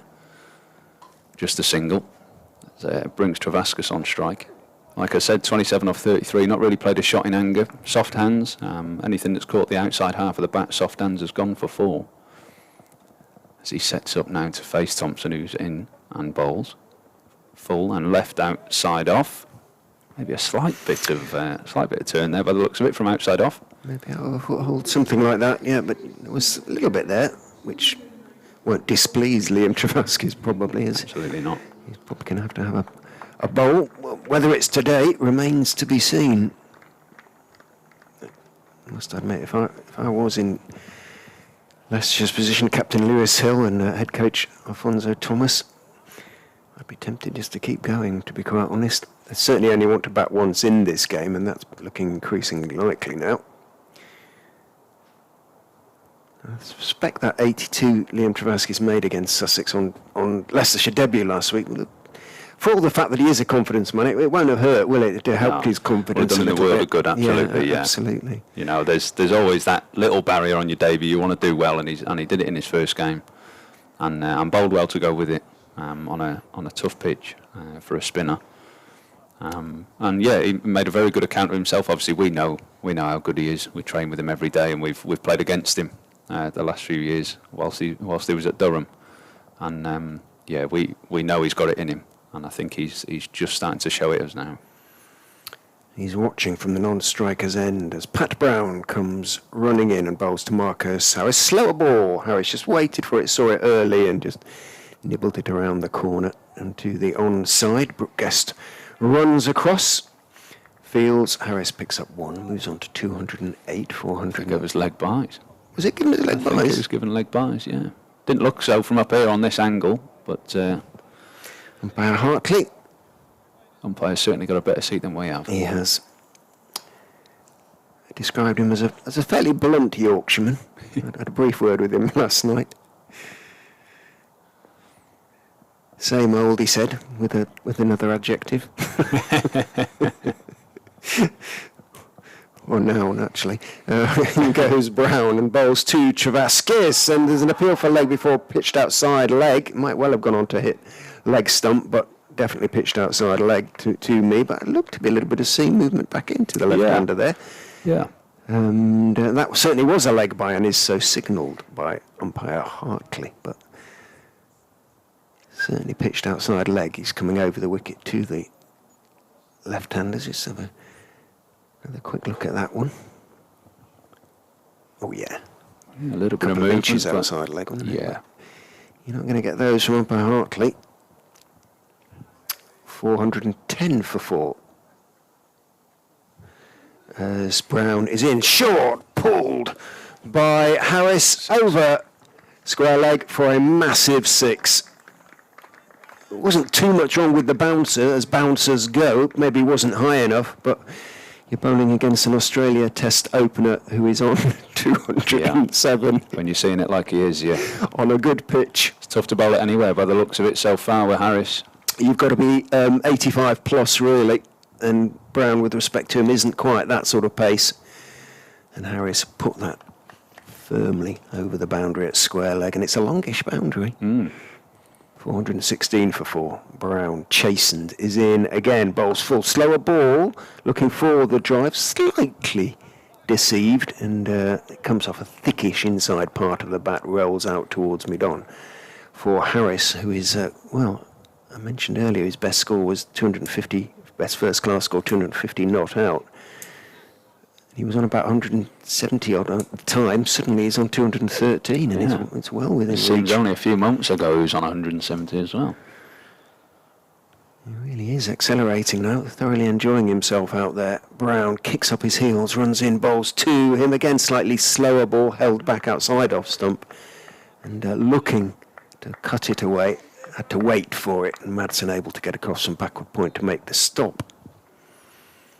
416 for 4 remains the score. Full of tricks, Pat Brown. Got some very good balls, good change-ups in his armoury. And Is it at the back of his hand when he bowls that slower one? yeah, I think he's got a knuckle ball, yeah. which is very good. He got a lot of wickets for that in that T20 season, and a few years ago, and also a back of the hand. And he goes again, slower ball to Harris. Again, it pitches a long way outside leg stump, thumps into the pad as Harris is playing too soon, trying to clip it away. Brown turns in vain appeal, but he knew his fate straight away, I suspect. Umpire Hartley is one of those umpires who, when he's turning, if he's not interested in an appeal, he's already walking away, isn't he? And as the bowler turns, you know straight away you're not going to get it. Yeah. End of the over, 416 for 4. Yeah, a good over there from Pat Brown is, although the bouncer Just the did go 1-6, for wasn't it? 6. Yeah. Yeah, although it did go for 6, it was a good over, some change-ups, change of pace and length. Very clever bowling. He is just slightly unfortunate that Harris was at the time on 207 not out and tucked into it to put himself on 213 now off 300 balls. As Thompson to continue from the city end. Travaskis shapes up. Just looks to tuck it into the leg side. Not enough on it to beat Dave Lloyd there at short mid wicket. Dot ball. Apparently he's a season ticket holder, is David Lloyd. Absolutely is, yeah. Yeah. Thompson in again. Full. Maybe a slight bit of hold there. Maybe something just happening for the spinner. So Travaskis defended tentatively into the offside. Yeah, Dave loves his football. Really does. And he's a good footballer himself. Is Dave. Thompson in. Quicker ball this time, bit flatter. Travaskis on the back foot, punching it out to mid-off. Just some change-ups from both ends here. Thompson, first 2 balls, normal pace, normal length. Trying to look for a bit of turn, and that one just a bit flatter as he's in again. Back to the stop ball. Travascus manages to beat Dave Lloyd at mid-wicket this time to get a single out to long on. I suspect long on and long off will now be posted for Harris. Just looks like it's going to spread out a little bit. We've got almost a sunflower of fielders now. Thompson in flat. It's a reverse sweep from Harris. It doesn't manage to beat point. Did well to hit it, considering Thompson obviously saw it early and bowled it a lot flatter and quicker. Playing with a lot of freedom now, Harris. It's Thompson in again. Flatter and outside off this time. It's hit very, very well. It looks like they're just going to take the single there out to the deep man on the cover boundary. Harry came again. Getting a bit of work out there, covering some yards. A decent over from Thompson. They're just 2 singles from it. But Harris has kept the strike. I was suggesting to Fletch earlier that the amount of sand on the outfield can't be great for the ball. I mean, No. When you see the sand popping up every time it rolls across the outfield, bounces across the outfield almost, you would imagine it's taking a certain amount of the... Yeah, I'm not sure how much of the immediate impact, Yeah. after making contact with the sand's going to make, but certainly over time it will beat the ball up. Brown then is in to Harris. Slower ball bowled in. Harris waiting for it, tried to clip it away through mid-wicket, gets a handshake from Pat Brown, which is really nice to see, and a handshake indeed from a number of the Derbyshire players. But a superb innings from Marcus Harris comes to an end. 214 made of 303 deliveries. He's hit 26 fours and a couple of sixes as well to go with it. Taken full advantage of the 1 or 2 little pieces of luck that he had. He was dropped at least 4 times, we reckon. However, he did play beautifully as well. Hit some wonderful shots and has put Leicestershire in pretty much in control of the direction of the game anyway. 418 for 4 becomes 418 for 5. Harris goes for 214. Great innings there from Marcus Harris. Not quite managing to get up to the PB, as we mentioned earlier, was 250 not out, 214 off 303 balls. First game with the Dukes. Bit of rain about yesterday, got through a very, very tough period towards the end of the day as it started to get dark yesterday. And certainly cashed in today with a few chances dropped from Derby. But a very, very good innings, as we say, possibly chanceless for his last maybe 120 runs. I suppose there'll be those who say, well, I wonder why Brown doesn't use more of his variations early on, but you need the batsman to be giving you a bit of the charge for them to be effective, don't you? There's no point bowling sort of series of slower balls if they're not trying to hit them out the park, really. Yeah, and there's so many factors to it. The pitch doesn't look like it's too good for slow balls. Derby notorious for a lot of carry and a bit of grass on the wicket, so the slow balls are not really going to grip. And like we say, that's why white ball cricket you see a lot of variations, because the batsmen are coming at you, and you want to deceive them and throw their hands through the ball before it's got to them. Whereas red ball cricket, batsmen more often than not wait for the ball to come to and play it late. Which is exactly what happened there. Harris threw the shot too early. It was a good slower ball from Pat Brown. He has his first wicket of the game. He runs in looking for a second, bowls to Ben Cox, and again I think that was a touch of a slightly slower delivery as well. It may just have moved a fraction, straightened a fraction. It was a touch short. Cox played it comfortably enough, pushing the delivery out into the offside. Now they'll be old friends, presumably, well, at least old teammates, of course. I don't know what their relationship was like. Know each other very well. But exactly, he must have bowled to Ben Cox a fair few times in the nets, you would imagine. Ben Cox, of course, the formerly long-standing Worcestershire wicket-keeper, as Brown is in to him down the leg side. Got that one wrong, Brown, but Cox hasn't been in long enough to get anything on it. Tried to flick it away down the leg side as he stepped inside the line. Didn't get anything on it. Taken by Guest, of course, moving to his left behind the stumps. So 32 needed from 10 overs and 3 balls. 3 balls. For Leicestershire, and if they are going to get that 5th batting bonus point, and I'm sure that is very much on their minds. Brown in Bowls a little bit short. Cox, though, is still looking to get forward. Oh, poor fielding for once by Harry Kane. Just took his eyes off the ball there. No real excuses because it was running across the square towards him. And as a consequence, Cox can get off the mark and does. Takes one. It's a surprise to see that. You know, despite the drops, I think Derby have fielded very well. And also considering the outfield being slightly bumpy with the efforts of drainage around the square, and it also been quite soft in the outfield, and a lot of sand has been put down. They've fielded quite well. Extraordinary amounts of sand. Brown in past umpire Hartley bowls. Full, slower ball, looking for the Yorker. It dips in late. He's just got into this rhythm of slower balls now, Brown. And he is deceiving the bat. I mean, they are still, although Travaskis has been in a while, Cox has only just come in, they are still looking for these runs, Leicestershire, so they are still looking to be positive to get to this last batting bonus point. I think that one was the knuckleball. Yeah. But it looked a dip and swing, actually, which is some skill to do with a slow ball. Oh, there is one ball to come, beg your pardon, so it wasn't quite the end of the over. Brown is in again, similar sort of delivery. This time Travaskis is forward, getting just about to the pitch of the ball, but plays it respectfully enough, bounces down into the pitch. Stopped by Brown in his follow-through. End of the 100th over of the Leicestershire innings, so even I can work out that their run rate is 4.19, which is decent. Yes, very good. Anything over fours is very good in red ball cricket, isn't it? Yeah, very good. A good over there from Pat Brown, picking up the wicket of Harris as we see the replays there. The leg stump flying out the ground, even though it was a slower ball, which I think tells you how soft the ground is underfoot. Not so much just on because the anchored, the stump isn't particularly anchored strongly. Yeah.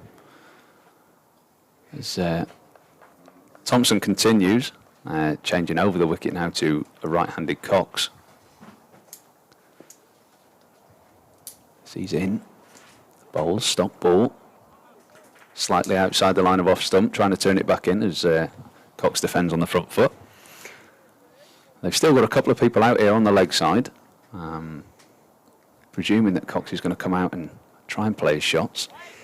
I think Lloyd has had the word here because Thompson's turning quickly to get back to his mark, and Lloyd is saying, got to get on with this a little bit. He's over eights wise, Thinking about the over eight, yeah.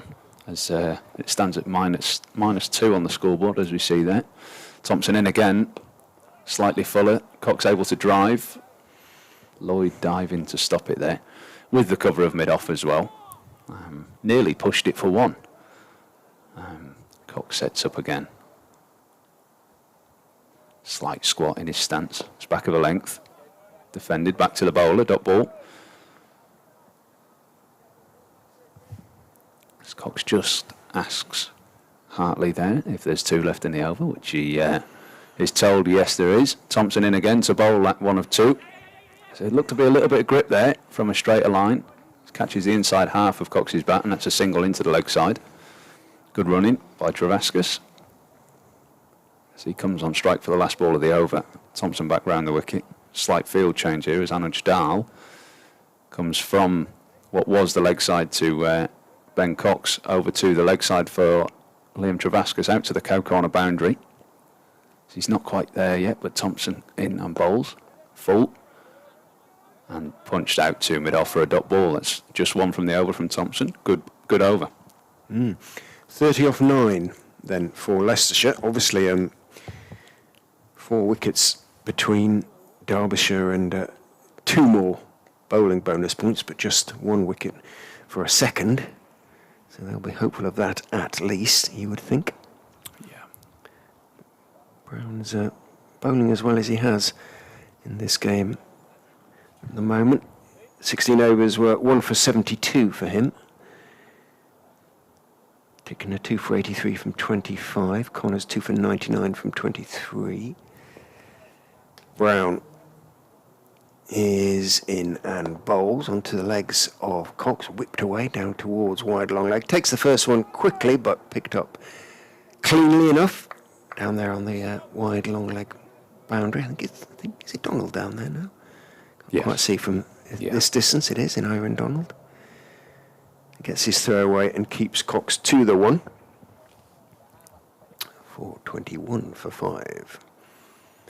Travaskis looks around him, sees a deep square. No deep mid-wicket though, might fancy trying to put 1 or 2 over there. In goes Brown, bowl, driven. Is he going to get down to it? No, he's not. Mid-off, I can't get there, and it's going to roll away to the long off boundary for 4, Sam Connors. He couldn't get there either. I thought for a minute the man who's straightish at mid-off might just get his dive in. Lewis Rees it is out there. He's an athletic fielder, and he put in the dive. Couldn't quite get there, so nice piece of placement and indeed timing by Travaskis. Moves on to 32. 45 for 5. So Ronan is going to join us next week, Leicester supporters, for a couple of days against Northampton. Full day's work, mate. Yeah, can't wait. in goes Brown. Bowled a little bit short, and do we give Travaskis the benefit of saying he just dropped his hands on that one, or did he have a little feel for it? Bit of both. I think, yeah, if you're on Liam's side, you say he dropped his hands. If you're on Pat Brown's, you say, no, he had a little poke at that one. Didn't get the edge, though. Went through to Guest. A little bit of movement away there from Pat Brown. I'm still not sure, having seen the replay, whether he just dropped his hands in time. It just went on with the angle from over the wicket. Brown turns, runs in and bowls slower ball. And Travaskis doesn't try and clip it away through mid-wicket, which Marcus Harris tried to do. Harris saw it. He held back on the shot, but it was so slow, he just, even then he was through it too soon. 4.25 for 5, 25 needed by Leicestershire. They should get there off 8.2 overs. They'd be disappointed if they didn't.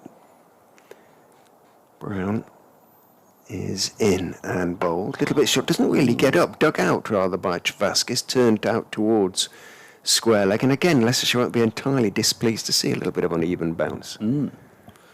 Yeah, it's the first one we've really seen go anything but what it should. And yeah, maybe, just maybe, the pitch is starting to offer a little bit more for the bowlers.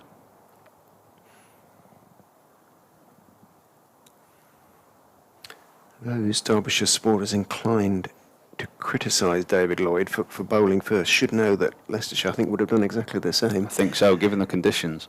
Brown is in and bowls, slower ball, cut away. Saw it very early, I think, there. Ben Cox out towards the point boundary, but it goes more or less straight to Harry Kane out there, so Cox has to settle for 1. Keeps the strike, though. Moves on to 4, 427 for 5. 8 overs remain, 23 needed by Leicestershire. 1, preferably from Derbyshire's point of view, 2 wickets needed in terms of maximising their bonus point return from the innings. As Thompson's going to continue, he's bowled a good spell since coming back. Currently 0 for 58 off his 10 overs, no maidens. That's dragging it back a bit because he was 35 off 5. It's been tough. It's, you know, I mean, compared to last week where it was certainly spinning conditions at Sophia Gardens, conditions have changed, almost polar opposites, but he's bowled well this spell coming back as the first ball of the over there is full and defended straight back to him from Cox. It's a little game inside a game here. 23 runs for the full batting points for Leicestershire needed in this, what is now 7.4. It's full down leg side. Cox misses the sweep and tidily taken by Guest behind the stumps. Never easy them ones.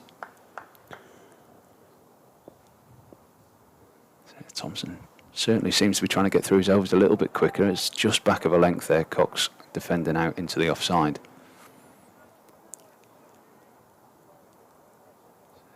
Yeah, certainly is, and Cox is taking his time, but Thompson's ready as he comes in now. Pulls out. I'm not sure what end that was pulling out. I'm not sure if it was Thompson, not sure if it was Cox. I'm feeling it was the batsman Cox. Yeah, I think so. Maybe not quite ready. As Thompson's trying to get on with it for the over rate. As he bowls again, a good ball. Slight bit of straightening off the pitch there, but defended by Cox. Yeah, we can certainly see Thompson's getting ready far earlier to bowl his balls. As in again, Cox is sweeping. Has that picked out the gap in the leg side? No, it hasn't. It's good fielding out there.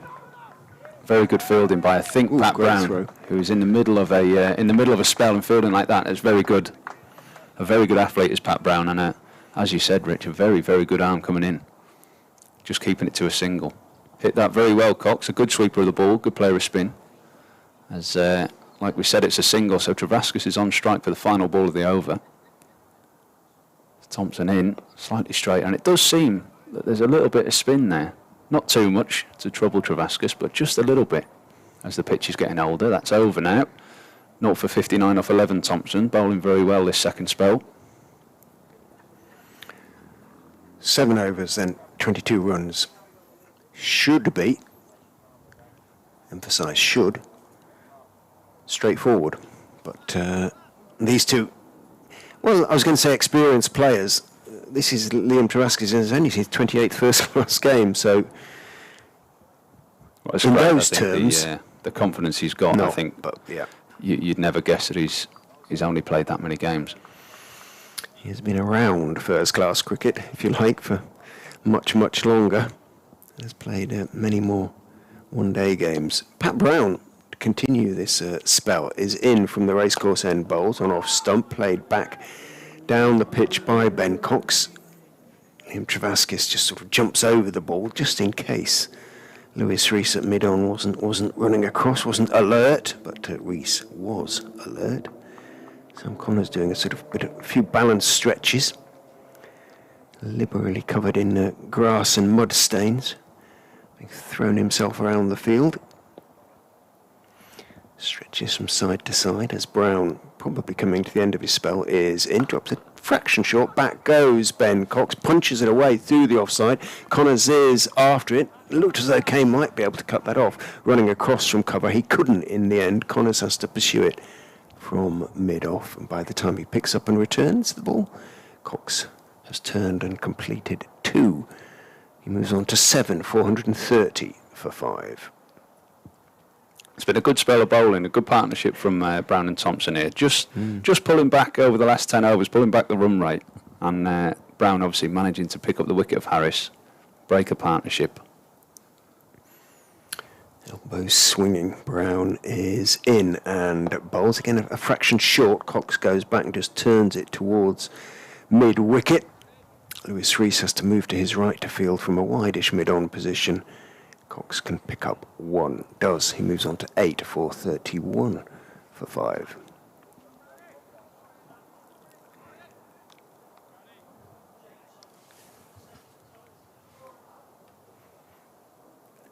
Single saving field for the most part, with the sweeper out square on either side of the wicket, plus a third man and a long leg. Brown into the left-handed. Travaskis bowls outside off stump. Travaskis looking to drive. He's got that one through, and that might just have enough legs to go to the extra cover. Brown. No, it won't. Lewis Rees is going to pick it up about a foot, or stop it anyway. Drag it back about a foot inside the ropes down there at wide, long, off, and Liam Travaskis has to settle for 3. Moves on to 36, 434 for 5. Nice piece of timing there from Travaskis. And for all its softness, Roman, the outfield's not slow, is it? No, absolutely and there's a bit not. of a slope down. Yeah, it's skipping across a lot better than it was yesterday. A few balls yesterday just getting caught up in a layer of sand and then moisture in the outfield. Brown in, a little bit short, pulled down towards deep backward square by Ben Cox. Didn't really get up too much, but Cox played it well. Didn't try and overhit it. Could have easily pulled over the top of that ball. Didn't. And just a single. There is the fielder out there, deep square. Moves on to 9, 435 for 5. They will want this extra wicket, Derbyshire, if they can get at least 1. Another bowling bonus point would be at least something from what has been a lot of hard work for them. Brown is in to Travaskis, slower ball, floats up rather. Travaskis leans forward, gets to it just about on the full, but low down on the bat, doesn't quite time it, tries to turn it past Connors at mid-on, but as I say, doesn't time it, and comfortable stop for Sam Connors. End of the 104th over of the innings, 435 for 5. 15 off 6 is the equation as far as Leicestershire are concerned. A good over there for Leicestershire. No boundaries, but as I think my maths is right in saying 7 off the over, which has certainly helped that push for the 5th batting point, which they will receive at 450 as long as they get it within the 110 overs, which looks likely now, as Richard said, 15 off 6 overs now needed. As Thompson continues, back of a length into Cox, who turns it into the leg side, fielded by Madsen. Dot ball. And I think the main focus now for Derbyshire is run rate and trying to get them 2 wickets to get them in the extra point. It's Thompson in again. It's a reverse sweep from Cox. Looks like it was gloved, and it's gone about a yard in front of him and stopped as Brooke Guest walks around the wicket and retrieves it. Tickner's been swinging his arms a bit, but I'd be a little bit surprised if he comes back on. Oh, certainly with the over rate looking like. Oh, slightly in the air from Cox there, off back of a length from Thompson, but well safe as no fielders are in the ring on that line. It's again Harry Kane fielding out there. As I said earlier, getting his yards in. He's been patrolling that boundary for some time now. Definitely Tickner seems like he's warming up. And Connors also, a couple of overs ago, we saw doing stretches as Thompson's in and full. Into the leg side by Travascus, dot ball. He smiles a lot, Blair Tickner. I don't know if you had a chance to have a word with him at all, but he seems I'd love to have a chat jolly with him. chap. Yeah, I'd love to have a chat with him. Seems a very good guy. There's a sweep shot attempted by Travascus there, and a half-hearted appeal from Thompson, as I think he knew that it was going down leg side there, on the angle from round the wicket. Seems a very good guy, very good bowler for sure. I'd love to have a chat with him about bowling. As Thompson's in again and full, defended by Travascus. That's over. And maybe just the one from it, I think, Rich. It was. They have overs in hand, though, Leicestershire. No need to panic. 5 overs remain now, 14 needed. So, really a couple of decent shots and you're pretty much there, aren't you? Yeah, maybe just one boundary away to be a bit more comfortable. But well bowled, Alex Thompson, just a single. As Roman said, 60 off 12 for him now. His partnership worth 18. 81 between Harris and Travascus. The big one, 153 between Harris and Hanscom. Victoria teammates. Must be used to batting together. I'm sure they have for hours and hours and hours over the past few years. Lewis Rees. He's getting the honour and privilege of bowling from the racecourse end, taking over from Pat Brown. Decent spell that from Brown. He used all his one-day wiles to keep Leicestershire's scoring rate, and he did pick up Leicestershire's main man in this innings, at any rate, Marcus Harris. So, over the wicket goes Rees and bowls to Ben Cox. Edges straight between the wicket-keeper and Madsen, who's standing at second slip instead of first, down to the third man boundary for 4. Well, nothing really much has gone Derbyshire's way behind the stumps at any rate, and that is another that it was at catchable height, but it absolutely bisected Messrs Madsen and Guest. Almost perfectly, straight through the middle. It's never nice to see that as a bowler. It's a moral victory, but it's 4 runs. 440 for 5. That will ease any Leicestershire concerns about that 450. Rees is in again. Cox, having got that slightly fortuitous boundary, just pushes forward to that one on off stump. Look, a bit of shape back into the right-hander. Anujdal bounces across from cover to field. A bit cloudier now. It's cold out there, though, isn't it? Yeah, well, we were blessed with a bit of sun for 40 minutes or so, not long ago, and like you say, the clouds have just come over again.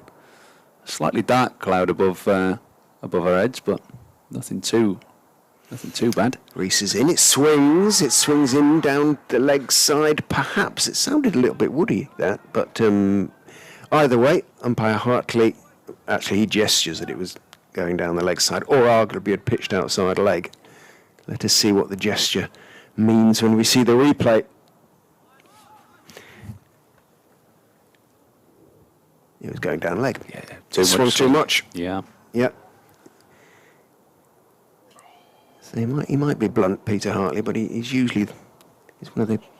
very experienced umpire, obviously, but he's usually gets it right. Reese is in, bowls, swings again, on driven for 4 though. Just over pitch from Lewis Reese, who puts his head to one side in disbelief there, and it was squeezed past Brown at mid-on. Leicestershire now one blow away from that 5th batting bonus point. Certainly their biggest innings so far of the season. And there was some talk after the first 2 games from the captain and indeed I think in the changing room from the head coach about Alfonso Thomas saying if you're going to have the pie, have all the pie. Absolutely. Which was a phrase I hadn't a description I hadn't really heard before. Obviously meant if you get in, you've got to go on. And they've pretty much done so in this game. Reese is in again to Cox, who's forward respectfully and carefully on off stump, and slightly resigned Lewis Reese just sort of kicks slightly at the air and turns, walks back. 4 for 5.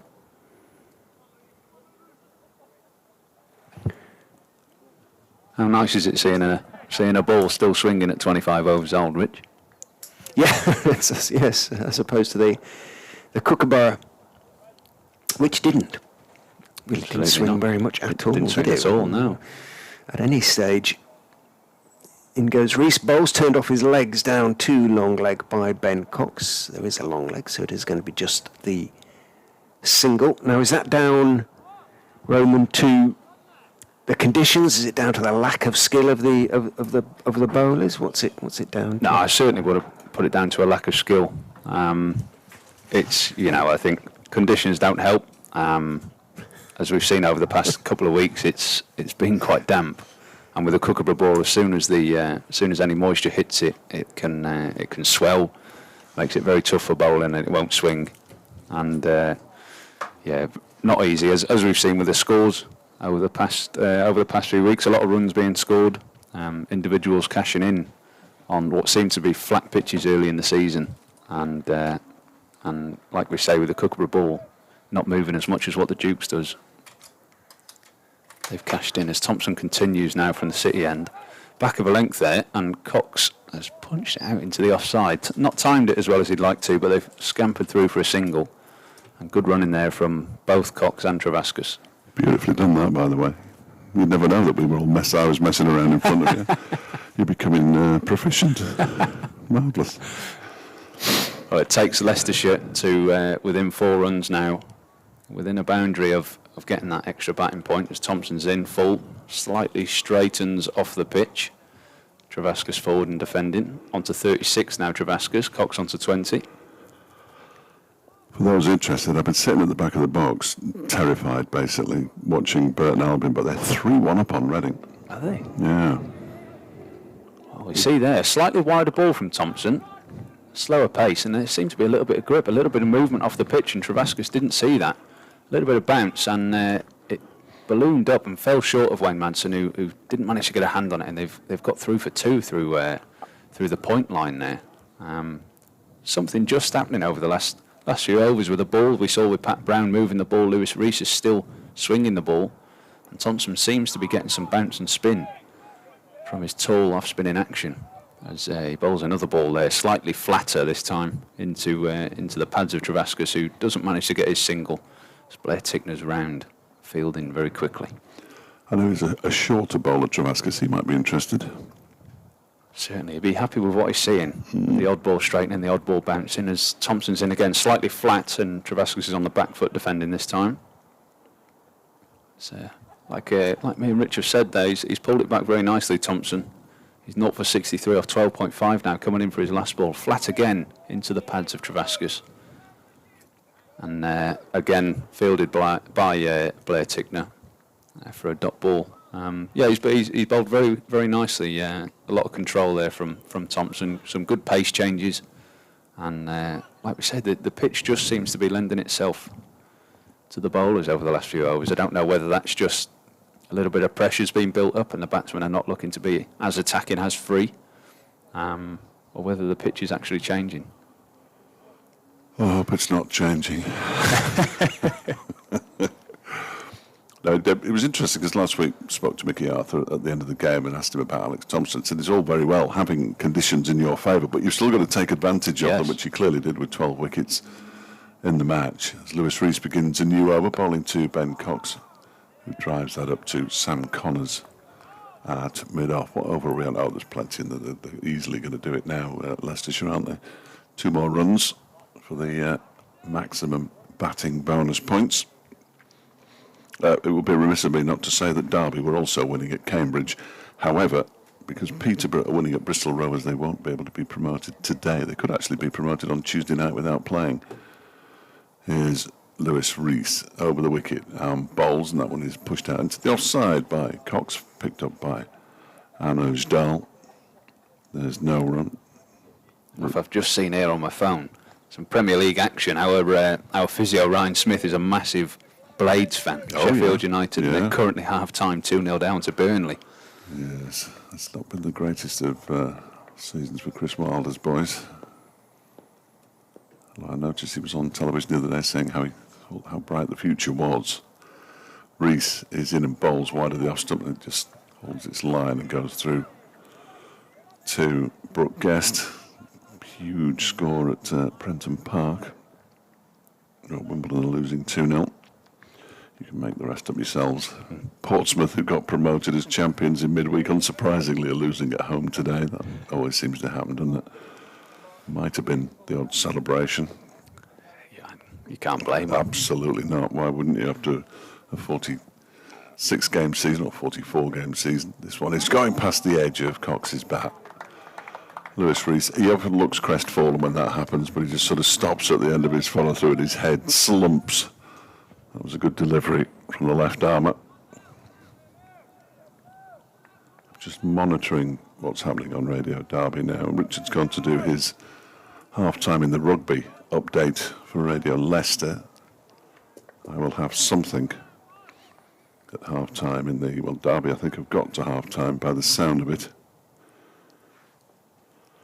Yes, they have, leading 1-0, as that's a full toss from Lewis Rees, and Cox misses out, rather, as he pushes it straight up to Sam Connors at mid-off.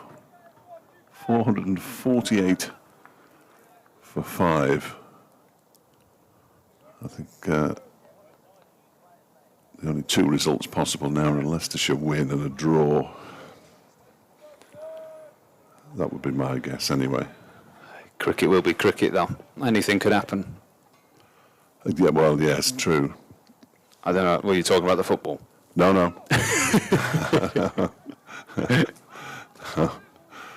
Definitely the cricket. That was a ball outside the off stump from Lewis Rees, goes through to the keeper. 4 o'clock tea here. Set in stone. Not sure why. They are at half-time at Burton Albion, with Burton leading 3-1. It's me. The last time they won at home was the 20th of January. They've lost 8 in a row since then. I've seen most of them. I didn't see the one on the 20th of January. That is tough. And I'm not there today. As tough. Travaskis, what's you and it? Sorry. Roman, absolutely fine, absolutely fine. You carry on. Well, first ball of a new over there from Thompson, who, like I say, is bowling a very good spell here, a very tight spell, coming back from his first spell, which wasn't as tight as he wanted to be. He started off with a dot, and this one's slightly short, slightly wide, and slapped through to the cover boundary by Travaskis for a single. Takes Leicestershire within 1 now of getting that maximum batting points. They've got 1.4 overs to do it, so it seems very, very likely, even though the last over there from Lewis Rees wasn't maiden. Ooh. Cox now to face Thompson. It's slightly flatter, and there it is. Full batting points for Leicestershire.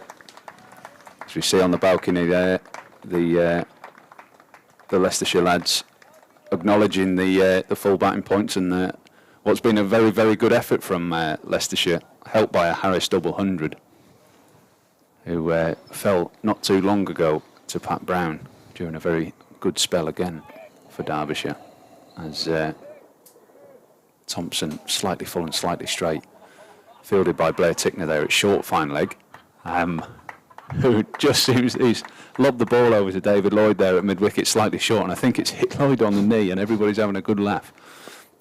Full this time again from Thompson as David Lloyd fields, and it seems his knee's fine.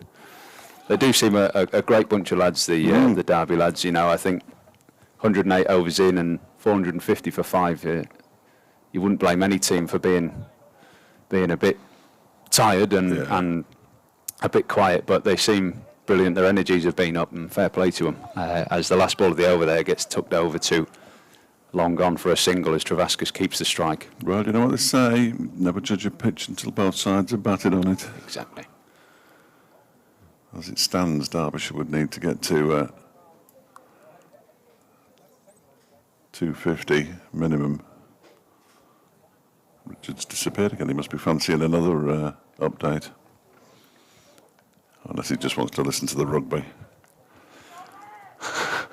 It's Tigers versus Northampton, isn't it, today? Is it? I think so. Big game. Oh, okay. Little rivalry. Yes. Just going to have a look here to confirm that. I think I overheard someone saying it earlier. More of a Sale Sharks man myself. I went to watch them last winter. Yeah. Not winter just gone, winter before. Saw them play in Europe this season, one game. I saw them play Leicester last season. I very rarely go, but... Well, for anybody who does want to know, Northampton versus Leicester Tigers, Northampton at home. Of course they do. Are currently... Reese begins a new over. That one swings and carries on swinging past the off stump of Liam Travaskis. No run. Tigers currently leading 10-6 at half-time now, which they'll be very happy with. Well, Northampton Town are at home as well, so that's at Northampton, yeah. Northampton Town are also at home today to Exeter City, but they started at 2 o'clock, almost finished there. Exeter down to 10 men, winning by 2-1. This could be the last over before... might get another one in. Maybe. As Reese is in a bowls to Travaskis, and he almost plays on there. He actually dabbed it into the ground and it went past his leg stump. How on earth that hasn't dislodged something, I'm not entirely sure. Never nice as a batsman, that one. No. When you realise you played it slightly too late. And it's through no fault of your own, really. With the momentum of the ball coming from the bowler, it will always roll back. Then you start flailing your legs around in a desperate attempt to kick it away. Well, I've seen so many people before now kick it onto their stumps when it wasn't even going anywhere near it. Reese is in, and that one is past the off stump. Yes, Nigel. And through to the wicket keeper. Sorry, I'm just on air production. Just listening to my Saturday afternoon oppo, Aaron Webster, summariser at Burton Albion, talking about the first half. He sounds nervous, even though it's 3-1.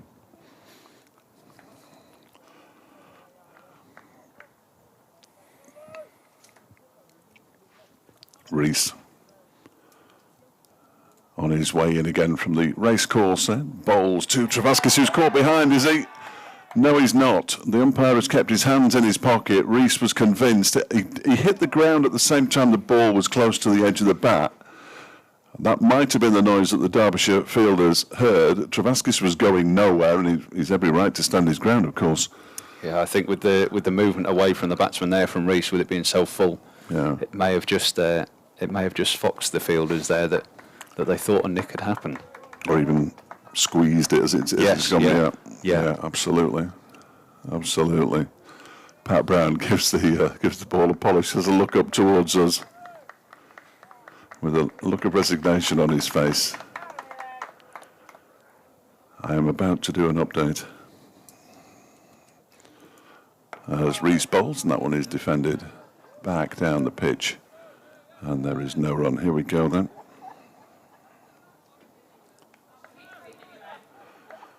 Any minute now.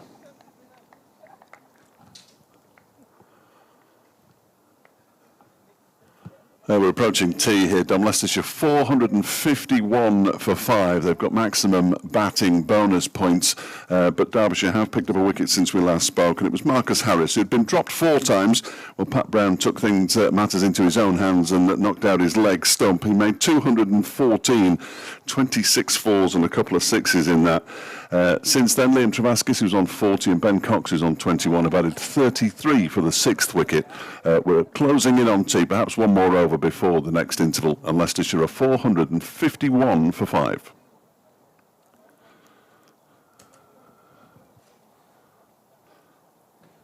I don't need to listen to that anymore. I can watch a bit of or listen to a bit of the football during tea. I think, Roman, this will be the last over before tea. Yeah, definitely. Lewis Rees just quick enough by possibly 20 seconds in his over to get the extra over in, which will be good for Derby, I think, with the over rate being -2 still, as Thompson's in, and it's slight drag down, slightly straight, and misses the hip and bat of Ben Cox, collected by Brooke Guest, who, despite the drop, has kept very well, especially up to the stumps, to the spinners.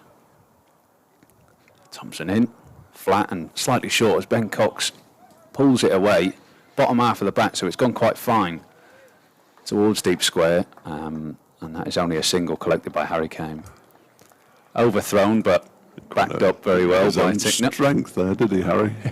He's only a small man, short, but he's got a lot of power in that right arm. Absolutely. It's a slight field change with the right-hand, left-hand combination of Cox and Travaskis as Thompson's in full, straight, and defended by Travaskis, who's looked very comfortable since coming to the crease. A couple of balls from the outside half of the bat, but he defends with very soft hands. So he'll be saying that's more him than the bowler. As again, defending with soft hands, slightly wider to the offside this time from Thompson, but comfortable as ever from Travaskis. 2 balls left of this session then, coming up to tea. As Thompson continues round the wicket. It's full again, and it looks like it's just taken a little bit of grip there from a full length. Almost too full to trouble Travaskis, as it took the outside half of the bat and squirted away to Madsen at point. And what is surely the last ball of the session, well bowled from Thompson, full, straight, defended from Travaskis, and the umpires have called tea. As we see the players flooding over now towards the pavilion. Leicestershire will be happy with that session, despite losing Harris. Travaskis finishes on 40, not out, off 72 balls, and Cox 22 off 38. During, the last 10 minutes, Leicestershire managed to get to the 5th batting point, which they wanted within the 110 overs. We're now at 111 overs, 452 for 5.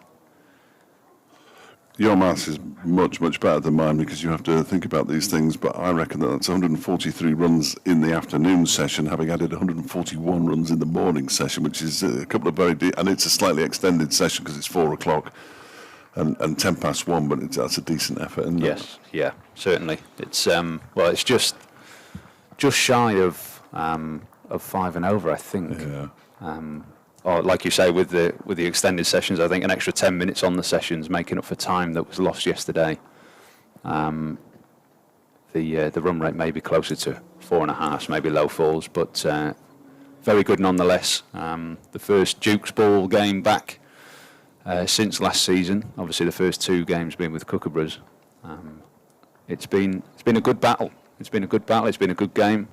Like we say, Harris got on top there for 200 runs. And batted very well, despite the missed chances from Derby. They've clawed it back well over the last hour. Thompson there coming in with a very good spell. I'm not sure whether it was a spell of 10. Around about that, certainly. Yeah. Yes. So it's certainly, I think it was around 10 overs for 30, which, as a spinner on a wicket that doesn't seem to be offering a great deal for spinners, is a great effort from him. His confidence will be high.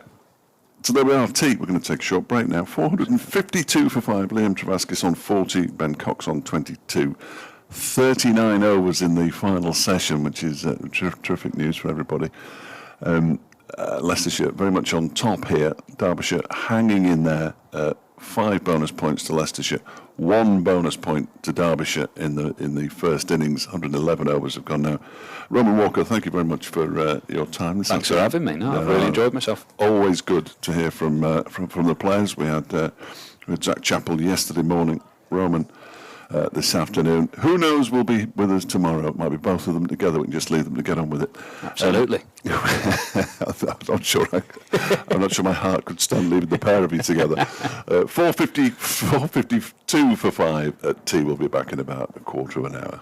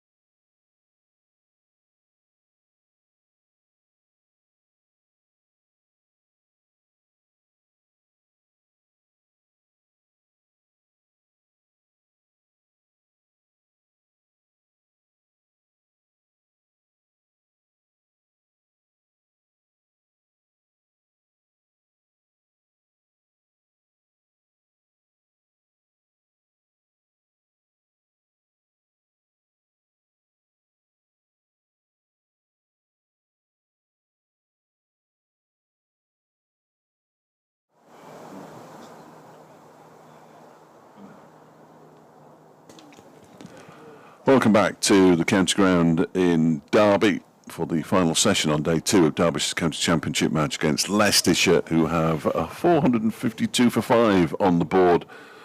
And they're batting on Liam Travaskis 40, Ben Cox on 22, their partnership worth 34.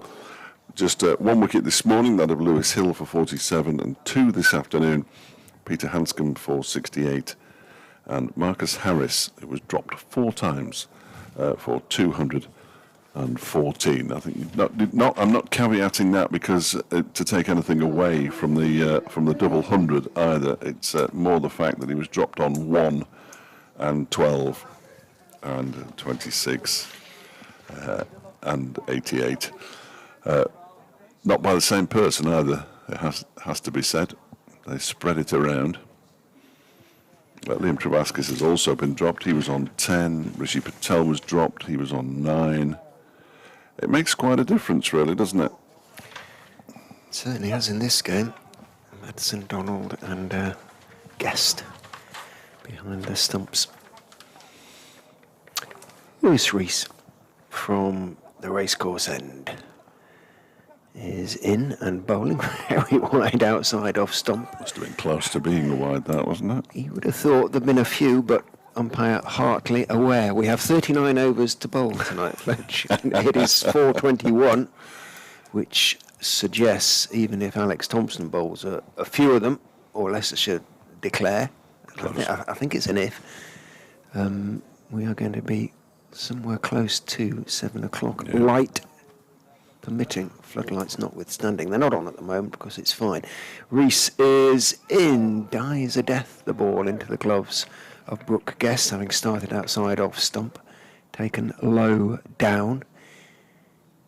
He gave the impression, and I think it was just an impression really, of having had Travaskis caught behind in the final over of the 110, so to speak, in which might have picked up another bowling bonus point, but it was bat against ground as Rees is in. Bowl swings pleasantly back in towards the right-handed Ben Cox, who plays it firmly but without any aggressive intent out to Alex Thompson at mid-on.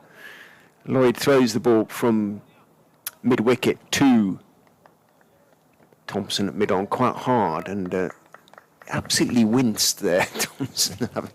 His hands should be fairly warm, having been inside in the pavilion, and I'm sure got some hand warmers in, but it is chilly out there. Rees in, bowls, lovely delivery, pushed across. The right-handed Cox just started to swing in, then held its own off the seam, and Cox drawn into pushing rather vaguely at the ball. Didn't take the edge. No luck for Rees so far. The wicket takers, 2 for Connors, 2 for Tickner, 1 for Pat Brown. I was doing the update for BBC Radio Leicester. It eventually happened because the rugby was ongoing and there'd been an injury, and they can go on forever, their halves, because they had the time on. In goes Rees and bowls. Back foot defensive shot, solid enough from Cox. I couldn't remember Pat Brown's first name. I just had Bolt Brown to just say. Happens, doesn't it? Couldn't remember for some reason. Reading have got a penalty at Burton. That's not good, is it? Not good. And it's been scored. That's worse, isn't it? Burton 3, Reading 2 now. Oh, a few nails being bitten at the Pirelli. In goes Rees, bowls. A little bit short on off stump, and Cox just defends it out into the offside, where Anuj Dal is the fielder. What will Leicestershire's attitude be? Suggestions from their supporters, 1 or 2 of the supporters, they should come in and give it a whack for half an hour before declaring.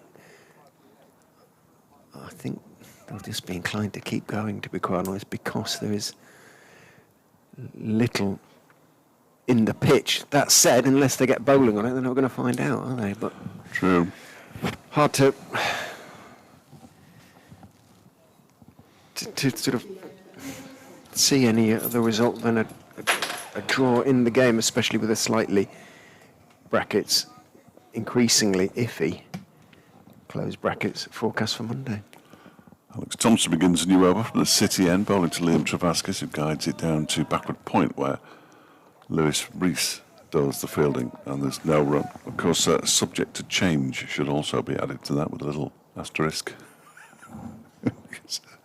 The forecast can be wrong, of course, as Travaskis steps back and pushes this out into the offside for another single. He moves to 41, 253, 4-5.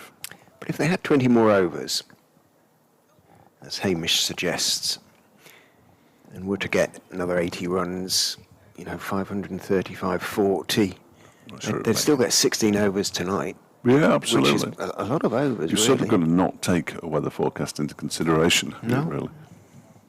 Here's Thompson in balls. That's turned into the leg side by Cox. There's no run. These two at the moment not showing any great... No massive aggression, is there? Aggressive intent, no. Harris was fun for a while, was he? Yes. Decided to cut loose. Yes, don't mind that. In comes Thompson again and Pauls. That one's turned into the leg side. They are going to go through for a quick single this time. David Lloyd jogs to get the ball. He was concerned that his glasses were going to fall off the back of his cap. I wonder what he was hanging on to there. I think that's what it was. Was going to flip, but it was the sunnies off the back. Yeah, they're still there. He has been wearing them today, in fairness, as Thompson around the wicket. Ball strikes the pad of Travaskis. Half an appeal. Umpire Shamnagam was singularly unmoved. Height wasn't the issue there, was it? No. Must have hit him outside. He did step across. And comes Thompson again and bowls, and this time Travaskis a bit of a leading edge up towards long off for a single. Seen the replay just sliding on down the leg side. Your replays are in front of mine then. I missed that. Well, no, I didn't miss it. It's going to happen in a few minutes' time. 4:55 for 5. Travaskis moves on to 42 at the end of the over. Cox has 23. Partnership worth 37.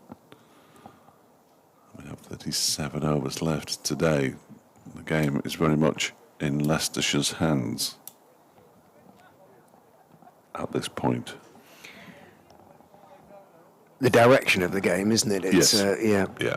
Derbyshire. Sorry, that's what I meant. You would think they'd still be pretty confident about saving the game on an unresponsive track. Rees into the left-hander. Ooh, does have a little feel for it as it swings past. Didn't bounce outside much. the off stump. Again, as Fletch said, it stayed a little bit low. Well, it keeps doing that. Yes. Leicestershire really might kick themselves if they were to run out of time and the ball were to be seriously misbehaving sometime late tomorrow.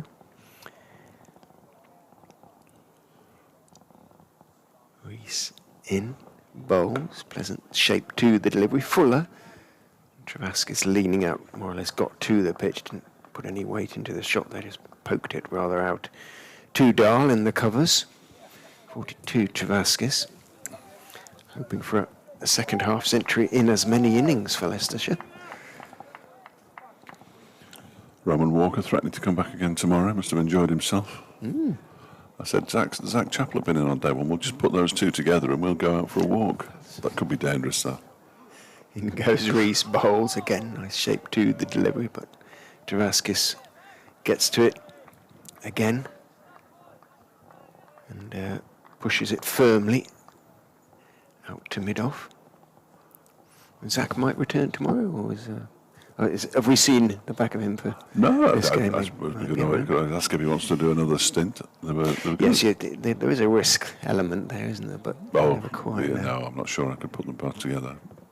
If I'm technically in charge of this operation. In goes Rees, Fuller, straighter. This time played firmly out to mid-on by Travaskis. Well, Roman is capable of invective.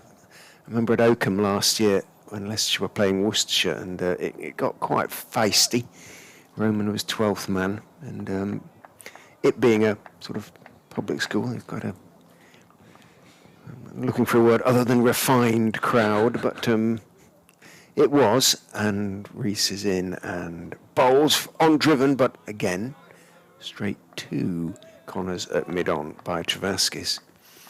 But Roman got involved in quite a tasty little chat as he ran out with the drinks for one of the Leicestershire batters and with the Worcestershire slipcord, and told him what he thought of him in words that echoed around the cloistered halls. I don't mind a bit of that, though. Issue an apology. In goes Rees and bowl, steered by Travaskis, but again Dahl can get across from extra cover to make the stop. So nice shape to these deliveries from Lewis Rees, but just isn't quite enough sort of pace or nip to really trouble the batsman too much. End of the over. That said, only a single from it, if that. 455 for 5, Travaskis 42, Cox 23 in the game. Just post-tea, although it is relatively early. 3 overs have been bowled, but at the moment not really going anywhere. No, the over rate is level again now, so everybody can rest easy. Yep, job done in that respect. Yeah. There's Alex Thompson from the City End bowling to Ben Cox, who sweeps and misses it. Bale's whipped off by Brooke Guest, but half his pad as well as his back foot behind the line. Hit straight, young man. Mid on and mid off, both up. There are singles there, aren't there? And more. As he does hit straight. There we go. 6 runs out towards long on and clearing the rope by some considerable distance. It also cleared the advertising board. So into the car park, no? Or did it hit the... I'm not sure it's gone that far. The dog's okay. It was very close. Wayne Madsen seems I think to that know. went into the car park. No, it didn't. Yeah, There you go, came just off at the bottom of the stairs. Yeah. Bottom of the stairs underneath the stairs. The chairman's box there at the right-hand end as we look. There's that little gap, isn't there? But there is a gate there, so... The easiest way to access the car park, of course, is over the big pile of sand, but that would be cross-batted slightly. T20s are always good. Good to see one plug in there when it's straight into that. Into the sand, In, yes. bury in. 461 for 5 now. Cox moves on to 29. Umpire Shanmugam just inspects the ball. Wayne Madsen stays out on the boundary at long on. And Thompson is in again, and he goes for the reverse sweep, does Cox. I'm not sure that's the way forward under any circumstances in red ball cricket, but it's the modern way, I'm told.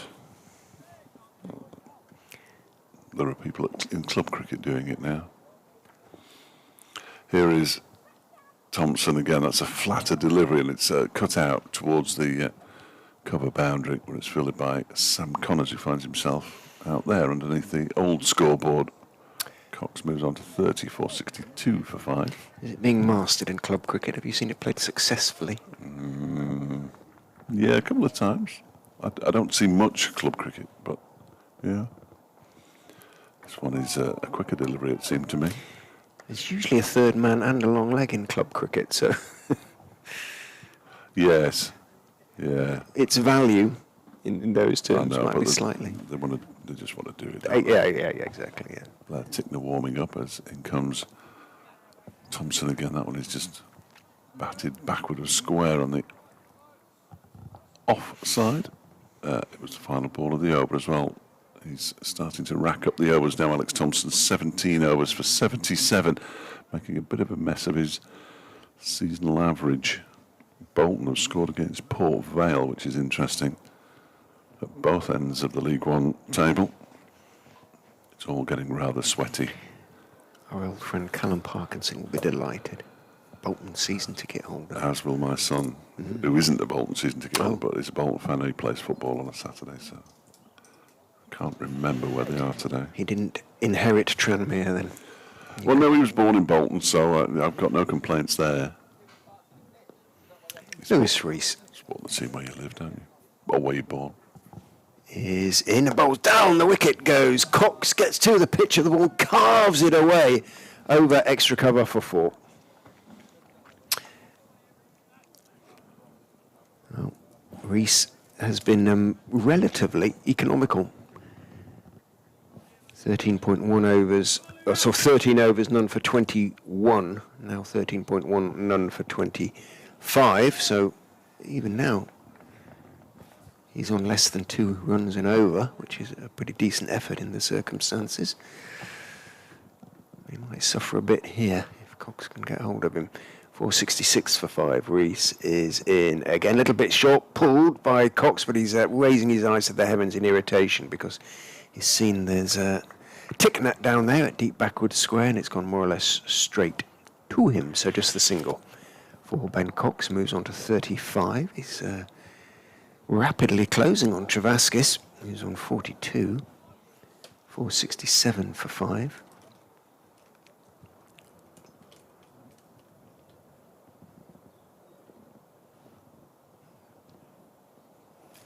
Still got the 2 slips, Rees.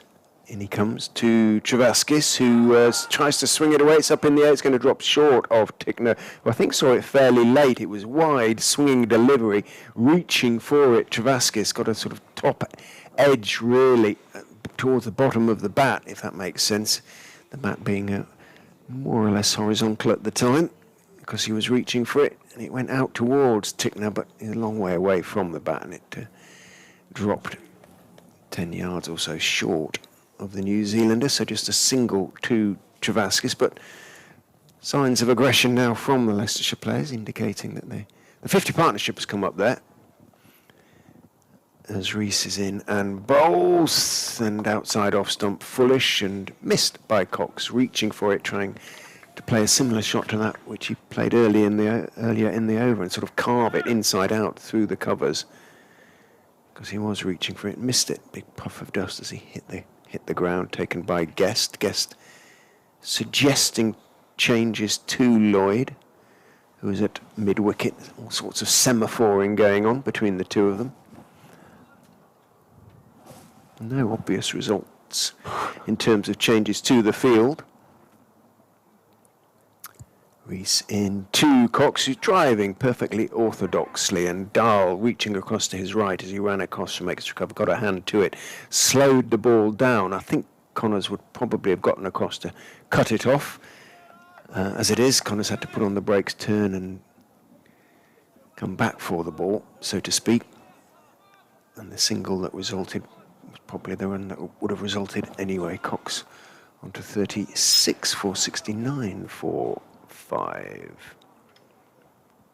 Left-handed Travaskis comes to strike. Rees is in to him. He's forward relatively tentatively, pokes it out towards Andrij Dahl, and although the ball doesn't exactly trickle towards him but bounces fairly gently, Dahl, forming the long barrier, still manages to sort of fall over as he does so, as though he was knocked over by the force of the shot, which just about had enough power to reach him. I think it was the fact it barely had enough effort to get to him, did it? He was anticipating it coming more quickly. Down he went. Down he went. 469 for 5 at the end of the over. Alex Thompson to continue from the City end.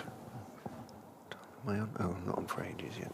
Yeah, now we've got a while before the full-time whistle's blowing, as this one is pulled into the leg side all the way out to Pat Brown.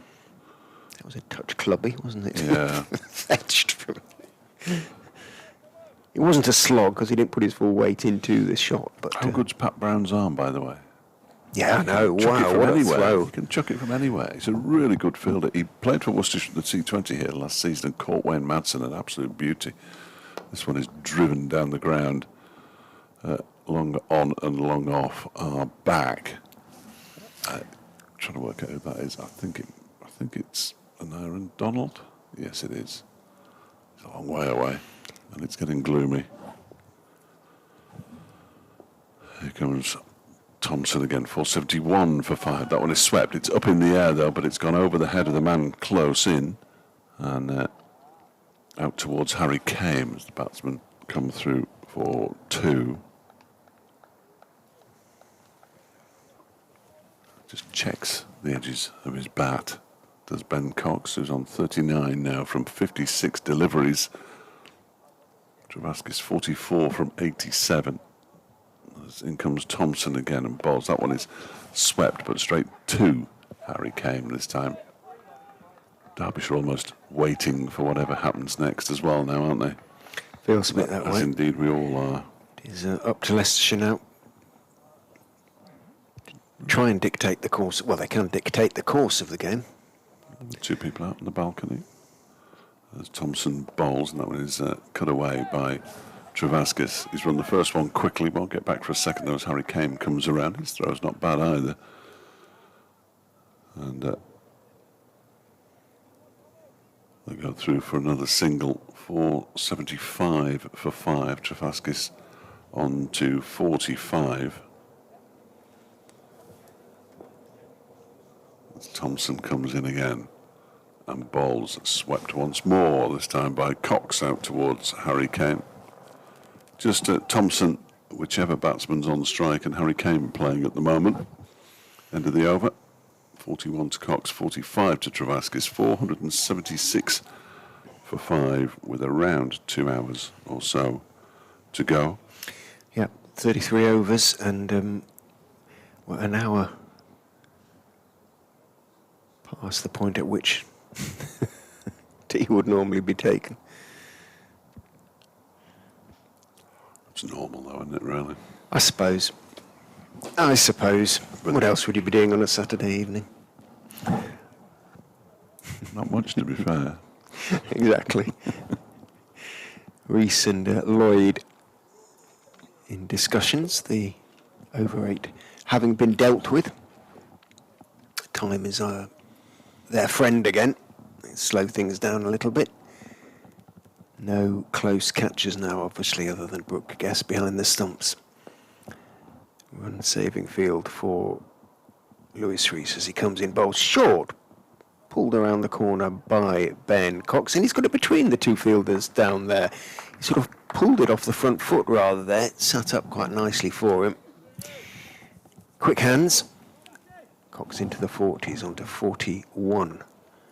Now, his scores this season.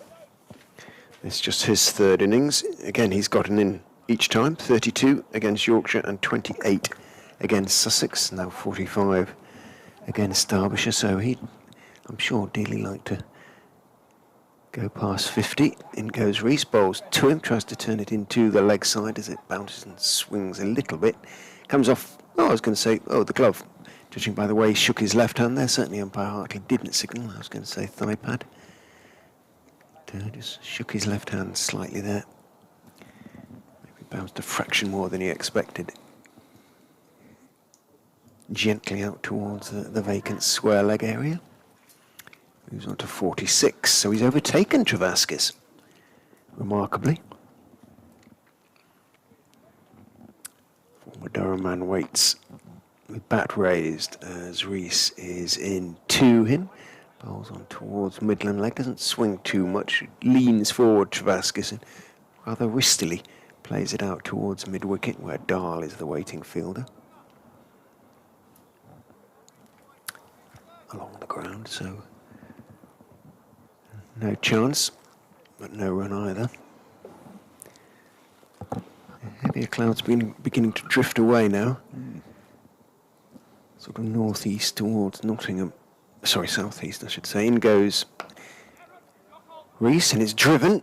Slightly wider delivery. Should pick up a couple. Blair Tickner reaches down. A long way to reach down. He's a tall man with his left hand, but makes no mistake. Gets away, gets his throw away. Travaskis picks up a couple, moves on to 47 here. Because it's the first time he would have overtaken Cox, so he just overtakes Cox in his turn. Not re-overtakes, I suppose you probably can. I think he can re-overtake. Yeah. I don't think he has. No, the first time. In goes Lewis Rees, fullish onto leg stump, and turned nicely by Travaskis out through mid-wicket. Should pick up a couple and does. Moves on to 49. 485 for 5. I think, sort of, to a certain extent, number of runs in the first innings is now going to be relevant. I don't think that will be their target. I don't think they'll be thinking, well, let's get 550 or something like that, or 500 or whatever. I think they'll be thinking in terms of overs left to them tonight. And there's a lot, actually. It's 32 after this one.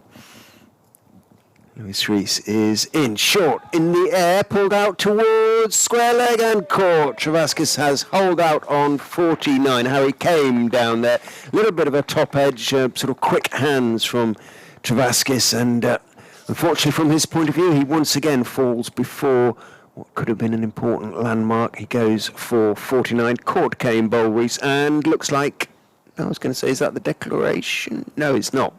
Everybody just seemed to be heading that way towards the pavilion, but doesn't actually look that way. No, it isn't. So 485 for 6. Travaskis goes. Caught came Bold Rees. First wicket for Lewis Rees. But the game goes on. Yes, and on. And indeed on.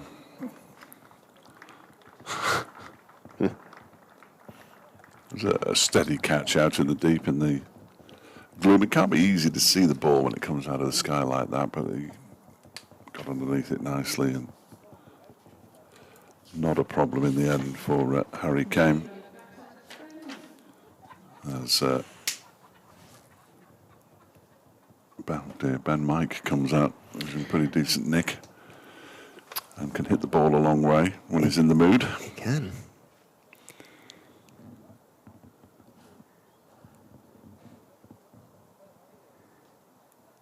Travaskis is 49.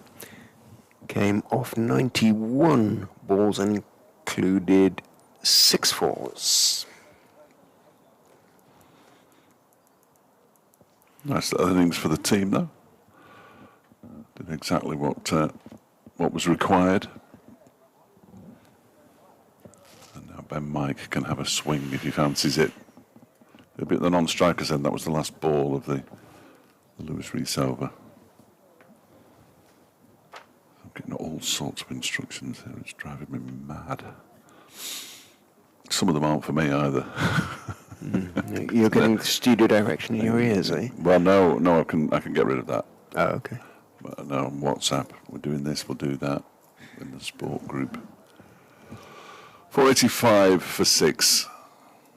Not be too long. Well, it'll be 5 o'clock before I update next. This first delivery of a new Thompson over is defended by Cox out into the offside. Dahl waits for the ball, almost waits for the ball to stop before bending down to pick it up. And Thompson's ready again. He's in a flatter delivery, it's rather dragged down really, and it goes out into the leg side. There's a slight misfield there from Pat Brown, but you don't want to be taking the Pat Brown arm on. It almost ran Cox out at the far end. Cox almost headed. Put his head right. Reaching back to the crease, his head was absolutely almost at floor level, wasn't it? And the ball bounced just next to it. He's got a helmet on, but jeepers. He certainly wouldn't want to be taking on the Pat Brown arm, despite the misfield. Don't run on a misfield, I've been told many, many times. I've probably told it to people a number of times as well. 486 for 6. Cox on to 47. Ben Mike on strike.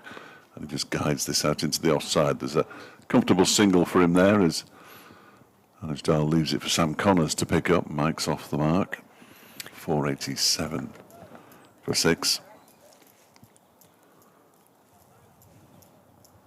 The overall run rate still in excess of 4 and over, which is good going. They've got on with it of Leicestershire, especially today, as that one is clubbed down the ground by Ben Cox. I don't know if you made a note of, I make it 141 runs in the morning and 143 in the afternoon, which is decent, isn't it? Yeah. From a Leicestershire perspective. This next delivery is pushed straight back to the bowler by Ben Mike, Alex Thompson. One ball of his 19th over still to be bowled. He's gone for 87. So he has clawed it back a bit, but he's in again and bowls. And almost gets the ball underneath Ben Mike's bat there as he takes a stride down the pitch and tries to drive it away. Gets the toe end of the bat and goes nowhere. And Thompson's 19th over has come to an end. Mike on 1, Cox on 48, 488 for 6. And we have 31 overs left. Always take 2 off, whatever we say. And that's how many overs Leicestershire will have to bowl at the Derbyshire. Batsmen a little bit later on today, which I'm sure they will. I was going to say, perhaps you should say if they choose to. Do you think? bowl I think if they bat until the they'll have a close, then that's overcautious. I don't think caution comes into it. I think it's just whether they really do believe they can bowl Derbyshire out twice. Lewis Rees is in, bowling outside off stump. Cox steers it away in the air through point, almost off the front foot, out towards the boundary. Kane comes into field. Cox takes 1, moves on to 49. Blair Tickner's New Zealand not having a good time against Pakistan in Rawalpindi. All right. They are 86 for 9 in the T20. Don't know what the pitch is like there, but Pakistan, I suspect, will fancy their chances of chasing that down. Is Mohammed Amir playing? Sorry, I could look that up myself, but... Rees is in to Ben Mike. It swings in. Mike slightly loose, flicking it, or trying to flick it away and down the leg side. It took a thickish inside edge and ran down to long leg rather than backward square where Mike was aiming, but got enough on it. Rees's hands started to go into the air. Mike, sorry, No, French gone. I was going to say Derbyshire openers, close your ears for a moment. Mohammed Amir, who was due to be playing for Derbyshire right now, 3 overs, 2 for 13. He is due to be here for the last 6 matches of the T20. Rees is in, drops a fraction short. Cox waits on the back foot, turns it out towards backward square. Wants a second, but he's going to have to settle for 1. No, there is another one there because it's an overthrow. It's shot low through Brooke Guest's gloves, and although Wayne Madsen was right behind him, backing him up, and about 10 yards away, it somehow evaded Madsen as well. Kame had to complete the fielding. Cox holds his bat up to the Leicestershire balcony because that is a maiden first-class half-century for Leicestershire, I should say, in Leicestershire colours, perhaps, for Ben Cox. So he'll feel good about that. He's 51 not out off 65 balls, 4 fours and 1 6. And he's retained the strike with that overthrow, the first of the innings. Round the wicket goes Rees. Bowls an attempted reverse sweep that could have been caught by Guest, diving away to his right. He got something on it, I'm certain, and Rees holds his, can't believe it, hands into the air, because although Guest had to dive, it was at a lovely height, about 3 feet off the ground, and he would really have fancied his chances of taking that. Down it went. Well, number 6. Is it only 6? Yeah. Behind the stumps. There haven't been any drop in front of the stumps, I don't think. They've all been behind, haven't they? Yeah. They've all been behind. That was an interesting one, that. Back over the wicket goes Rees, and bowls thick outside edge, sort of semi-deliberately played by Ben Mike down through the vacant sort of second stroke third slip areas down towards third man takes 1. Because he got into a great position to take the catch, didn't he? But it just sort of went in and popped out again. So I suppose it is a chance. Yeah, if you get there, and it got a good hand to it. To write it down now. I suppose, yes. Chances missed. Part 7. It was Ben Cox, wasn't it? It was, yeah. Who is on strike as Rees goes round the wicket to him. He tries to swing it away, gets a top edge, goes over the wicket-keeper down to the boundary for 4 more. Well, Rees has got his hands on his hips in mid-pitch and is scratching the back. Now he scratches the back of his head. Just the figures for Ben Cox's 50 there. 65 for 1. We'll make that now 66, 5, 1, with a very fortuitous 4 indeed. And Leicestershire 2 away from their 500, 498 for 6 off 120. That's the 7th dropped catch. I reckon so. There's argument about one, but I maintain that one too. Yeah, well, I thought Carried it did. Yeah, I thought it did. Don't care what the other people say.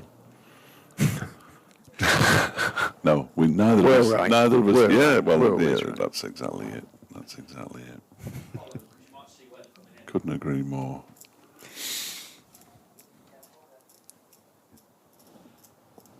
So Thompson, with his 20th over, bowling from the city end, bowls to Ben Mike, who drives the ball up towards long on. There's a slight fumble, but just the single taken. As it gets drier and drier, I think there's more and more sand coming up when the ball bounces on the outfield, isn't it? There's certainly more today than there was yesterday.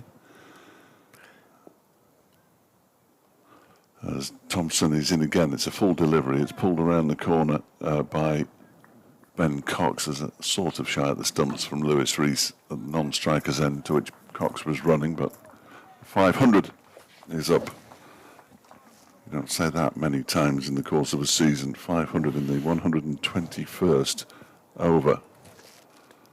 I'll work out the latest 100 in a moment, as this one is lifted out towards wide, long on. There's a chase around the boundary, and there's a slide in vain by an Aaron Donald.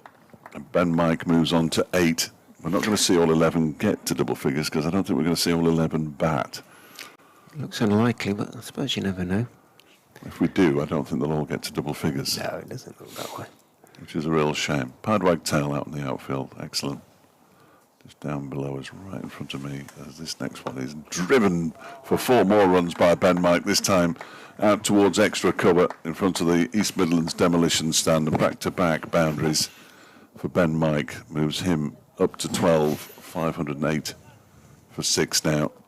I think they've got enough. Just a hunch, as somebody might say. Here is Thompson again. Bowls, and that one is turned into the leg side by Mike. He's put it into sort of no man's land out there, but they're going to settle for a single as Pat Brown comes in off the boundary to do the fielding. 509 for 6. One more ball of Thompson's over left, and then we will have 29 remaining in the day, because there's no point in declaring midway through an over, because you lose those deliveries as well. As Thompson is in and bowls, and it's defended by Cox, straight back to Alex Thompson, and Cox says, 12th man, I fancy a drink. Which suggests he doesn't want to stop. Instructions, do you think? Well, he called him on. How long? His magnificent hair as well, by the way, Ben Cox. Well, he'd be delighted to hear you say so. I think any hair is magnificent, though, in fairness, but... And it is dyed in an aggressive blondie white, isn't it, almost, really? That is beautiful. Absolutely beautiful. I wonder what colour of his hair is. Now he's removing a sleeveless that. sweater, which also suggests that they're not going to go off anytime soon. Josh Hull bringing on the drinks. He looked to be bowling really nicely out there in the middle during the interval, so he will surely come into contention for next week's game against Northamptonshire at Grace Road. A point of difference. Hull, he swings it. Left arm at a fairly lively pace, and being the height he is as well, can get some good bounce too. Coming up to 5 o'clock.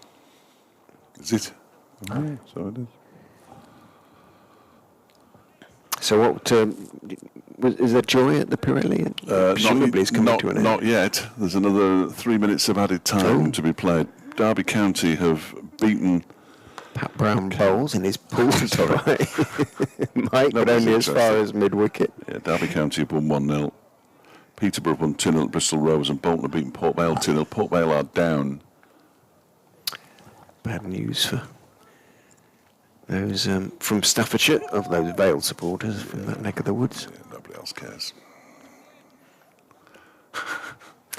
The Wembley of the Midlands, wasn't it, that ground? Burslem. Brown is in, bowls. Mike is careful in defence, plays it very correctly. Back foot, back down the pitch towards Pat Brown, who has been has bowled well today, much more impressively, rather more impressively anyway, it has to be said, than he bowled yesterday. And indeed, this morning. This I'm afternoon. glad he got his wicket. Yeah. Really good slower ball. Runs in and bowls, and that is another slower ball. Mike sees it early and just dabs it out into the offside. Invites Cox to consider the possibility of a single. Cox says, I don't think so, as it's gone more or less straight to Anuj Dal. And sends Ben Mike back into his crease. He's the right man to be bowling in these sort of conditions, in this sort of situation, Pat Brown, when the batters are trying to get on with it, because few bowl slower balls more effectively. In he goes, bowls outside off stump, again a slower ball, waited for it and dabbed out into the offside by Mike, but only as far as Wayne Madsen. Wayne Madsen doesn't find himself at backward point very often. Generally in the slips or in T20 cricket, out in the deep, long on, long off, that kind of area. Key positions in T20 cricket. Pat Brown, a longish run, but it's up on his toes as he runs in and bowls. Slower ball, slugged back past him, rather baseball style, if you like, by Ben Mike. Horizontal bat, but hitting through the offside very straight, back down towards mid-off, not as cleanly as he would have liked. Moves on to 14, 510 for 6. Hey lads, hey time at the Pirelli. Brown bowls, helped on its way around the corner by Cox, and that's going to go for 4. The efforts at long leg of an Iron Donald notwithstanding, and there were splendid efforts. He put in the full length dive and did get a right hand to it, but Brown is looking rather sort of accusingly at him, but he couldn't have tried harder, and he did pretty well to get a right hand to it. I think it's probably slight disbelief that Cox placed it as well as he did, just sort of went down on one knee and slog swept it around the corner. So Cox into the 60s, on to 61, 514 for 6 after 1-2 overs. An Albion win. I will never be allowed back. And they are winning. Is that They've right? won. Yeah. Oh, they've won. Won. That's it then. Yeah.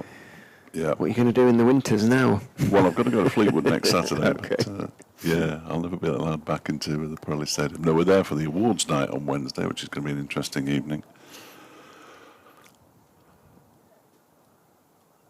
We'll have an update soon after 3 minutes past 5, which it already appears to be. I'm not sure that they've handed back, as this next one is turned into the leg side. First ball of a new Thompson over by Mike, who moves on to 15. 515 for 6.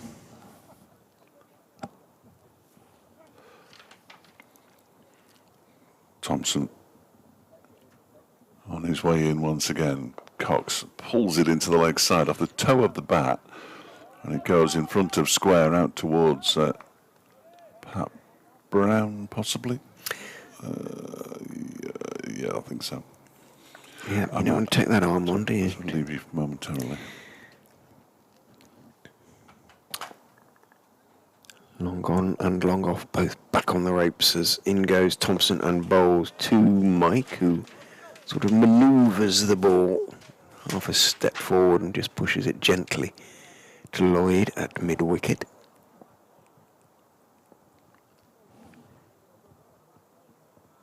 Thompson steps in and bowls. Mike is forward, dropping it out into the offside. Wants a quick single, but Dahl would love to have seen him try.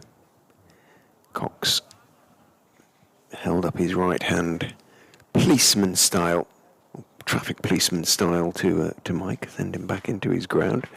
Thompson is in quicker ball onto Midland leg, and Mike can just go back and work it sufficiently wide of David Lloyd, who slides as he goes across the field. Whether he lost his footing there, the batsman had no intention of going for a second, but Lloyd showed willing, so to speak. Mike on to 16.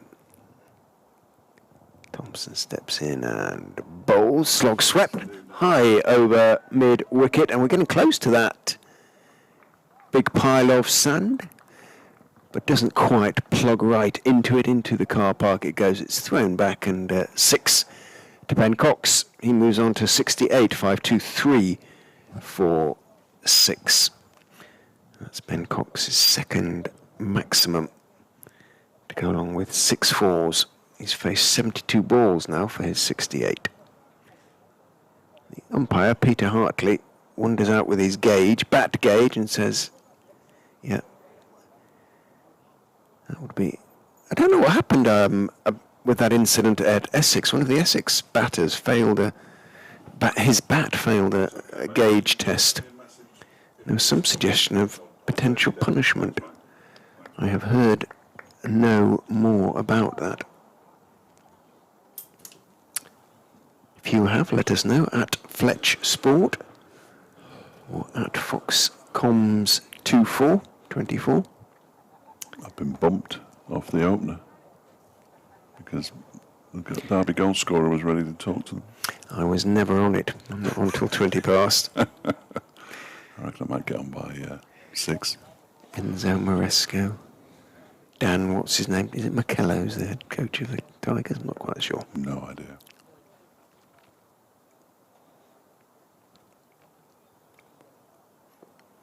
Brown is in, bowls outside off stump, just waiting for it. Ben Mike dabs it down through the vacant gully, down towards third man.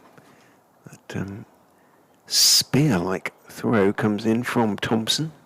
Thuds into the gloves. Oh, and I thought he was walking off there, but all Cox is doing is throwing something to... Here comes a message. Wayne Madsen. It's gloves. Gloves, is it? Well, was he carrying them before? He must have been. He must have had 2 pairs of gloves with him. Seems slightly absurd. Yeah, not quite sure why. No. Me neither. Brown is in to Cox. Short. Ooh, good bouncer. And Cox got in position to then realise it wasn't going to quite get up as much as he thought. So he went down on one knee, left knee, and had to lean away as the ball went sort of past his chest stroke chin area.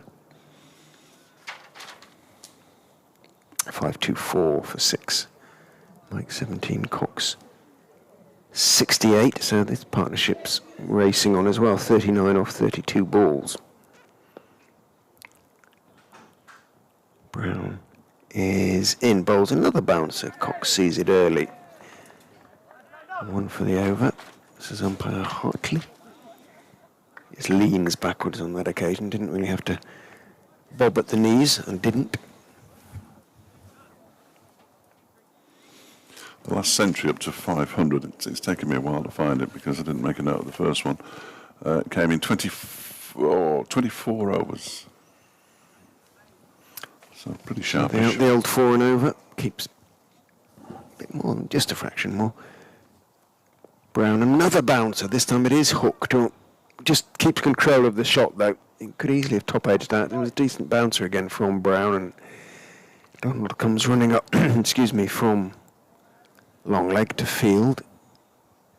Because he made sure he controlled the shot, but it didn't go very quickly down towards him. 1 taken. Cox on to 69. Number of overs left would be 24 if they were to pull out at the end of this over. Brown, bouncer. Mike just pulls out of any thought of a shot, so to speak. He stayed on the back foot, just turned his head away. Ben Cox had his bat measured by umpire Hartley a little while ago. Did you see that? I haven't seen too much of that. I was just saying that there was the Essex batter whose bat failed it, but I don't know whether there were any repercussions. There was some talk about 10 points reduction. There was talk about 10, but I haven't seen I haven't heard anything anything yet. No. Brown into Mike, going for the pull. It wasn't the short ball. Thick inside edge onto the pad perhaps, or thigh pad, bounced out into the offside. And there's no run. So decent over in terms of restricting the runs scored off it by Pat Brown. He's bowled at 20 overs now. 1 for 93, his figures. And there's beginning to be something of a uniformity about the figures, really. 2 for 99 off 23, Connors. 2 for 83 off 25, Tickner. 1 for 93 off 20 for Brown. Dahl, none for 73 off 17. Rees, 1 for 47 off 16. He's kept it, the rate down. Thompson, none for 107 after 21. Sport, professional sport. Glory last week. Handful of dust the next. And he's going to continue from the city end. He's in and bowls to Ben Cox, who lifts this one high into the sky. Who's going to come around and catch this one? It looks like it's Pat Brown. Oh, he's dropped it. Of course he has. No, it was he took a chunk out of the ground. Oh, he took it? Yes. He took it. I thought for a moment, I saw this little dark clump come up, and it's a fine catch by Pat Brown, because Brown is a terrific fielder. And Pat Brown takes the catch. Apologies to the Brown family. And out goes Ben Mike. He sort of slid on two knees, and a big piece of turf came out of the ground in front of him, which looked like the ball bobbling in front of him, didn't it? And it was not. Oh, I'm pleased that it wasn't, clearly. But they're now 526 for 6 as Ben Mike is caught. It's a first wicket for Alex Thompson in the second innings. It was Cox. Oh, was it? I believe. It goes for 70. It was. So I've got it hopelessly wrong. Other than that, other than the fact the catch was held and it was the other batsman. I'll go now. That should be coat. Yeah. So that's Ben Mike, dropped by. Now I've got a tickle. Dear, oh dear. Really good catch. It was Alex Thompson bowling though, wasn't it? It was. Yes. Never any doubt. 1 out of 3 ain't bad. 69 off 76 balls, 6 4s and 2 6s. Probably, but don't take my word for it, for goodness sake. I think the scorers may have been deceived as well, because they gave Cox the run momentarily on the scoreboard. So it wasn't just me then. It wasn't. That's a fairly scant consolation. It was a sort of ball-shaped divot, wasn't it? Yeah, and it was dark. I just thought he'd shelled it. Dark. I genuinely thought he'd shelled it. I'm not safe to be on the airwaves. Ooh. First ball 2. That's the new man, isn't it? We haven't seen him before. Ben Green. No. No number on his back, of course. No point in printing one, really. How long's he here for? 3 games. Oh yeah, don't bother printing a number. Second delivery to him is turned into the leg side. He's off the mark with a single. Brown is the fielder. Picks it up cleanly. Throws it in well. As I try and redeem myself. That's the point at which Sports Extra usually come over. This incompetent commentator at Derby. Here comes Thompson. It's clipped into the leg side by Mike. And there is no run. Just another Ben to add to the mix. Ben Mike, Ben Green. Of course, Benny Green, the famous jazz musician, as this one is cut away by Ben Mike. The two batsmen almost collide in mid-pitch, but they do get through and negotiate a way around each other and get through for another single. He was a big cricket fan, wasn't he? Benny Green. Wrote a number of cricketing books, I'm fairly sure. I think so, yes. As Tom, you don't look convinced as, oh my word, Ben Green has absolutely smashed that delivery, and he has found that gap, and it's in the car park, and it's missed by a gentleman in the car park with a black bag, and one of the Stewart has picked it up so he can throw it back in. It missed the pile of sand, unfortunately. I Which is thought that real was shame. plugging straight into it. I a was real dying shame. to see Brown digging into that. But Huge. he's thrown it back, but he's thrown it straight into the back of the advertising boards, the gentleman. So he's got to go and fetch it again now. His second throw is not much better. There's the catch, and there's the piece of turf on the replay on the big screen. In my defence, it's a fairly poor defence, if I'm honest. It's a long way away. Well, that's not good either, is it?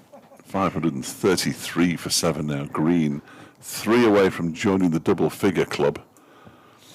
Very exciting. That would only leave Scriven and Curry. So Green has faced 3 balls for Leicestershire, and he's 7 not out. His third ball for clubbed it for 6. Yeah, that was a big 6 as I well. can't do my update now. Oh, yeah. It doesn't happen often. I'll leave you in Fletcher's capable hands. Anything could happen now, folks. I have no idea what's going on. Leicestershire, 533 for 7. I think we can safely say that is correct.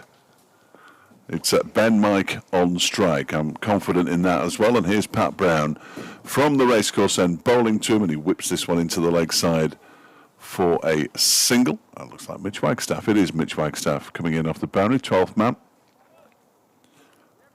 So that was a fairly successful delivery negotiated by Fletcher D. And it puts Green, who's got a big number 0, if 0 is indeed a number, next to his name on the big scoreboard, the main scoreboard, and on the old scoreboard as well.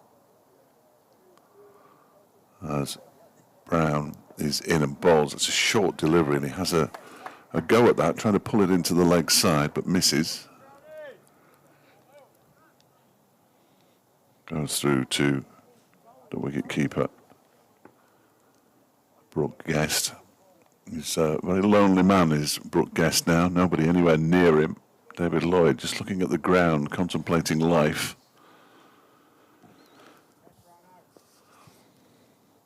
Seven dropped catches. As Brown is in a slower ball, pushed into the offside by Green up towards mid-off. And there's no run.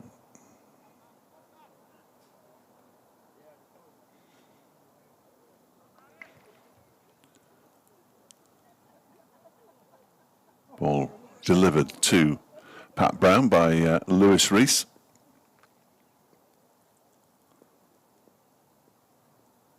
Here comes Brown again. As Richard said, a fairly lengthy run-up. He's in and bowls another slower ball, pushed into the offside by Green. 24 overs to go after this one today. So if Leicestershire pull out, looks like they're heading towards 550, certainly. They cannot lose from here. 534 for 7.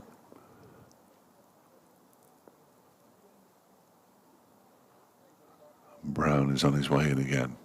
In and bowls. An attempted pull actually hits the hip of Green. Did he get a little edge into his hip? Well, he clearly did, because umpire Hartley has given it as a run, and he moves on to 8. 535 for 7. Richard still, remarkably, in his coat next door.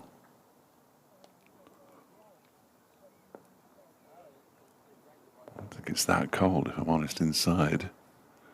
Chilly outside, as Brown's on his way in again. And bowls, this one is heaved into the leg side in front of square. Around goes Sam Connors to do the fielding. Now then, the throw's on its way, but the batsmen were quick between the wickets. Mike picks up a couple, moves to 21. And Leicestershire to 537 for 7 at the end of Alex Thompson's 22nd over. 1 for 115, his figures. So 13 wickets for the season.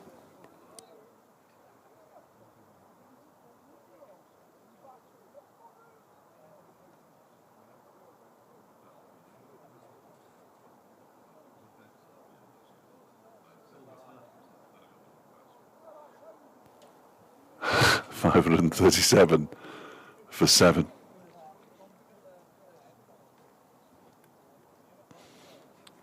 I'll be talking to Aaron Webster on BBC Radio Derby fairly shortly, so that'll be worth listening to. Here we go.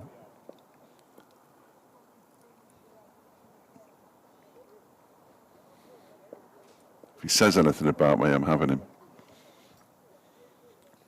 Next one is pulled around the corner off a hip. There's going to be a shot at the stumps by Lewis Rees, but they're through for a leg by.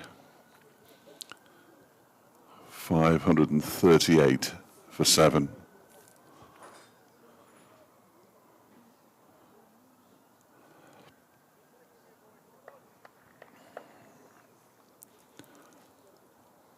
What's happening here? Umpire Shamnagam just getting back into place.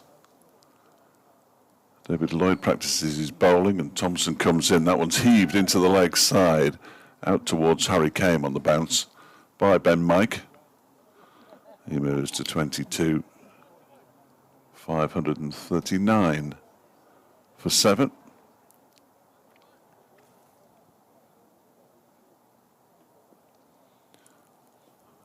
Thompson in again, bowls, and that one is lifted out into the leg side in the air. That's an excellent piece of work by Pat Brown in the deep. He is really a good fielder.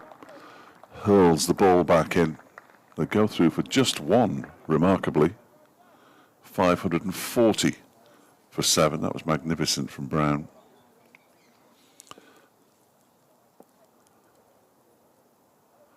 In comes Thompson again, and this one is lifted. Oh, I think he got a hand to it, David Lloyd. They've run one. They're coming back for the second on the Pat Brown arm, which is dangerous, and that's probably as disappointing a throw that Pat Brown has produced. 542 for 7.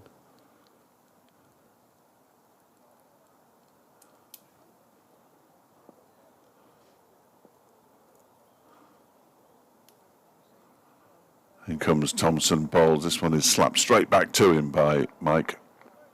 Fields it in his follow through.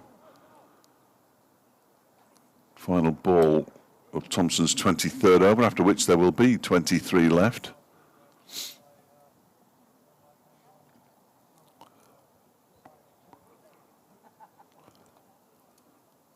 Mike settles over his bat now. In comes Alex Thompson, city end, bowls. Mike heaves that down the ground. That's gone a long way. It was momentarily, he looked interested. I think it's gone over the roof of the members' pavilion, and that is a big, big hit from Ben Mike. It's enormous. He moves on to 30. Has it gone over the roof? No, not quite.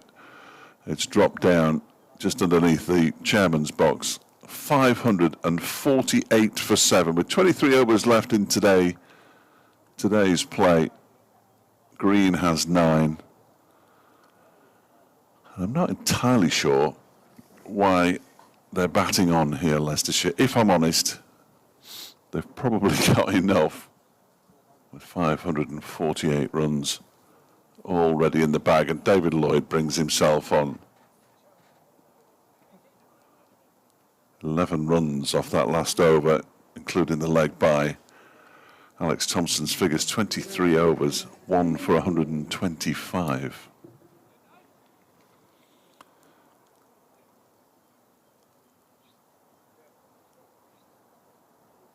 .548 for 7. Yeah. I'll be doing an update for BBC Radio Derby in a moment. In comes David Lloyd and bowls, and it's driven down the ground for a single.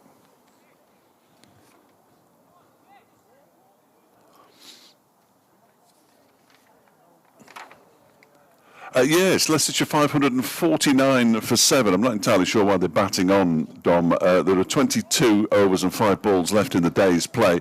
They will declare at some point. They've already got enough.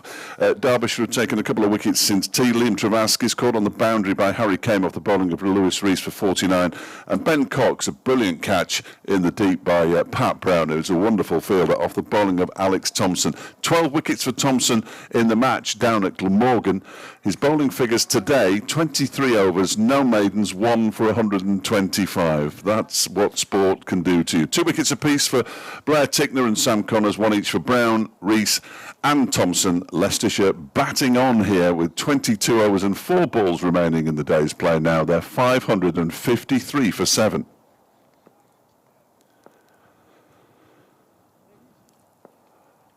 Thank you.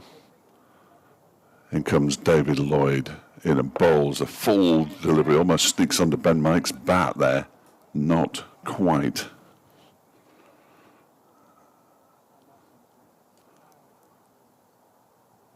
So 553 for 7.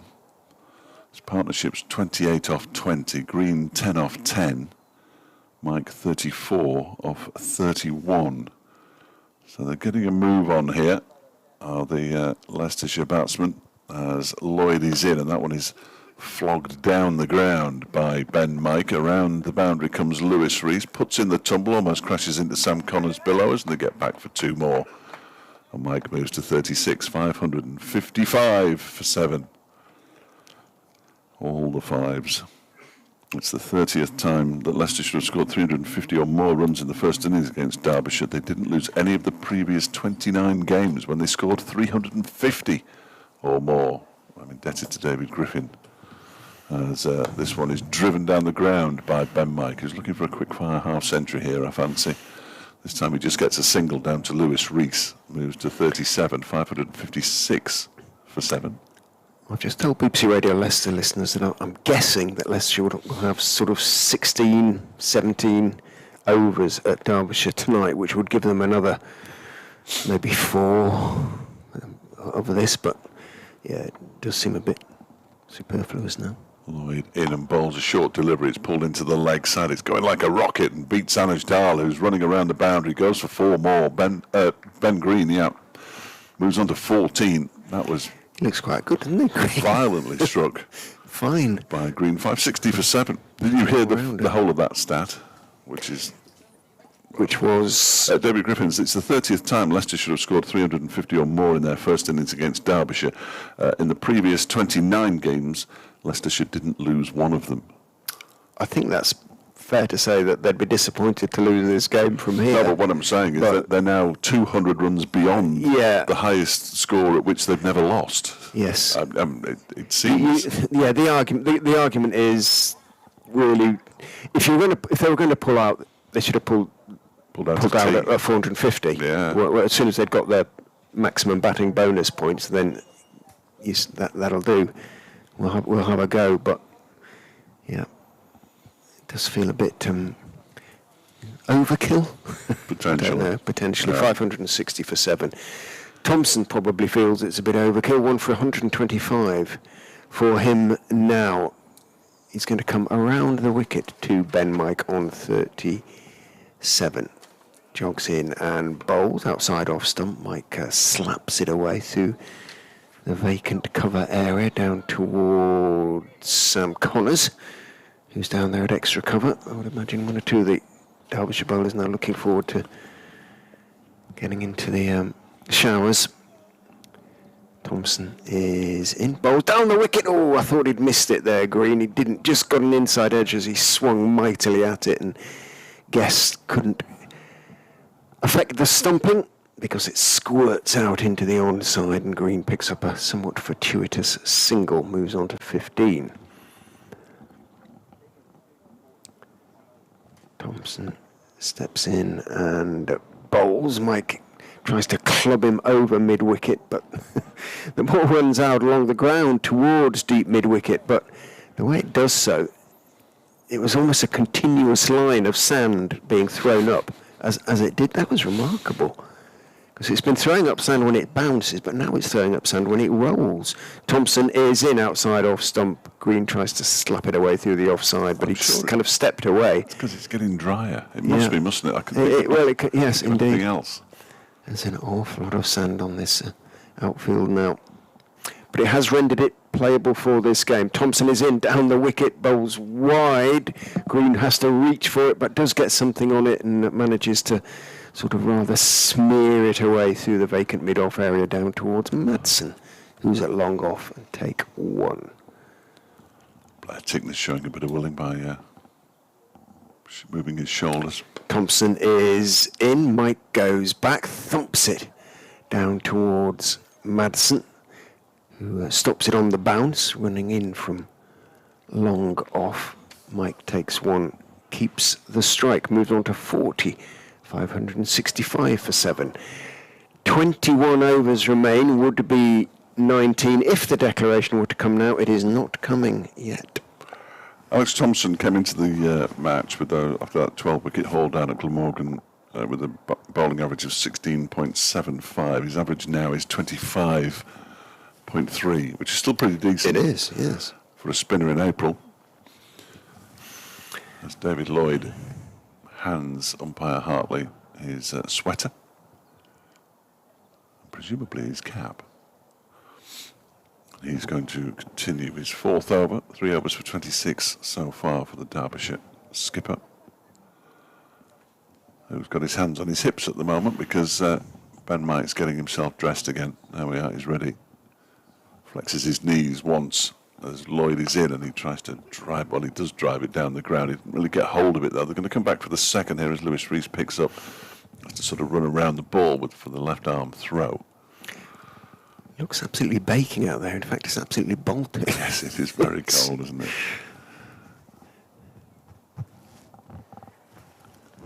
Yeah, very cold indeed. What's that? About 11 degrees, possibly.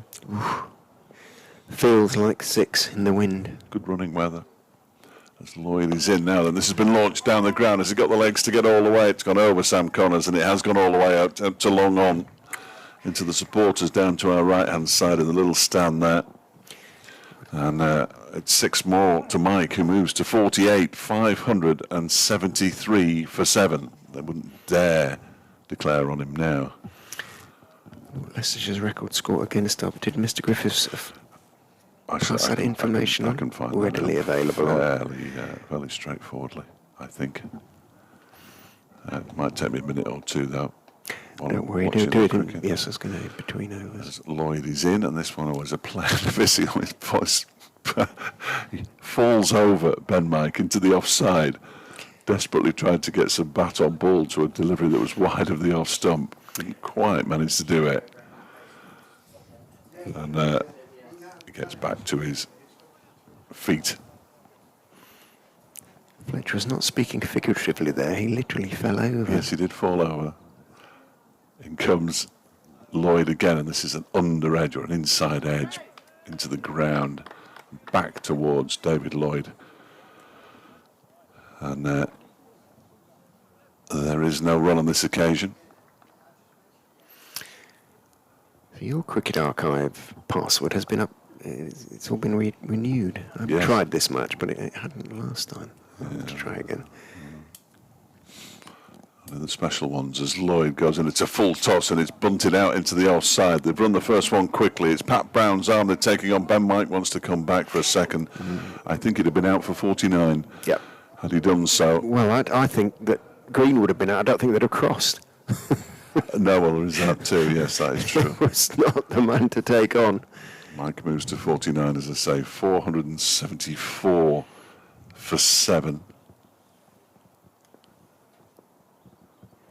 As in comes Lloyd and bowls. There's a swing and a miss from Green, and it goes through to Brooke Guest. Are they going off now? Look, they're going off now. Like it. Yeah. Yes, they are. Well, Leicestershire have declared, everybody, on 574 for 7. It means we'll have 18 overs remaining in the day's play, which is an unusual number.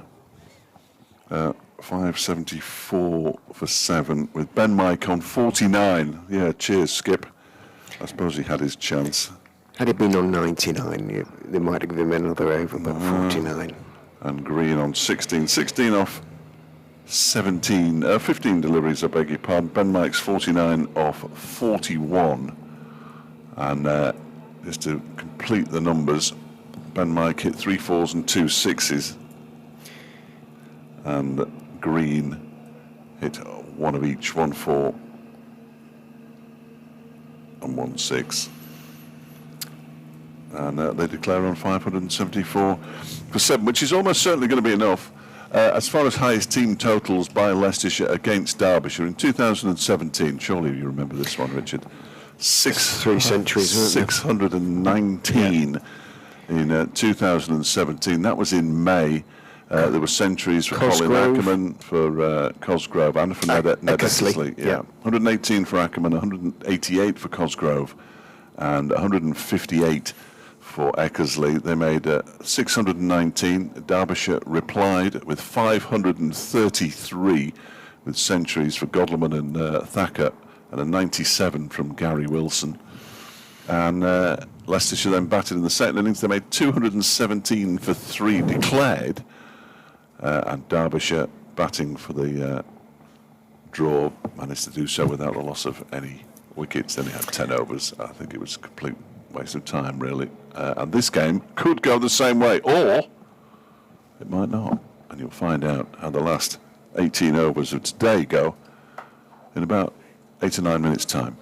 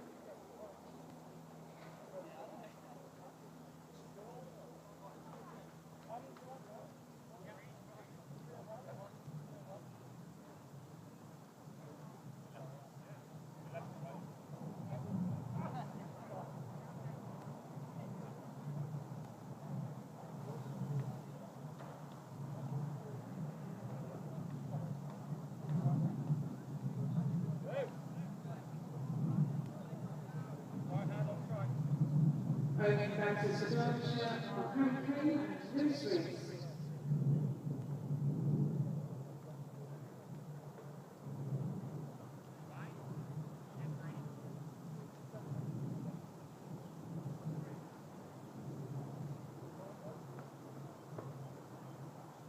To bowl for City and Tom Scriven.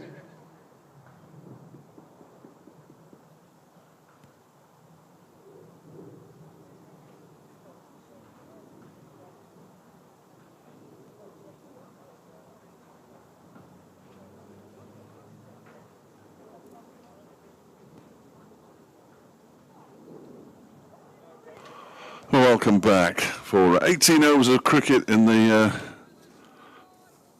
Derbyshire Saturday evening sunshine, or lack of at the moment, but it's bright enough. Leicestershire having declared on 574 for 7, potentially enough, about 2 hours ago. So 425 to save the floor. Scriven bowls the first over, and the first delivery from the City end. Ball goes outside off stump, does absolutely nothing, and through to the keeper, Ben Cox, wearing his a floppy sun hat. It's a shame there isn't a Bill next to him also wearing a floppy sun hat. It'd be nice to have had Bill and Ben together. Well, Tom Scriven on his way in and bowls it. Ball pushed out to the offside by Harry Kame, who's on strike. after Leicestershire signed Ben Green for these 3 games, and he was lined up next to Scott Curry, Brunty was very keen that we should sign Andrew Tye, so we could Tye Green Curry. Just for a game, just so the scorecard could read Tye Green Curry. Very good.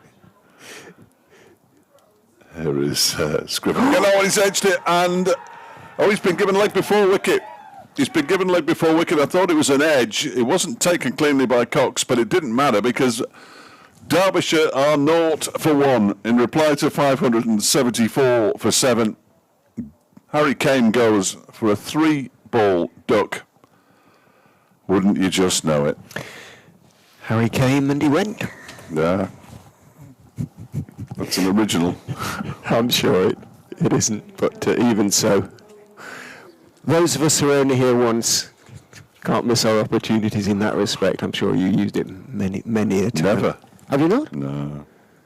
Oh. No. Yeah, it just seemed to slide on, didn't it? And maybe It comes back a little bit at him. let's have a look. Ooh, that's pretty close. It just seemed to play down the wrong line, and he heard the celebrations. Harry Kane. He was looking down at the appeal, remarking his guard, but he knew it was going to go. And here's David Lloyd, Well, the Derbyshire skipper, who knows only one way to bat, really, and that is aggressively, which could be interesting. Derbyshire already staring down the barrel. Long, long way to go. Well, there's another 17 and a half overs to go tonight. So what did you say for the following? I'm going to write that down now. 425, isn't it? 425. Thank you. I'm not really good at that kind of thing.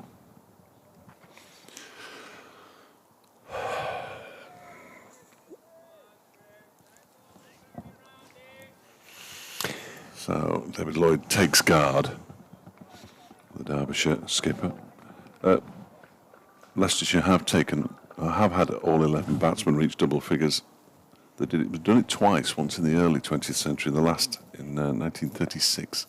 For future reference, as Tom Scriven's on his way in and bowls to David Lloyd down the leg side. He tried to flick it away. It's taken by Ben Cox.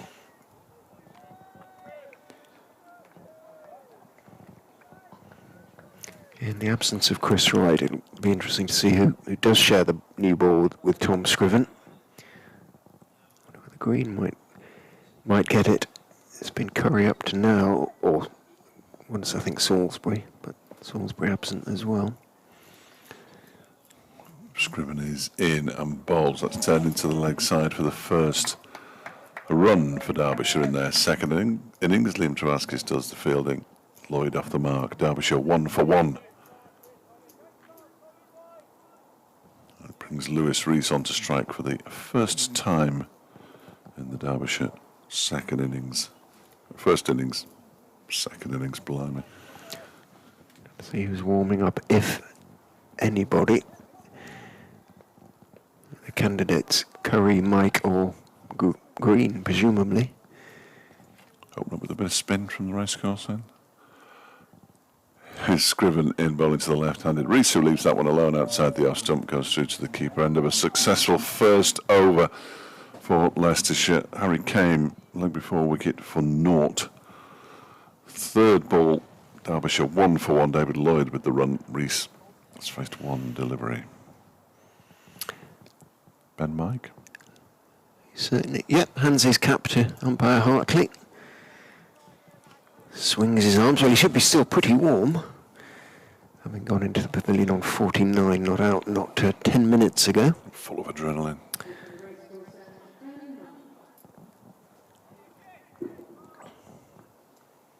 Lewis Hill, Leicestershire's captain, at mid-off. Marcus Harris at mid-on.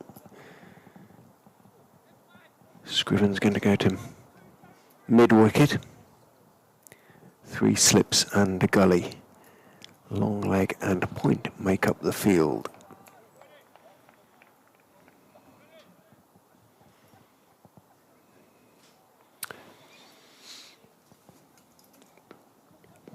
Mike, it's a fairly straight run. Comes in from the racecourse end and bowls slightly short of a good length and up on his toes. Lloyd plays it solidly and competently and firmly out towards extra cover. Hill, having moved to his left to field the ball, and throws it to Harris and hands straight back in pockets. It is chilly out there. I'll keep labouring the point. It won't help any swing. No, that is true. That's for sure, these sort of temperatures. Mike, kicking up his heels, runs away from us and bowls down the leg side. Good take by Ben Cox. Two-handed away to his left, of course. Anything that sort of concerns me, necessarily about the absence of Wright, but both sort of Scriven and Mike obviously trying to bowl sort of quickly, really, and it's not necessarily the... Scriven really did swing the ball very effectively last season at a lively lick. You know, they're trying to get him to bowl quickly, really add sort of half a yard, as the saying goes, but whether he then loses a little bit of movement. Anyway, Mike in, bowls outside off stump and left very safely by Lloyd. Cox, one of those cricketers who favours the sun hat under all circumstances. All the other Leicestershire players, unsurprisingly, have their green caps on because they're warm, made of wool. So I don't blame them at all. Well, I don't know whether they are still wool these days, but wool is involved, I'm sure. Yeah, I'm sure there's a touch of wool there. Hint of wool. Mike is in, bowls to Lloyd, who's going to pick up another single there as he pushes just wide of Hill, who has to scramble across to his left, doesn't pick up the ball cleanly. Oh, it's a no ball. He bowled a lot of those last week, Ben Mike.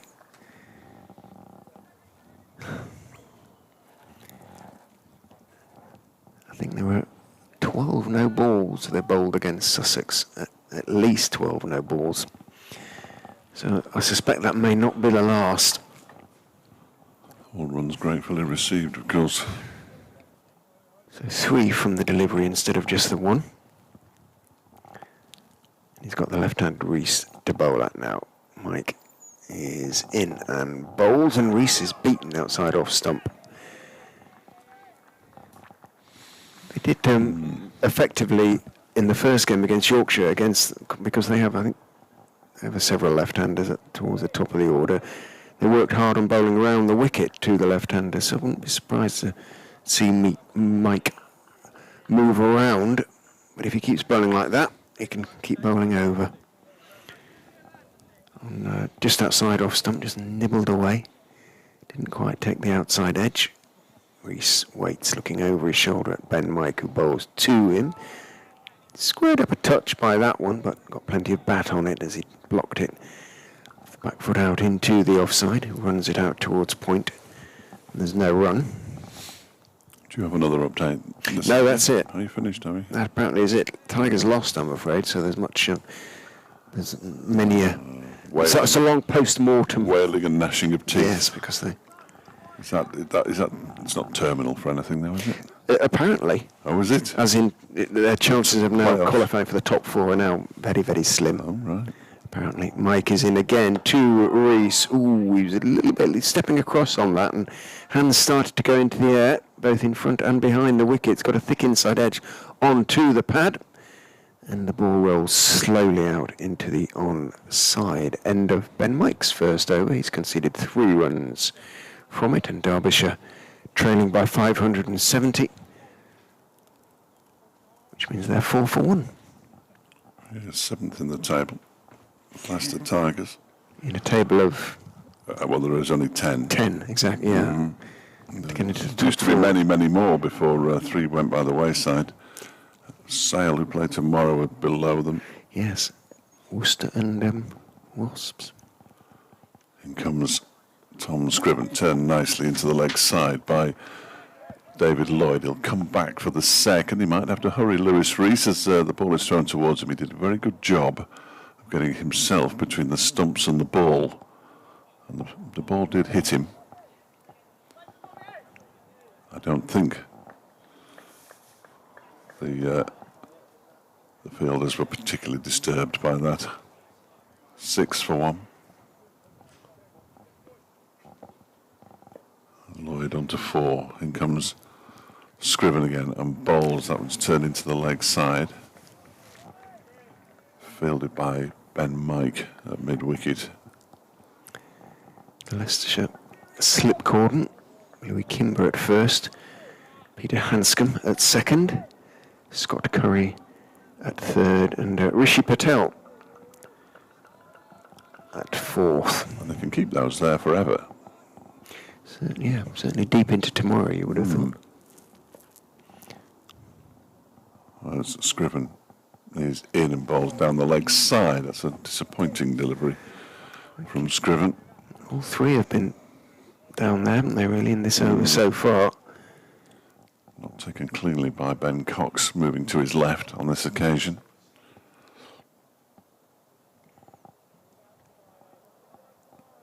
Curry's a very tall slip fielder, isn't he? The ball down by his bootlaces, he'll do well to get it. He crouches down with the other 3 slips and Ben Cox as Scriven comes in and bowls to Lloyd, who pushes this one out into the offside. It's fielded there by Ben Green, and there's no run. 2 balls left until the end of the 3rd over of Derbyshire's innings, after which there will be 15 left in the day. Blimey. And it's almost 6 o'clock. In comes Scriven again, and that strikes David Lloyd amidships. He doesn't bat an eyelid. 6 for 1. It's Welsh. They're used to hardship, without generalising in any way.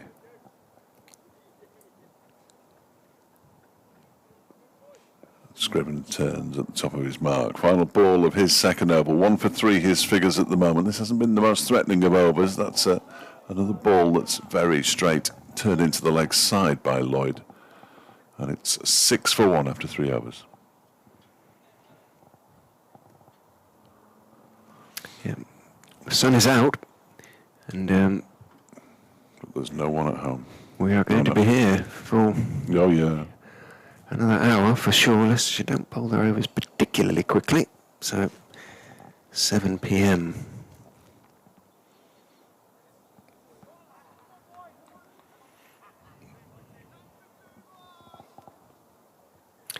Don't bowl any more no balls, Ben. I was a little late.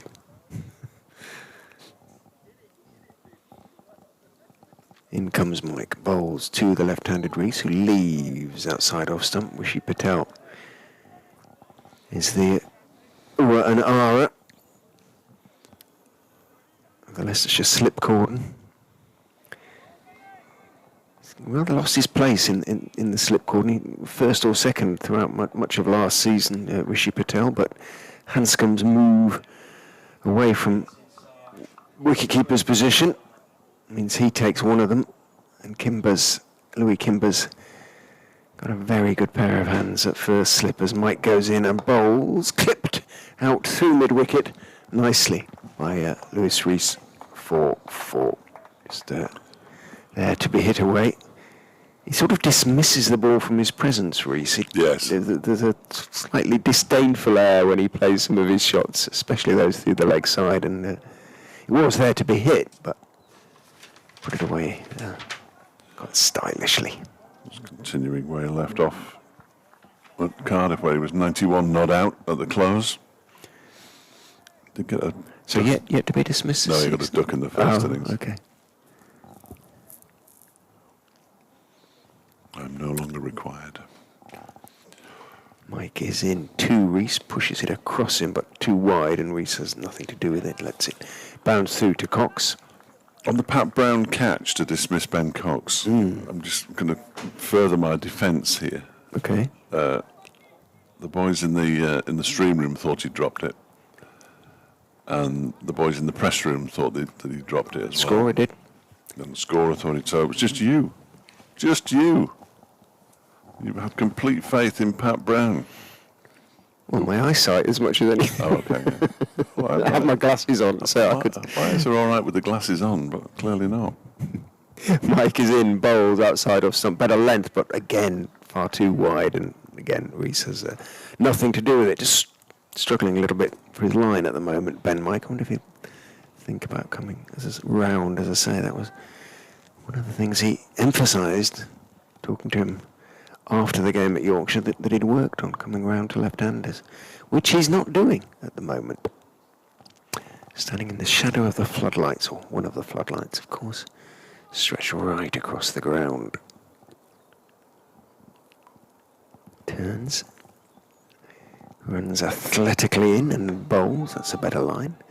On middle and off. Rees defends it very solidly, drops it down out into the offside. Hill comes running into field. The ball having come to a complete standstill by the time he arrives.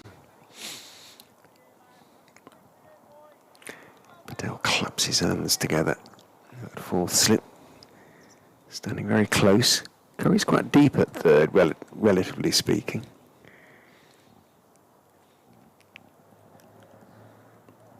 Mike is in. Bowles goes past the outside edge and there's appeal for a catch behind. Nobody's too sure. There might have been bat onto pad, something like that. One or two of the slips went up straight away, but Mike certainly didn't. And in those circumstances, he sort of turned and sort of raised a hand without really shouting at umpire Hartley. He knew the noise, if there was a noise, wasn't from ball on bat. Better end to the over than the start, though. 10 for 1 after 4, Derbyshire. There's almost no point in shouting at umpire Hartley. The Yorkshire Middlesex game at Lord's will be over tomorrow. Goodness. Yorkshire 125 for 6 in their second innings, leading by 38. Leicestershire at Lord's in a couple of weeks' time. Bit of a turn-up. As Tom Scriven begins a new over from the City end, and it's wide of the off stump and goes through to the keeper, left alone by David Lloyd. Northamptonshire 237 for 2 at Wantage Road, trailed by 34 against Glamorgan. And Sussex at 226 for 3, trailing Gloucestershire by 191 at Hoe. So those two games look like there are plenty of runs in it, so Middlesex could steal a march. And Leicestershire, let's not forget that. The victory if they can win here. Game being set up nicely at Kidderminster. Beautiful dinners. As this next delivery from Scriven is pushed up to mid-on by David Lloyd. And again there's no run. Marcus Harris does the fielding on this occasion. Durham are 268 for 5 in their second innings, leading by 328. Having bowled Worcestershire out for 184 first time around, you'd think they'd be favourites there. Nottinghamshire, bless them, are 12 for 1 in their second innings, trailing Somerset by 249 at Taunton. Gives me no pleasure. Scriven is in. Ooh, gets a little inside edge into his pad there as he goes for an expansive looking drive, David Lloyd, but that will be the way he bats.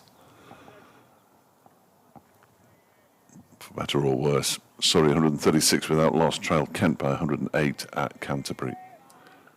6 into a very strong position at Chelmsford, a 376 for 9. That's a lead of 230 against Lancashire. And Hampshire are 139 for 1 in their first innings. They trail Warwickshire by 316 at Southampton. Scriven is in, and this time Lloyd gets the full face of the bat on it, plays it back to the bowler, who bends down, picks up with his left hand. 10 for 1 here, Derbyshire, trailing Leicestershire by 564. After Leicestershire declared their first innings on 574 for 7. After this next couple of deliveries, we'll have 13 overs left this evening. By the time we get to the end of it, it'll be tonight. Scriven is in, bowls to Lloyd, who pushes this up towards mid-off on this occasion. Again, there's no run. Ball is picked up by the skipper, Lewis Hill.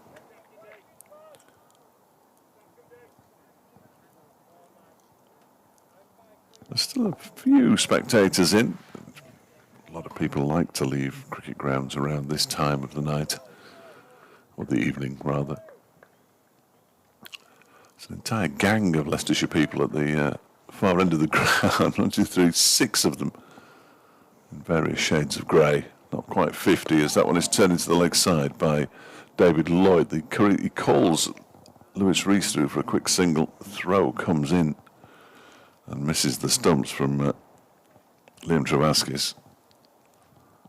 And they do complete the single successfully. Lloyd on 5. Rees has 4. It's 11 for 1 Derbyshire after 5 overs. 13 to go. Good over from Tom Scriven. Plenty of questions in it, just the last ball that just strayed towards the leg stumps. It's an entire army of Leicestershire players at the far end, look. Or backroom staff and... Oh, that's the gang to which you referred. Assorted others. Yeah. Just to the left of the permanent temporary stand as we look. That is the, yes, dressing room presumably then is... Must be empty. With the exception of the 12th man, completely empty. Ben Mike is into Lloyd, who goes for the drive, thick inside edge, could easily have played on there, didn't, went behind the stumps, between the stumps and the wicketkeeper, very close to the stumps and trickles on down towards long leg. And when things aren't going for you, could easily have chopped on. It didn't, so, well, Derbyshire will feel, and I suspect rightly, that they're due a few lucky breaks. Things didn't go their way in the field. Perhaps they'll go their way with bat in hand. I'm sure it was entirely down to luck. No, but one or two that dropped short might have gone in. Mike is in outside off stump, cuts out, sort of tries to flay it away through the offside there. Get a touch on that? Looked to it, bounced well short of the keeper, didn't he? But it looked, and he's looking at the bottom of his bat, so Rees stood back, and it was slightly loose off the back foot, wasn't it? Sort of threw the bat at it, rather. Cox probably did well to stop it, given it where it bounced. He's pointing at the spot, which is sort of maybe 3 feet in front of Louis Kimber, diagonally in front of Cox. Would have been a miracle catch if he'd been able to get there. Mike is in. This time Rees is more circumspect and lifts his bat over the line of the ball sort of glinting with its gold lettering on it rather pleasingly in the sun. But for how long? Yeah, exactly, yeah. yeah. I think we're speaking to Pat Brown at the close. I'd be fascinated to ask him about the outfield and its effect on the ball. The sand. If I remember.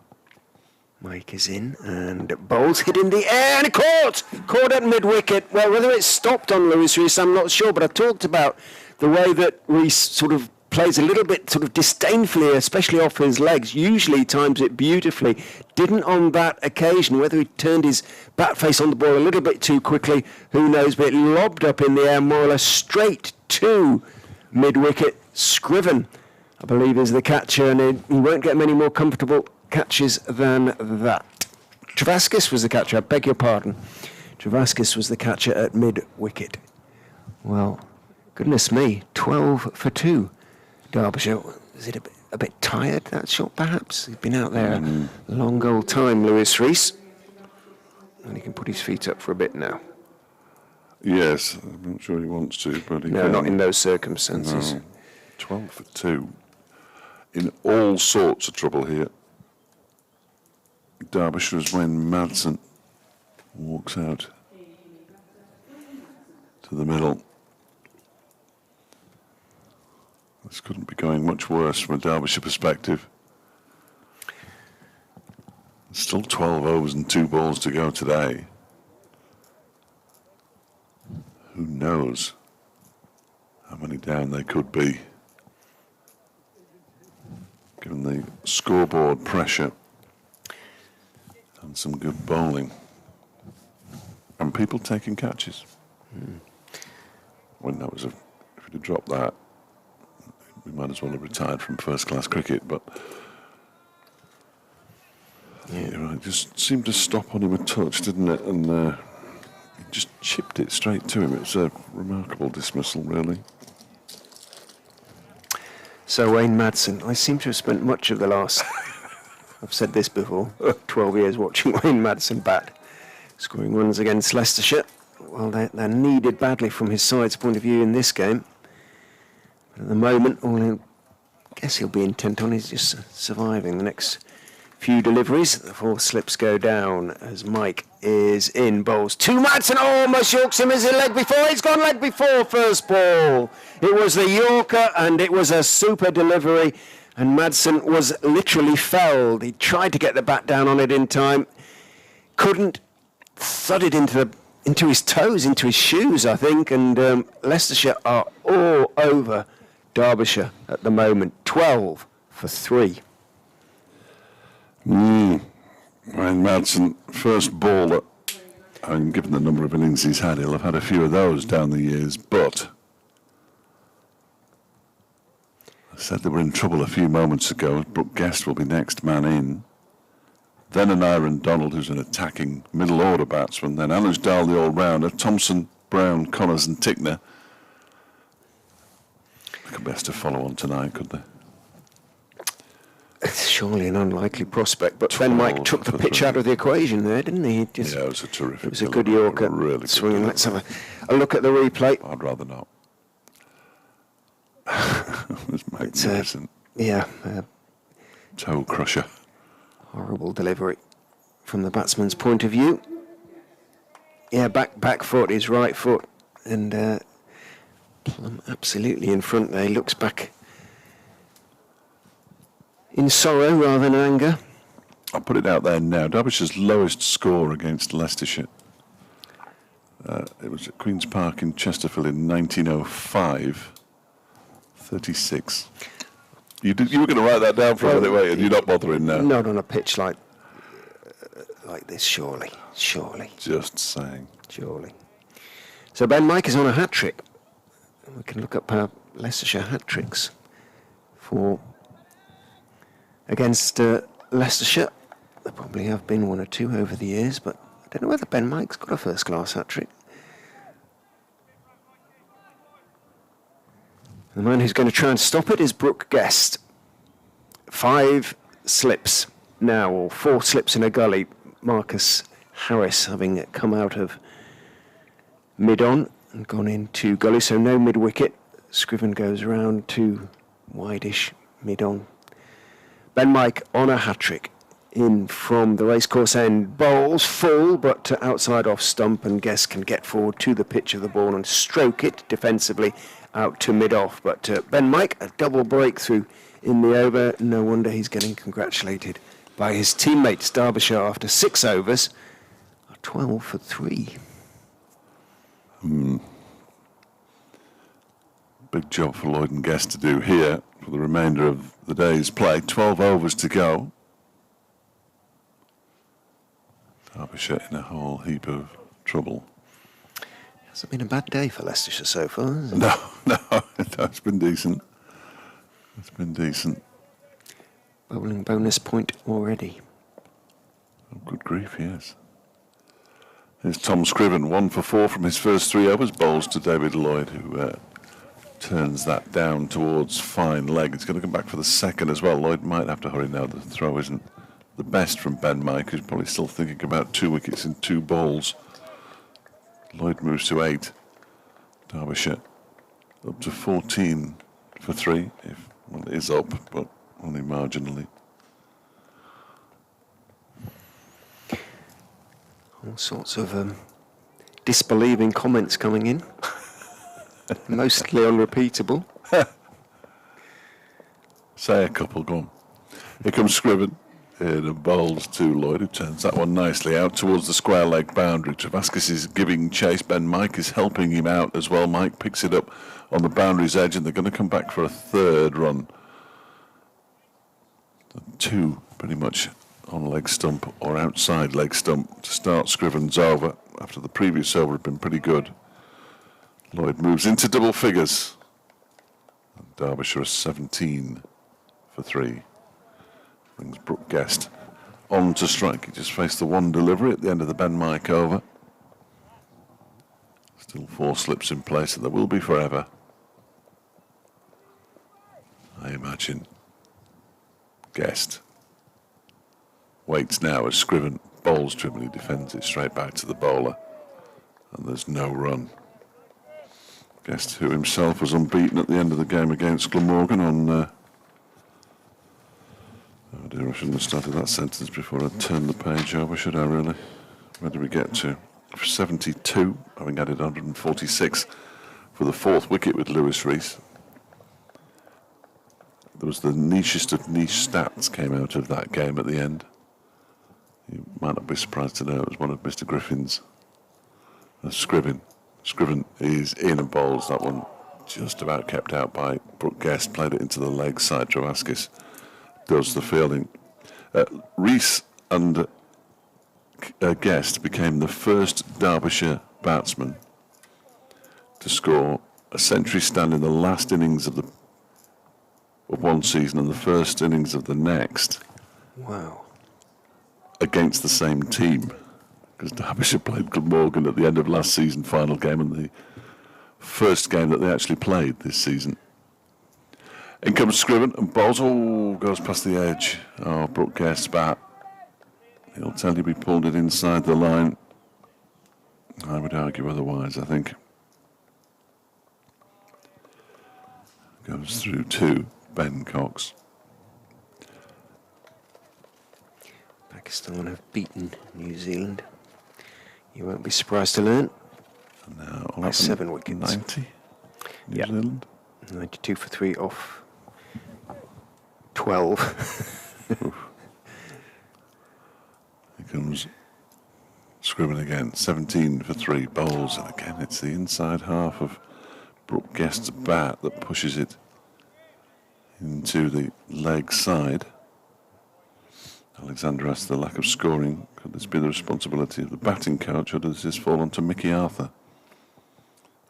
I imagine both.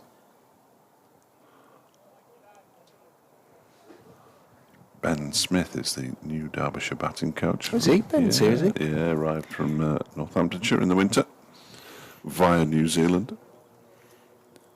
Via Ireland, via Leicestershire, via everywhere, Ben. Lovely man. Yeah, absolutely. He'll come up and talk to us at some point. Perhaps not now, at 17 for 3, but Ben will come up and talk to us over the course of the season. Ben Mike is in bowls on off stump to David Lloyd, who pushes it out towards point, and Travaskis makes something of a meal of attempting to field it away to his right. As a consequence, it runs 10 yards further. He says it moved on, bounced oddly. And Lloyd picks up a couple of unexpected bonus runs. Moves on to 13 out of 19 for 3. Yeah, I think I'd be saying it moved. Oh, I see. Yep, no, it moved that. Yeah. Hit a divot. Yards. Mike is in and bowls. Lloyd clips it in the air for a few feet, but bounced well short in the end of Lewis Hill, who makes a sort of similar meal out of fielding, but does field it, scrambling away to his right. Sort of takes a chunk out of the outfield. I suspect that's not the first or last time that'll be said this season here, unless we suddenly get a drought. Jammed his left knee into the ground there. Mike is in again and bowls very straight, and Lloyd covers up, pushes it at a much more comfortable pace and indeed direction towards Hill. Picks it up and throws it to Harris to do a spot of a gentle cleaning as much as polishing, I would imagine, at this stage.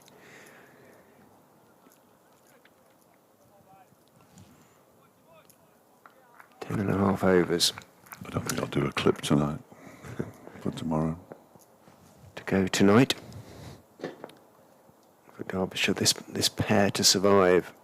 Mike is in to Lloyd, who is solidly behind that one on the walk, bat in front of almost both pads, really, sort of French cricket almost shot there in the end. That was the sort of finishing stance. Leans on his bat.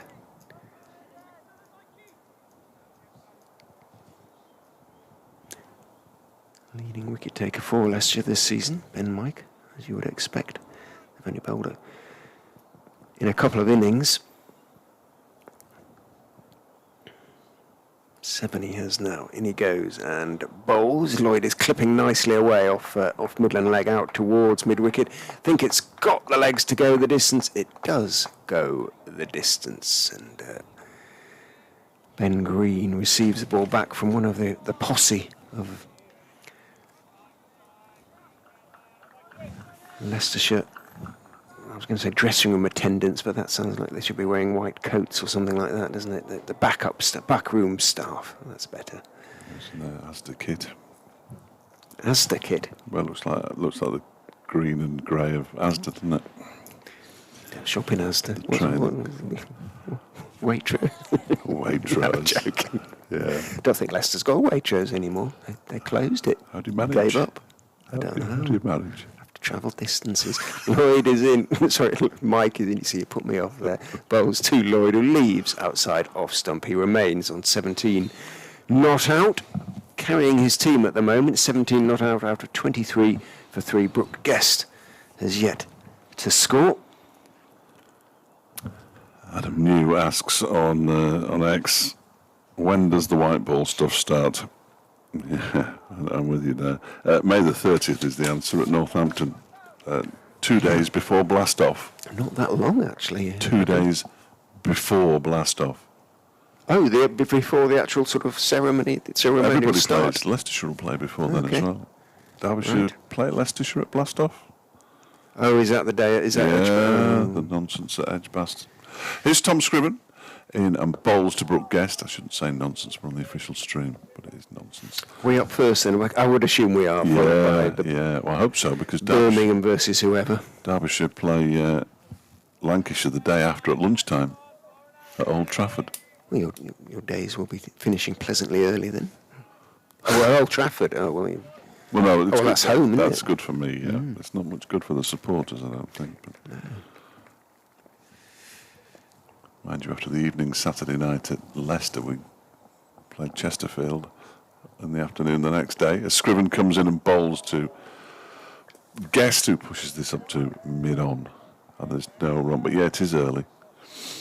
We just had to schedule it at the same time as the T20 World Cup, just to make a terrible mess of everything, really. Make sure that that T20 blast isn't as strong a competition as it might be with all the top internationals in the West Indies and the United States of America in their plastic grounds. Scriven is in and bowls, and Guest pushes it out into the offside. Keen to get off the mark. He's now faced 8 deliveries and has yet to score a run. That one is pushed out but too hard, and therefore too close to the fielders on the offside. 23 for 3. Lending further backing to the fact that Leicestershire pulled out far too late. Ben Green is starting to warm up a little. He's got a good tash. As Scriven is in, and that one is guided backward of square on the offside by Brooke Guest, and he is off the mark with a couple of runs. Ben Green does the fielding. 25 for 3. 8 overs. 9 overs rather, and 2 balls remaining.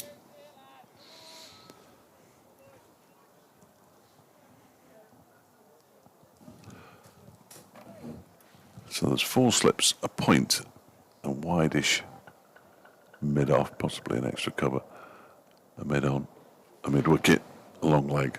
Scriven is in to bowl to Guest. That was very much a leading edge out into the offside. Again, it's fielded by the new man Green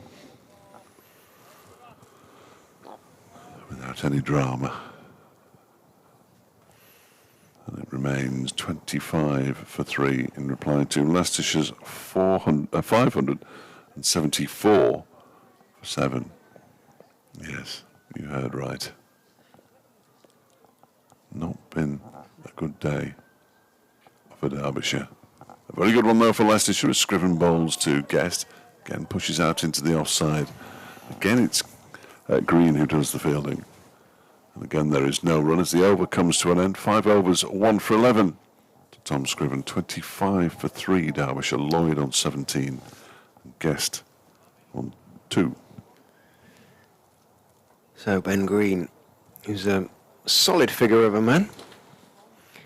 Plenty of hair as he takes his cap off. And the tash, that clearly is the look, the gypsy look sort of. I do like the tash. Is perhaps in vogue among professional cricketers at the moment. Right armour over the wicket.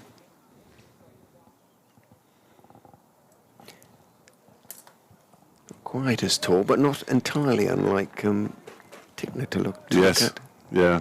Let's see what the action is. But he's going to have 4 slips as well, as you would expect. So first ball for Leicestershire. In goes Green and bowls very short, pulled for 4. Well, quickly onto that was Lloyd. Saw it very early indeed, and Swivel pulled it over. It was a fairly safe shot as well, over mid-wicket, and it ran out to the boundary. Dropped a little bit, plugged a bit, but still had more than enough to get over the ropes. So Green's first ball goes for 4. Yeah, he was onto it quickly, wasn't he? Very quickly indeed. Saw it early. Moves into the 20s. Lloyd. Green is into him again, a little bit short, but it's a better line. And there was a bit of a bounce there, and up on his toes, Lloyd, not a tall man. He is Welsh. As we continue not to generalise brackets, generalise like mad. All the way through the game, in goes Green. Bowls again, that same similar length, just short of a good length, and Lloyd stays on the back foot as he did the previous delivery and blocks it out into the offside. There'll be more Welshmen in this game than in the one that Nick Webb's watching. Glamorgan at Northampton. This is Green's 16th first-class game, which isn't much. He's taken 10 wickets and has a best of 3 for 31. In he goes and bowls outside off stump. Comfortable leave. Broad-shouldered. Yeah. He's a big man. For Lloyd.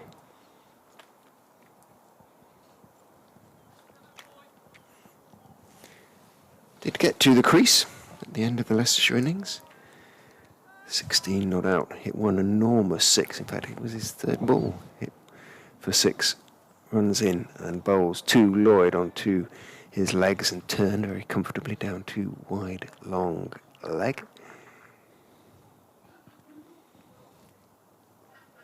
Takes the single. Tom Scriven down there in front of a sparsely occupied East Midlands demolition stand. 1, 2, 3, 4, and then in the other corner 5. Yes.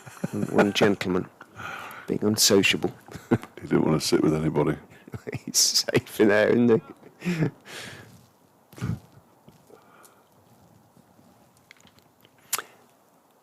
Green in, bowls straighter this time, and Guest just turns his wrist on that defensive push into the onside. So not too much wrong with the over, but no beating of the bat as far as Green was concerned. Just getting into his rhythm. 30 for 3. I don't know what you're worried about, Fletch. These two have added, 18 already. Lloyd playing well, 22 out of 30. Belligerent, Lloyd. He hasn't gone into his shell. No, I don't think he will either. This is very much him.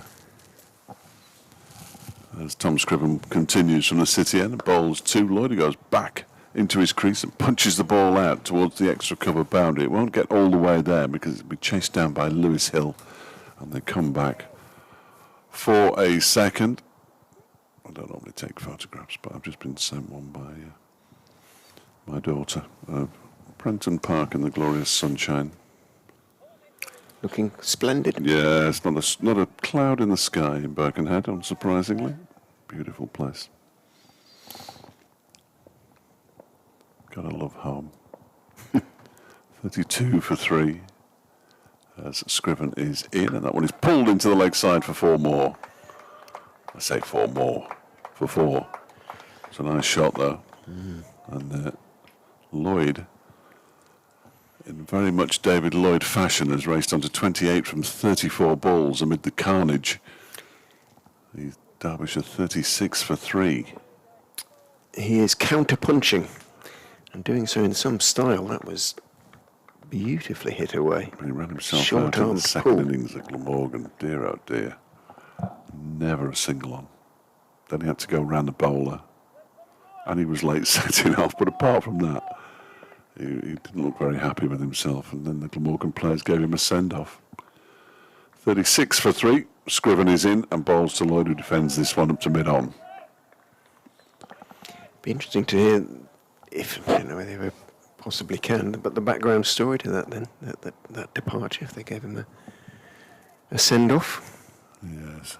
Well, as I say, I did ask him about how weird it was leading the team down the steps at Sophia Gardens without a daffodil on your shirt. And he gave me very short shrift. Was more than happy to carry on answering questions about other stuff. Scriven bowls, and that one is defended by Lloyd up to mid-on again, including about his beloved Wrexham, which he did answer. He gave me a very full answer about how pleased to be avoiding the playoffs and all sorts. Does he have a strong Welsh accent or not really? Yes. He does. Yeah, okay. yeah. I don't think I've ever spoken to him. Yeah. Well, you can tell from their accents both he and an Iron Donald are from Wales. As Scriven bowls, that's turned into the leg side by Lloyd, almost on the move as he played that shot. There is no run as he played it straight to Marcus Harris, who earlier today, it was brilliant really, 214 from 302 deliveries. He was dropped 4 times, but eventually bowled by Pat Brown.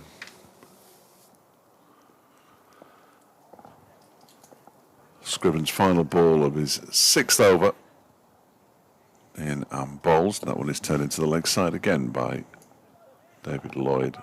Travaskis does the fielding eventually. Stopped the ball sufficiently well that it was never going to get beyond him. Guest has 2, it'll be on strike. Lloyd has 28, and Derbyshire are 36 for 3. 7 overs to go.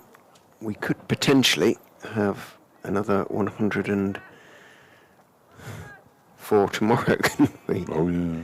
So it could be another long one. Also, Ben Green tosses the ball from hand to hand. He's got his Leicester shirt outside of his trousers. He comes in and bowls to Brooke Guest. It looks a slightly different game when you're bowling at Guest compared to Lloyd, who is sort of bristling with defiance and belligerence. David Lloyd, very much prepared to take the fight back to Leicestershire. Guest being somewhat more tentative. Circumspect, perhaps, is a better word. In goes Green, bowls to him. He leaves outside off stump. I just think Brookgast has to have immense powers of concentration to keep wicket. Last season he was batting at 3. He has dropped down to 5 this season, but even to bat at 5 is quite the effort. It is when you're coming in at 12. Yes, for 3, isn't it? So that doesn't help. equivalent of coming in at 3 almost. He waits with bat raised as Green is in to him. He's driving straight into the middle stump at the, obviously at the non-striker's end. Green picks up the bail, which had headed in his direction, and hands it back to umpire Hartley. Lloyd picks up the ball, tosses it to Ben Mike, who is coming in. Gives it a little bit of a polish. Now back in Green's hands. Shortish run. And he goes and bowls. Oh, that's a decent shout for a leg before no, says umpire Hartley. Might just have been outside the line. That was a good shout. That looked good from here, didn't it? It And then did. directly in Was line. it back pad as well? Let's have a look-see. But for me, might just have been outside the line. The stream is a fraction behind. So, oh, yours isn't. I've just seen it. Oh, I'm not telling you though. right. Well, I shall see it in a moment. Green is in again. Oh, going for the drive and thick inside edging it. There, Guest. Can only have been outside the line. Yes, it's a good shout, isn't it? Wasn't a bad shout, that one, but yeah. It can only have been outside the line. Just got outside. He is a not-outer, umpire Hartley, and he lived up to his reputation there. You're going to see slow motion replay here.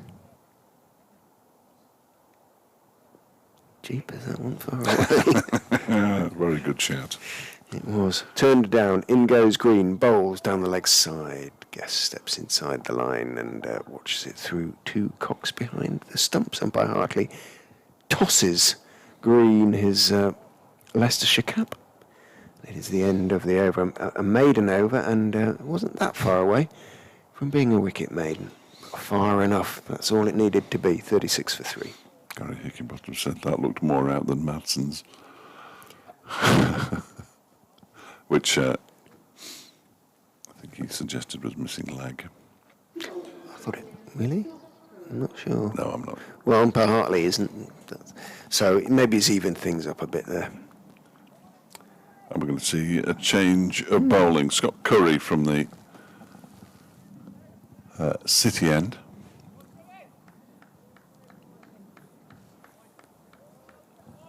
Just has a couple of practice deliveries.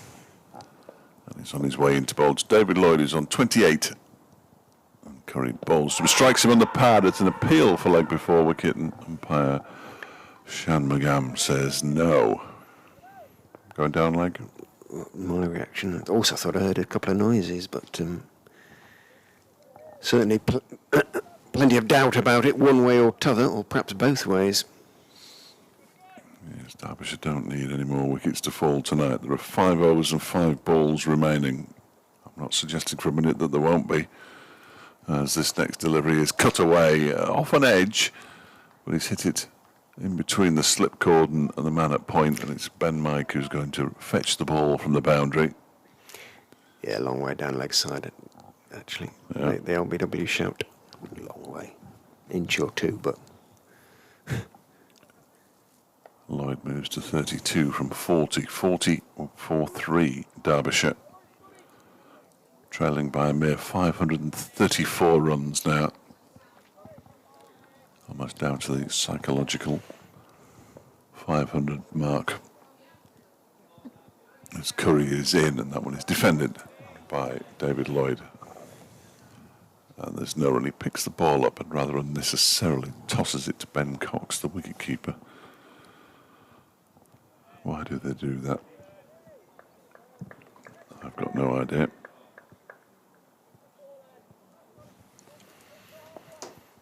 Just the 3 slips for Scott Curry.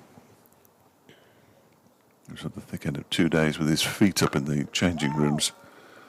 And that one is pushed out by Lloyd into the offside. Easy, this first-class cricket lark, isn't it? A couple of meals. Feet up. Racing post. ITV7 on the telly. Back to the 70s. D. Fletcher. Fag in one hand, pint in the other. Jack Simmons. He's dropped the ball. It's slipped out the back of his hand and gone out to mid-on. He was attempting. I wonder if he was attempting a slower ball out of the back of his hand there, or it's just slipped. He's not quite as good as Pat Brown's, was it? No. What happens there if it's... Anyway, I'll come to that in a moment. This time it's defended by Lloyd and it's pushed up to mid-off. What happens if it slips out the back of your hand like it did there? Brooke Guest is out of his ground backing up because he thought... but his arm's already come over, hasn't it? It's that strange one. It's not quite running the non-striker out. Guest did actually reach back into his crease to make sure his bat was back down, but it wouldn't have been a deliberate attempt to... They wouldn't appeal? Curry balls pulled into the leg side. It actually wasn't hit as well as I thought it had been, and it brings up a huge puff of dust. It's a bit like when you see on television, they've come back for 2, incidentally. Lloyd's moved to 34, 42 for 3. When they hone in on television at a test match and the ball goes through the surface and there's a puff of dust comes up, it's like that every time the ball lands in the outfield there, because it's drying out by the minute. I wouldn't say that it was completely dry yet, but it is drying out. That was the end of the over. There are 5 to go. 42 for 3. Lloyd on 34. Guest on 2. He didn't land far beyond Travaskis, that. 3 or 4 feet above his head and landed 5 or 6 feet behind him. First one he's not really connected with nicely, Lloyd. If they were to get Lloyd before the close, Leicestershire, they really would be. Cock, I hope. He's watching now as Green goes in and bowls 2 Guests, who defends off stump. Drops it out into the offside. It's in a magnificent tweet from Carlisle City Football Club, who play in the Northern League, I think, possibly in the Wearside League. Didn't know they exist. We hope the Wycombe Wanderers fan who turned up at our ground found his way safely to the Carlisle United Stadium. Bless him. Let me ask the taxi driver. In goes Green and bowls. Guest is forward, solidly enough, slightly off the inside part of the bat. Ball rather skews out into the onside. No run. Partnership worth 30 now for the fourth wicket, and Guest very much playing for the close. Lloyd still belligerent.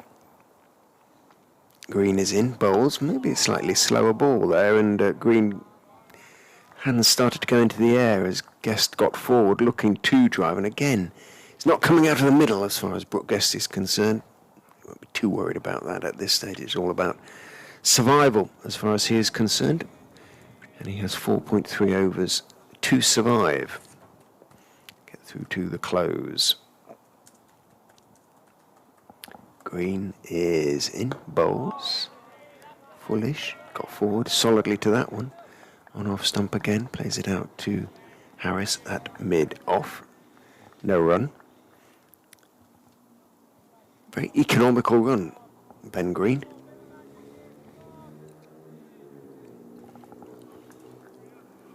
For those following the saga of my telephone, it's now back in the city of Derby.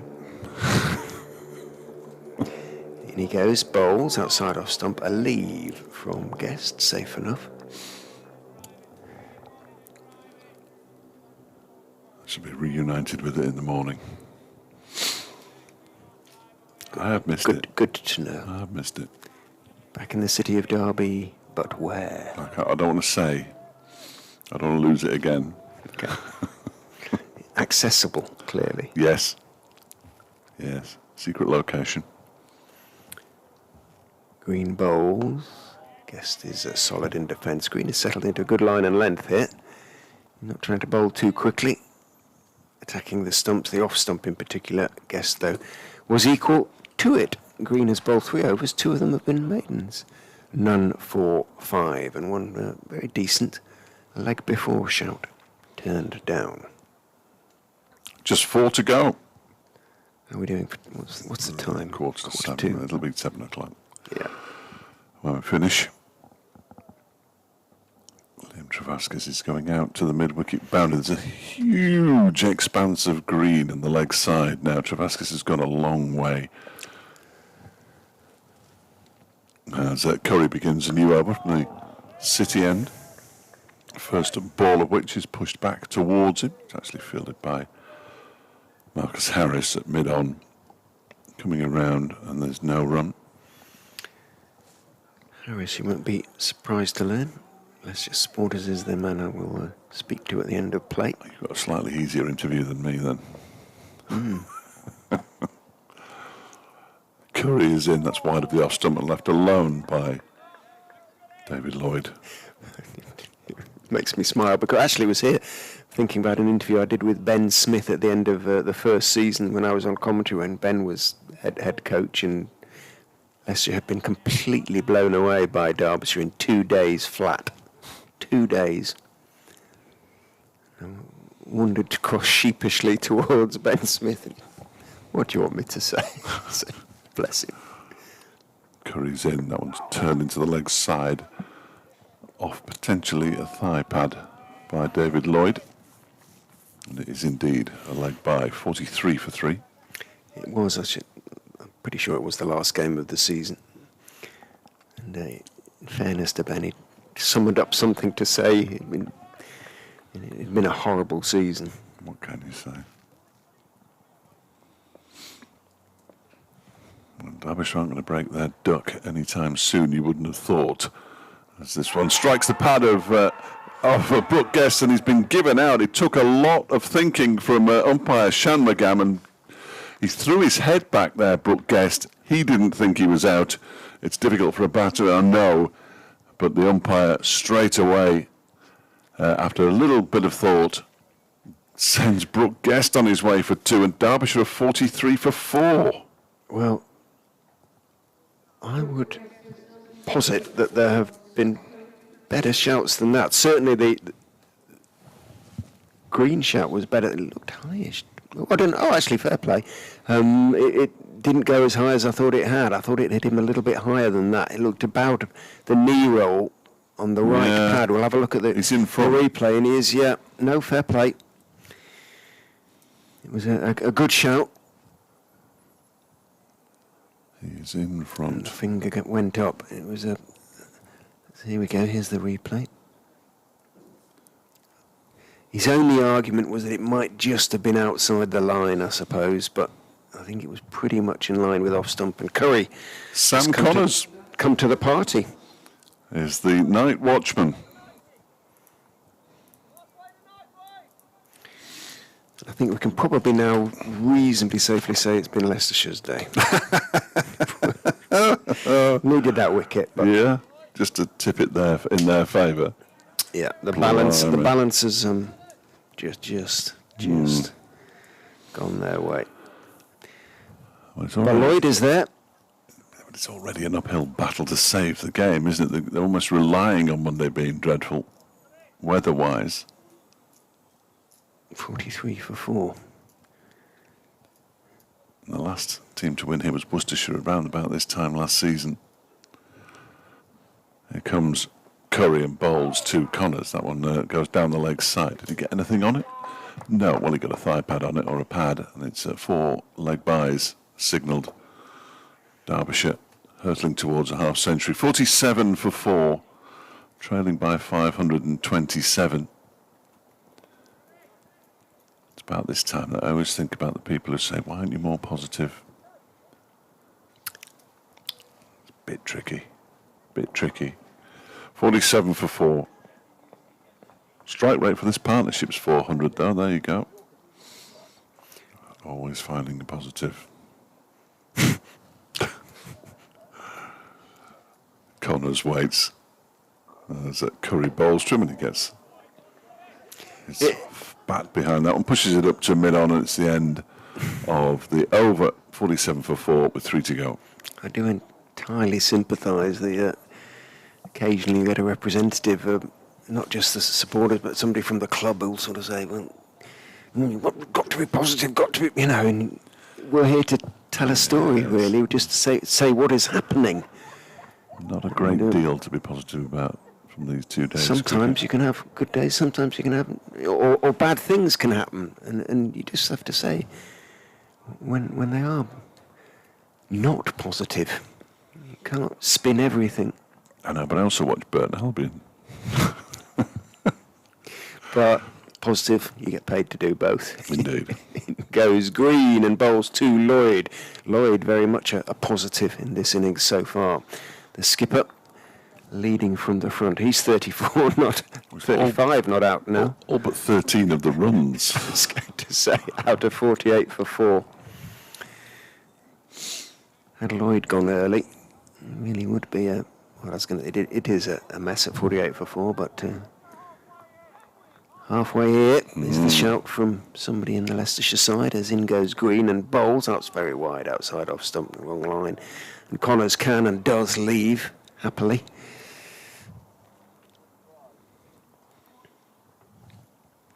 I'm surprised they didn't send Blair Tickner out to be the night watch. But Yes. Out you go, Blair. Pro. Come on, you're the best Out played you- amongst us. Out you go. You played Test cricket, off you go. He'd have come up with a big smile on his face. Wouldn't he? Yes, he would. Green is in, bowls looking for the York. Didn't quite get it right. Was zeroing in on off stump, but wasn't quite full enough.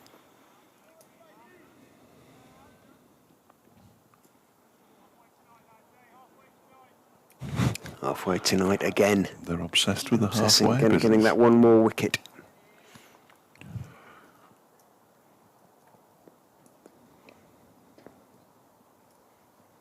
Green is in and bowls on off stump. Connors doesn't exactly plunge forward, but it's a good stride, gets in. I would say is that back in 2020, I watched Sam Connors score 5 in a last wicket stand of 80 with Leas deploy at Trent Bridge, which went a long way to helping Derbyshire beat Nottinghamshire. Second innings knocks from up with predominantly Finn Hudson-Prentice, got them over the line. Green is in. Bowls, that's a decent shot, Philip, before immediately Peter Hartley doesn't walk away, but he shakes his head. And that, well, we'll wait and see. He was a little bit on the move, sort of walking, shuffling forward there. No big stride, anything like it. Both feet were moving forward rather there. Go down leg. Would be my guess. Green is in. Bowls. Connor's reaching for that one a bit. Thick inside edge. I think he's going to pick up a single. Probably was, but again, wasn't a bad shot. No. It was worth a shot. And the fact umpire Hartley didn't actually walk away. He deigned to actually stay in place and shake his head. Probably indicates it was quite close. Yeah, no, it was close. Probably was just going on down. It's sufficient to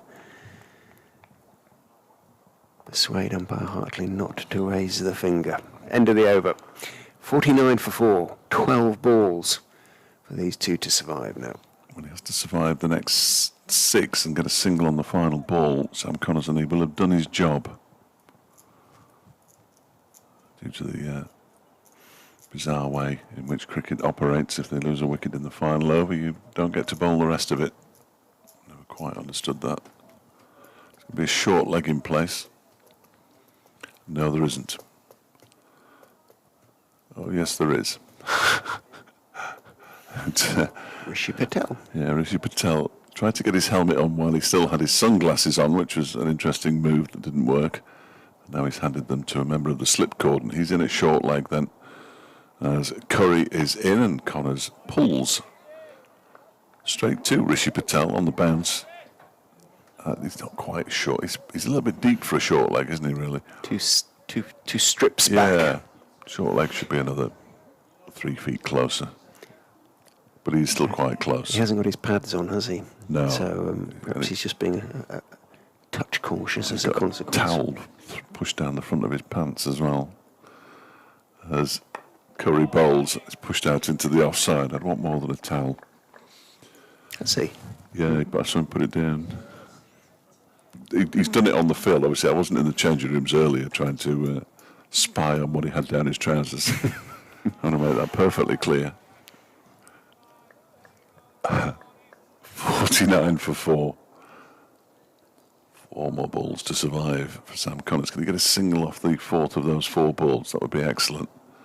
Curry is in and bowls, and he just about gets his bat on that one, pushes it up to mid-on.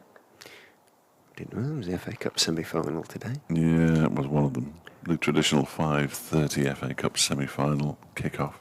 There's a Premier League match starting at 7:30 tonight. Oh, catch the second half. It depends who it is. Do I want to watch it? Who is it? Wolves and somebody. Arsenal? Can't be. Yeah, it could be Arsenal, I suppose, couldn't it? Here comes Curry and bowls, and that one is pushed out into the offside once again. It is Wolves and Arsenal. There was no run. 49 for 4. 2 balls left in the over. Heavy defeats in the Premier League for Luton and Sheffield United today. And for Huddersfield Town. Indeed. Just chief executive and commercial manager will be presumably 2 points, bereft. 2 points from safety with 2 games to go, Huddersfield, as this next delivery from Curry is a short one. Could have done with that one being the last ball of the over to keep Connors down on strike. Yeah, Huddersfield Town in a wee bit of bother at the bottom of the Championship. So Burton staying in the Championship would be ideal for me, because Huddersfield, Sheffield Wednesday and Rotherham are the 3 teams who occupy the bottom 3 places. I don't mind that as away trips. Oh, I see. As far as proximity is concerned, that would be ideal if you could just sort that out for me. Final ball of the Curry over is clipped up towards mid-on. It's a maiden over, and Derbyshire will be no more than 5 down at the end of day 2, because we're about to see the final over of the day. Curry 3 overs, 2 maidens, 1 for 6. Earlier Ben Mike 4 overs 2 for 14. Tom Scriven, 6 overs, 1 for 17. The only bowler who hasn't got a wicket, and he's been perhaps a little unfortunate not to have one, is Ben Green. Been quite impressed by what I've seen of him. There's something sort of vaguely, sort of Botham-esque, that sort of slightly muscly, laboured run-in. And there is a little bit of shape to the delivery. But Also a certain amount of mullet going on. yeah, well, both had his days, didn't they, with a mullet.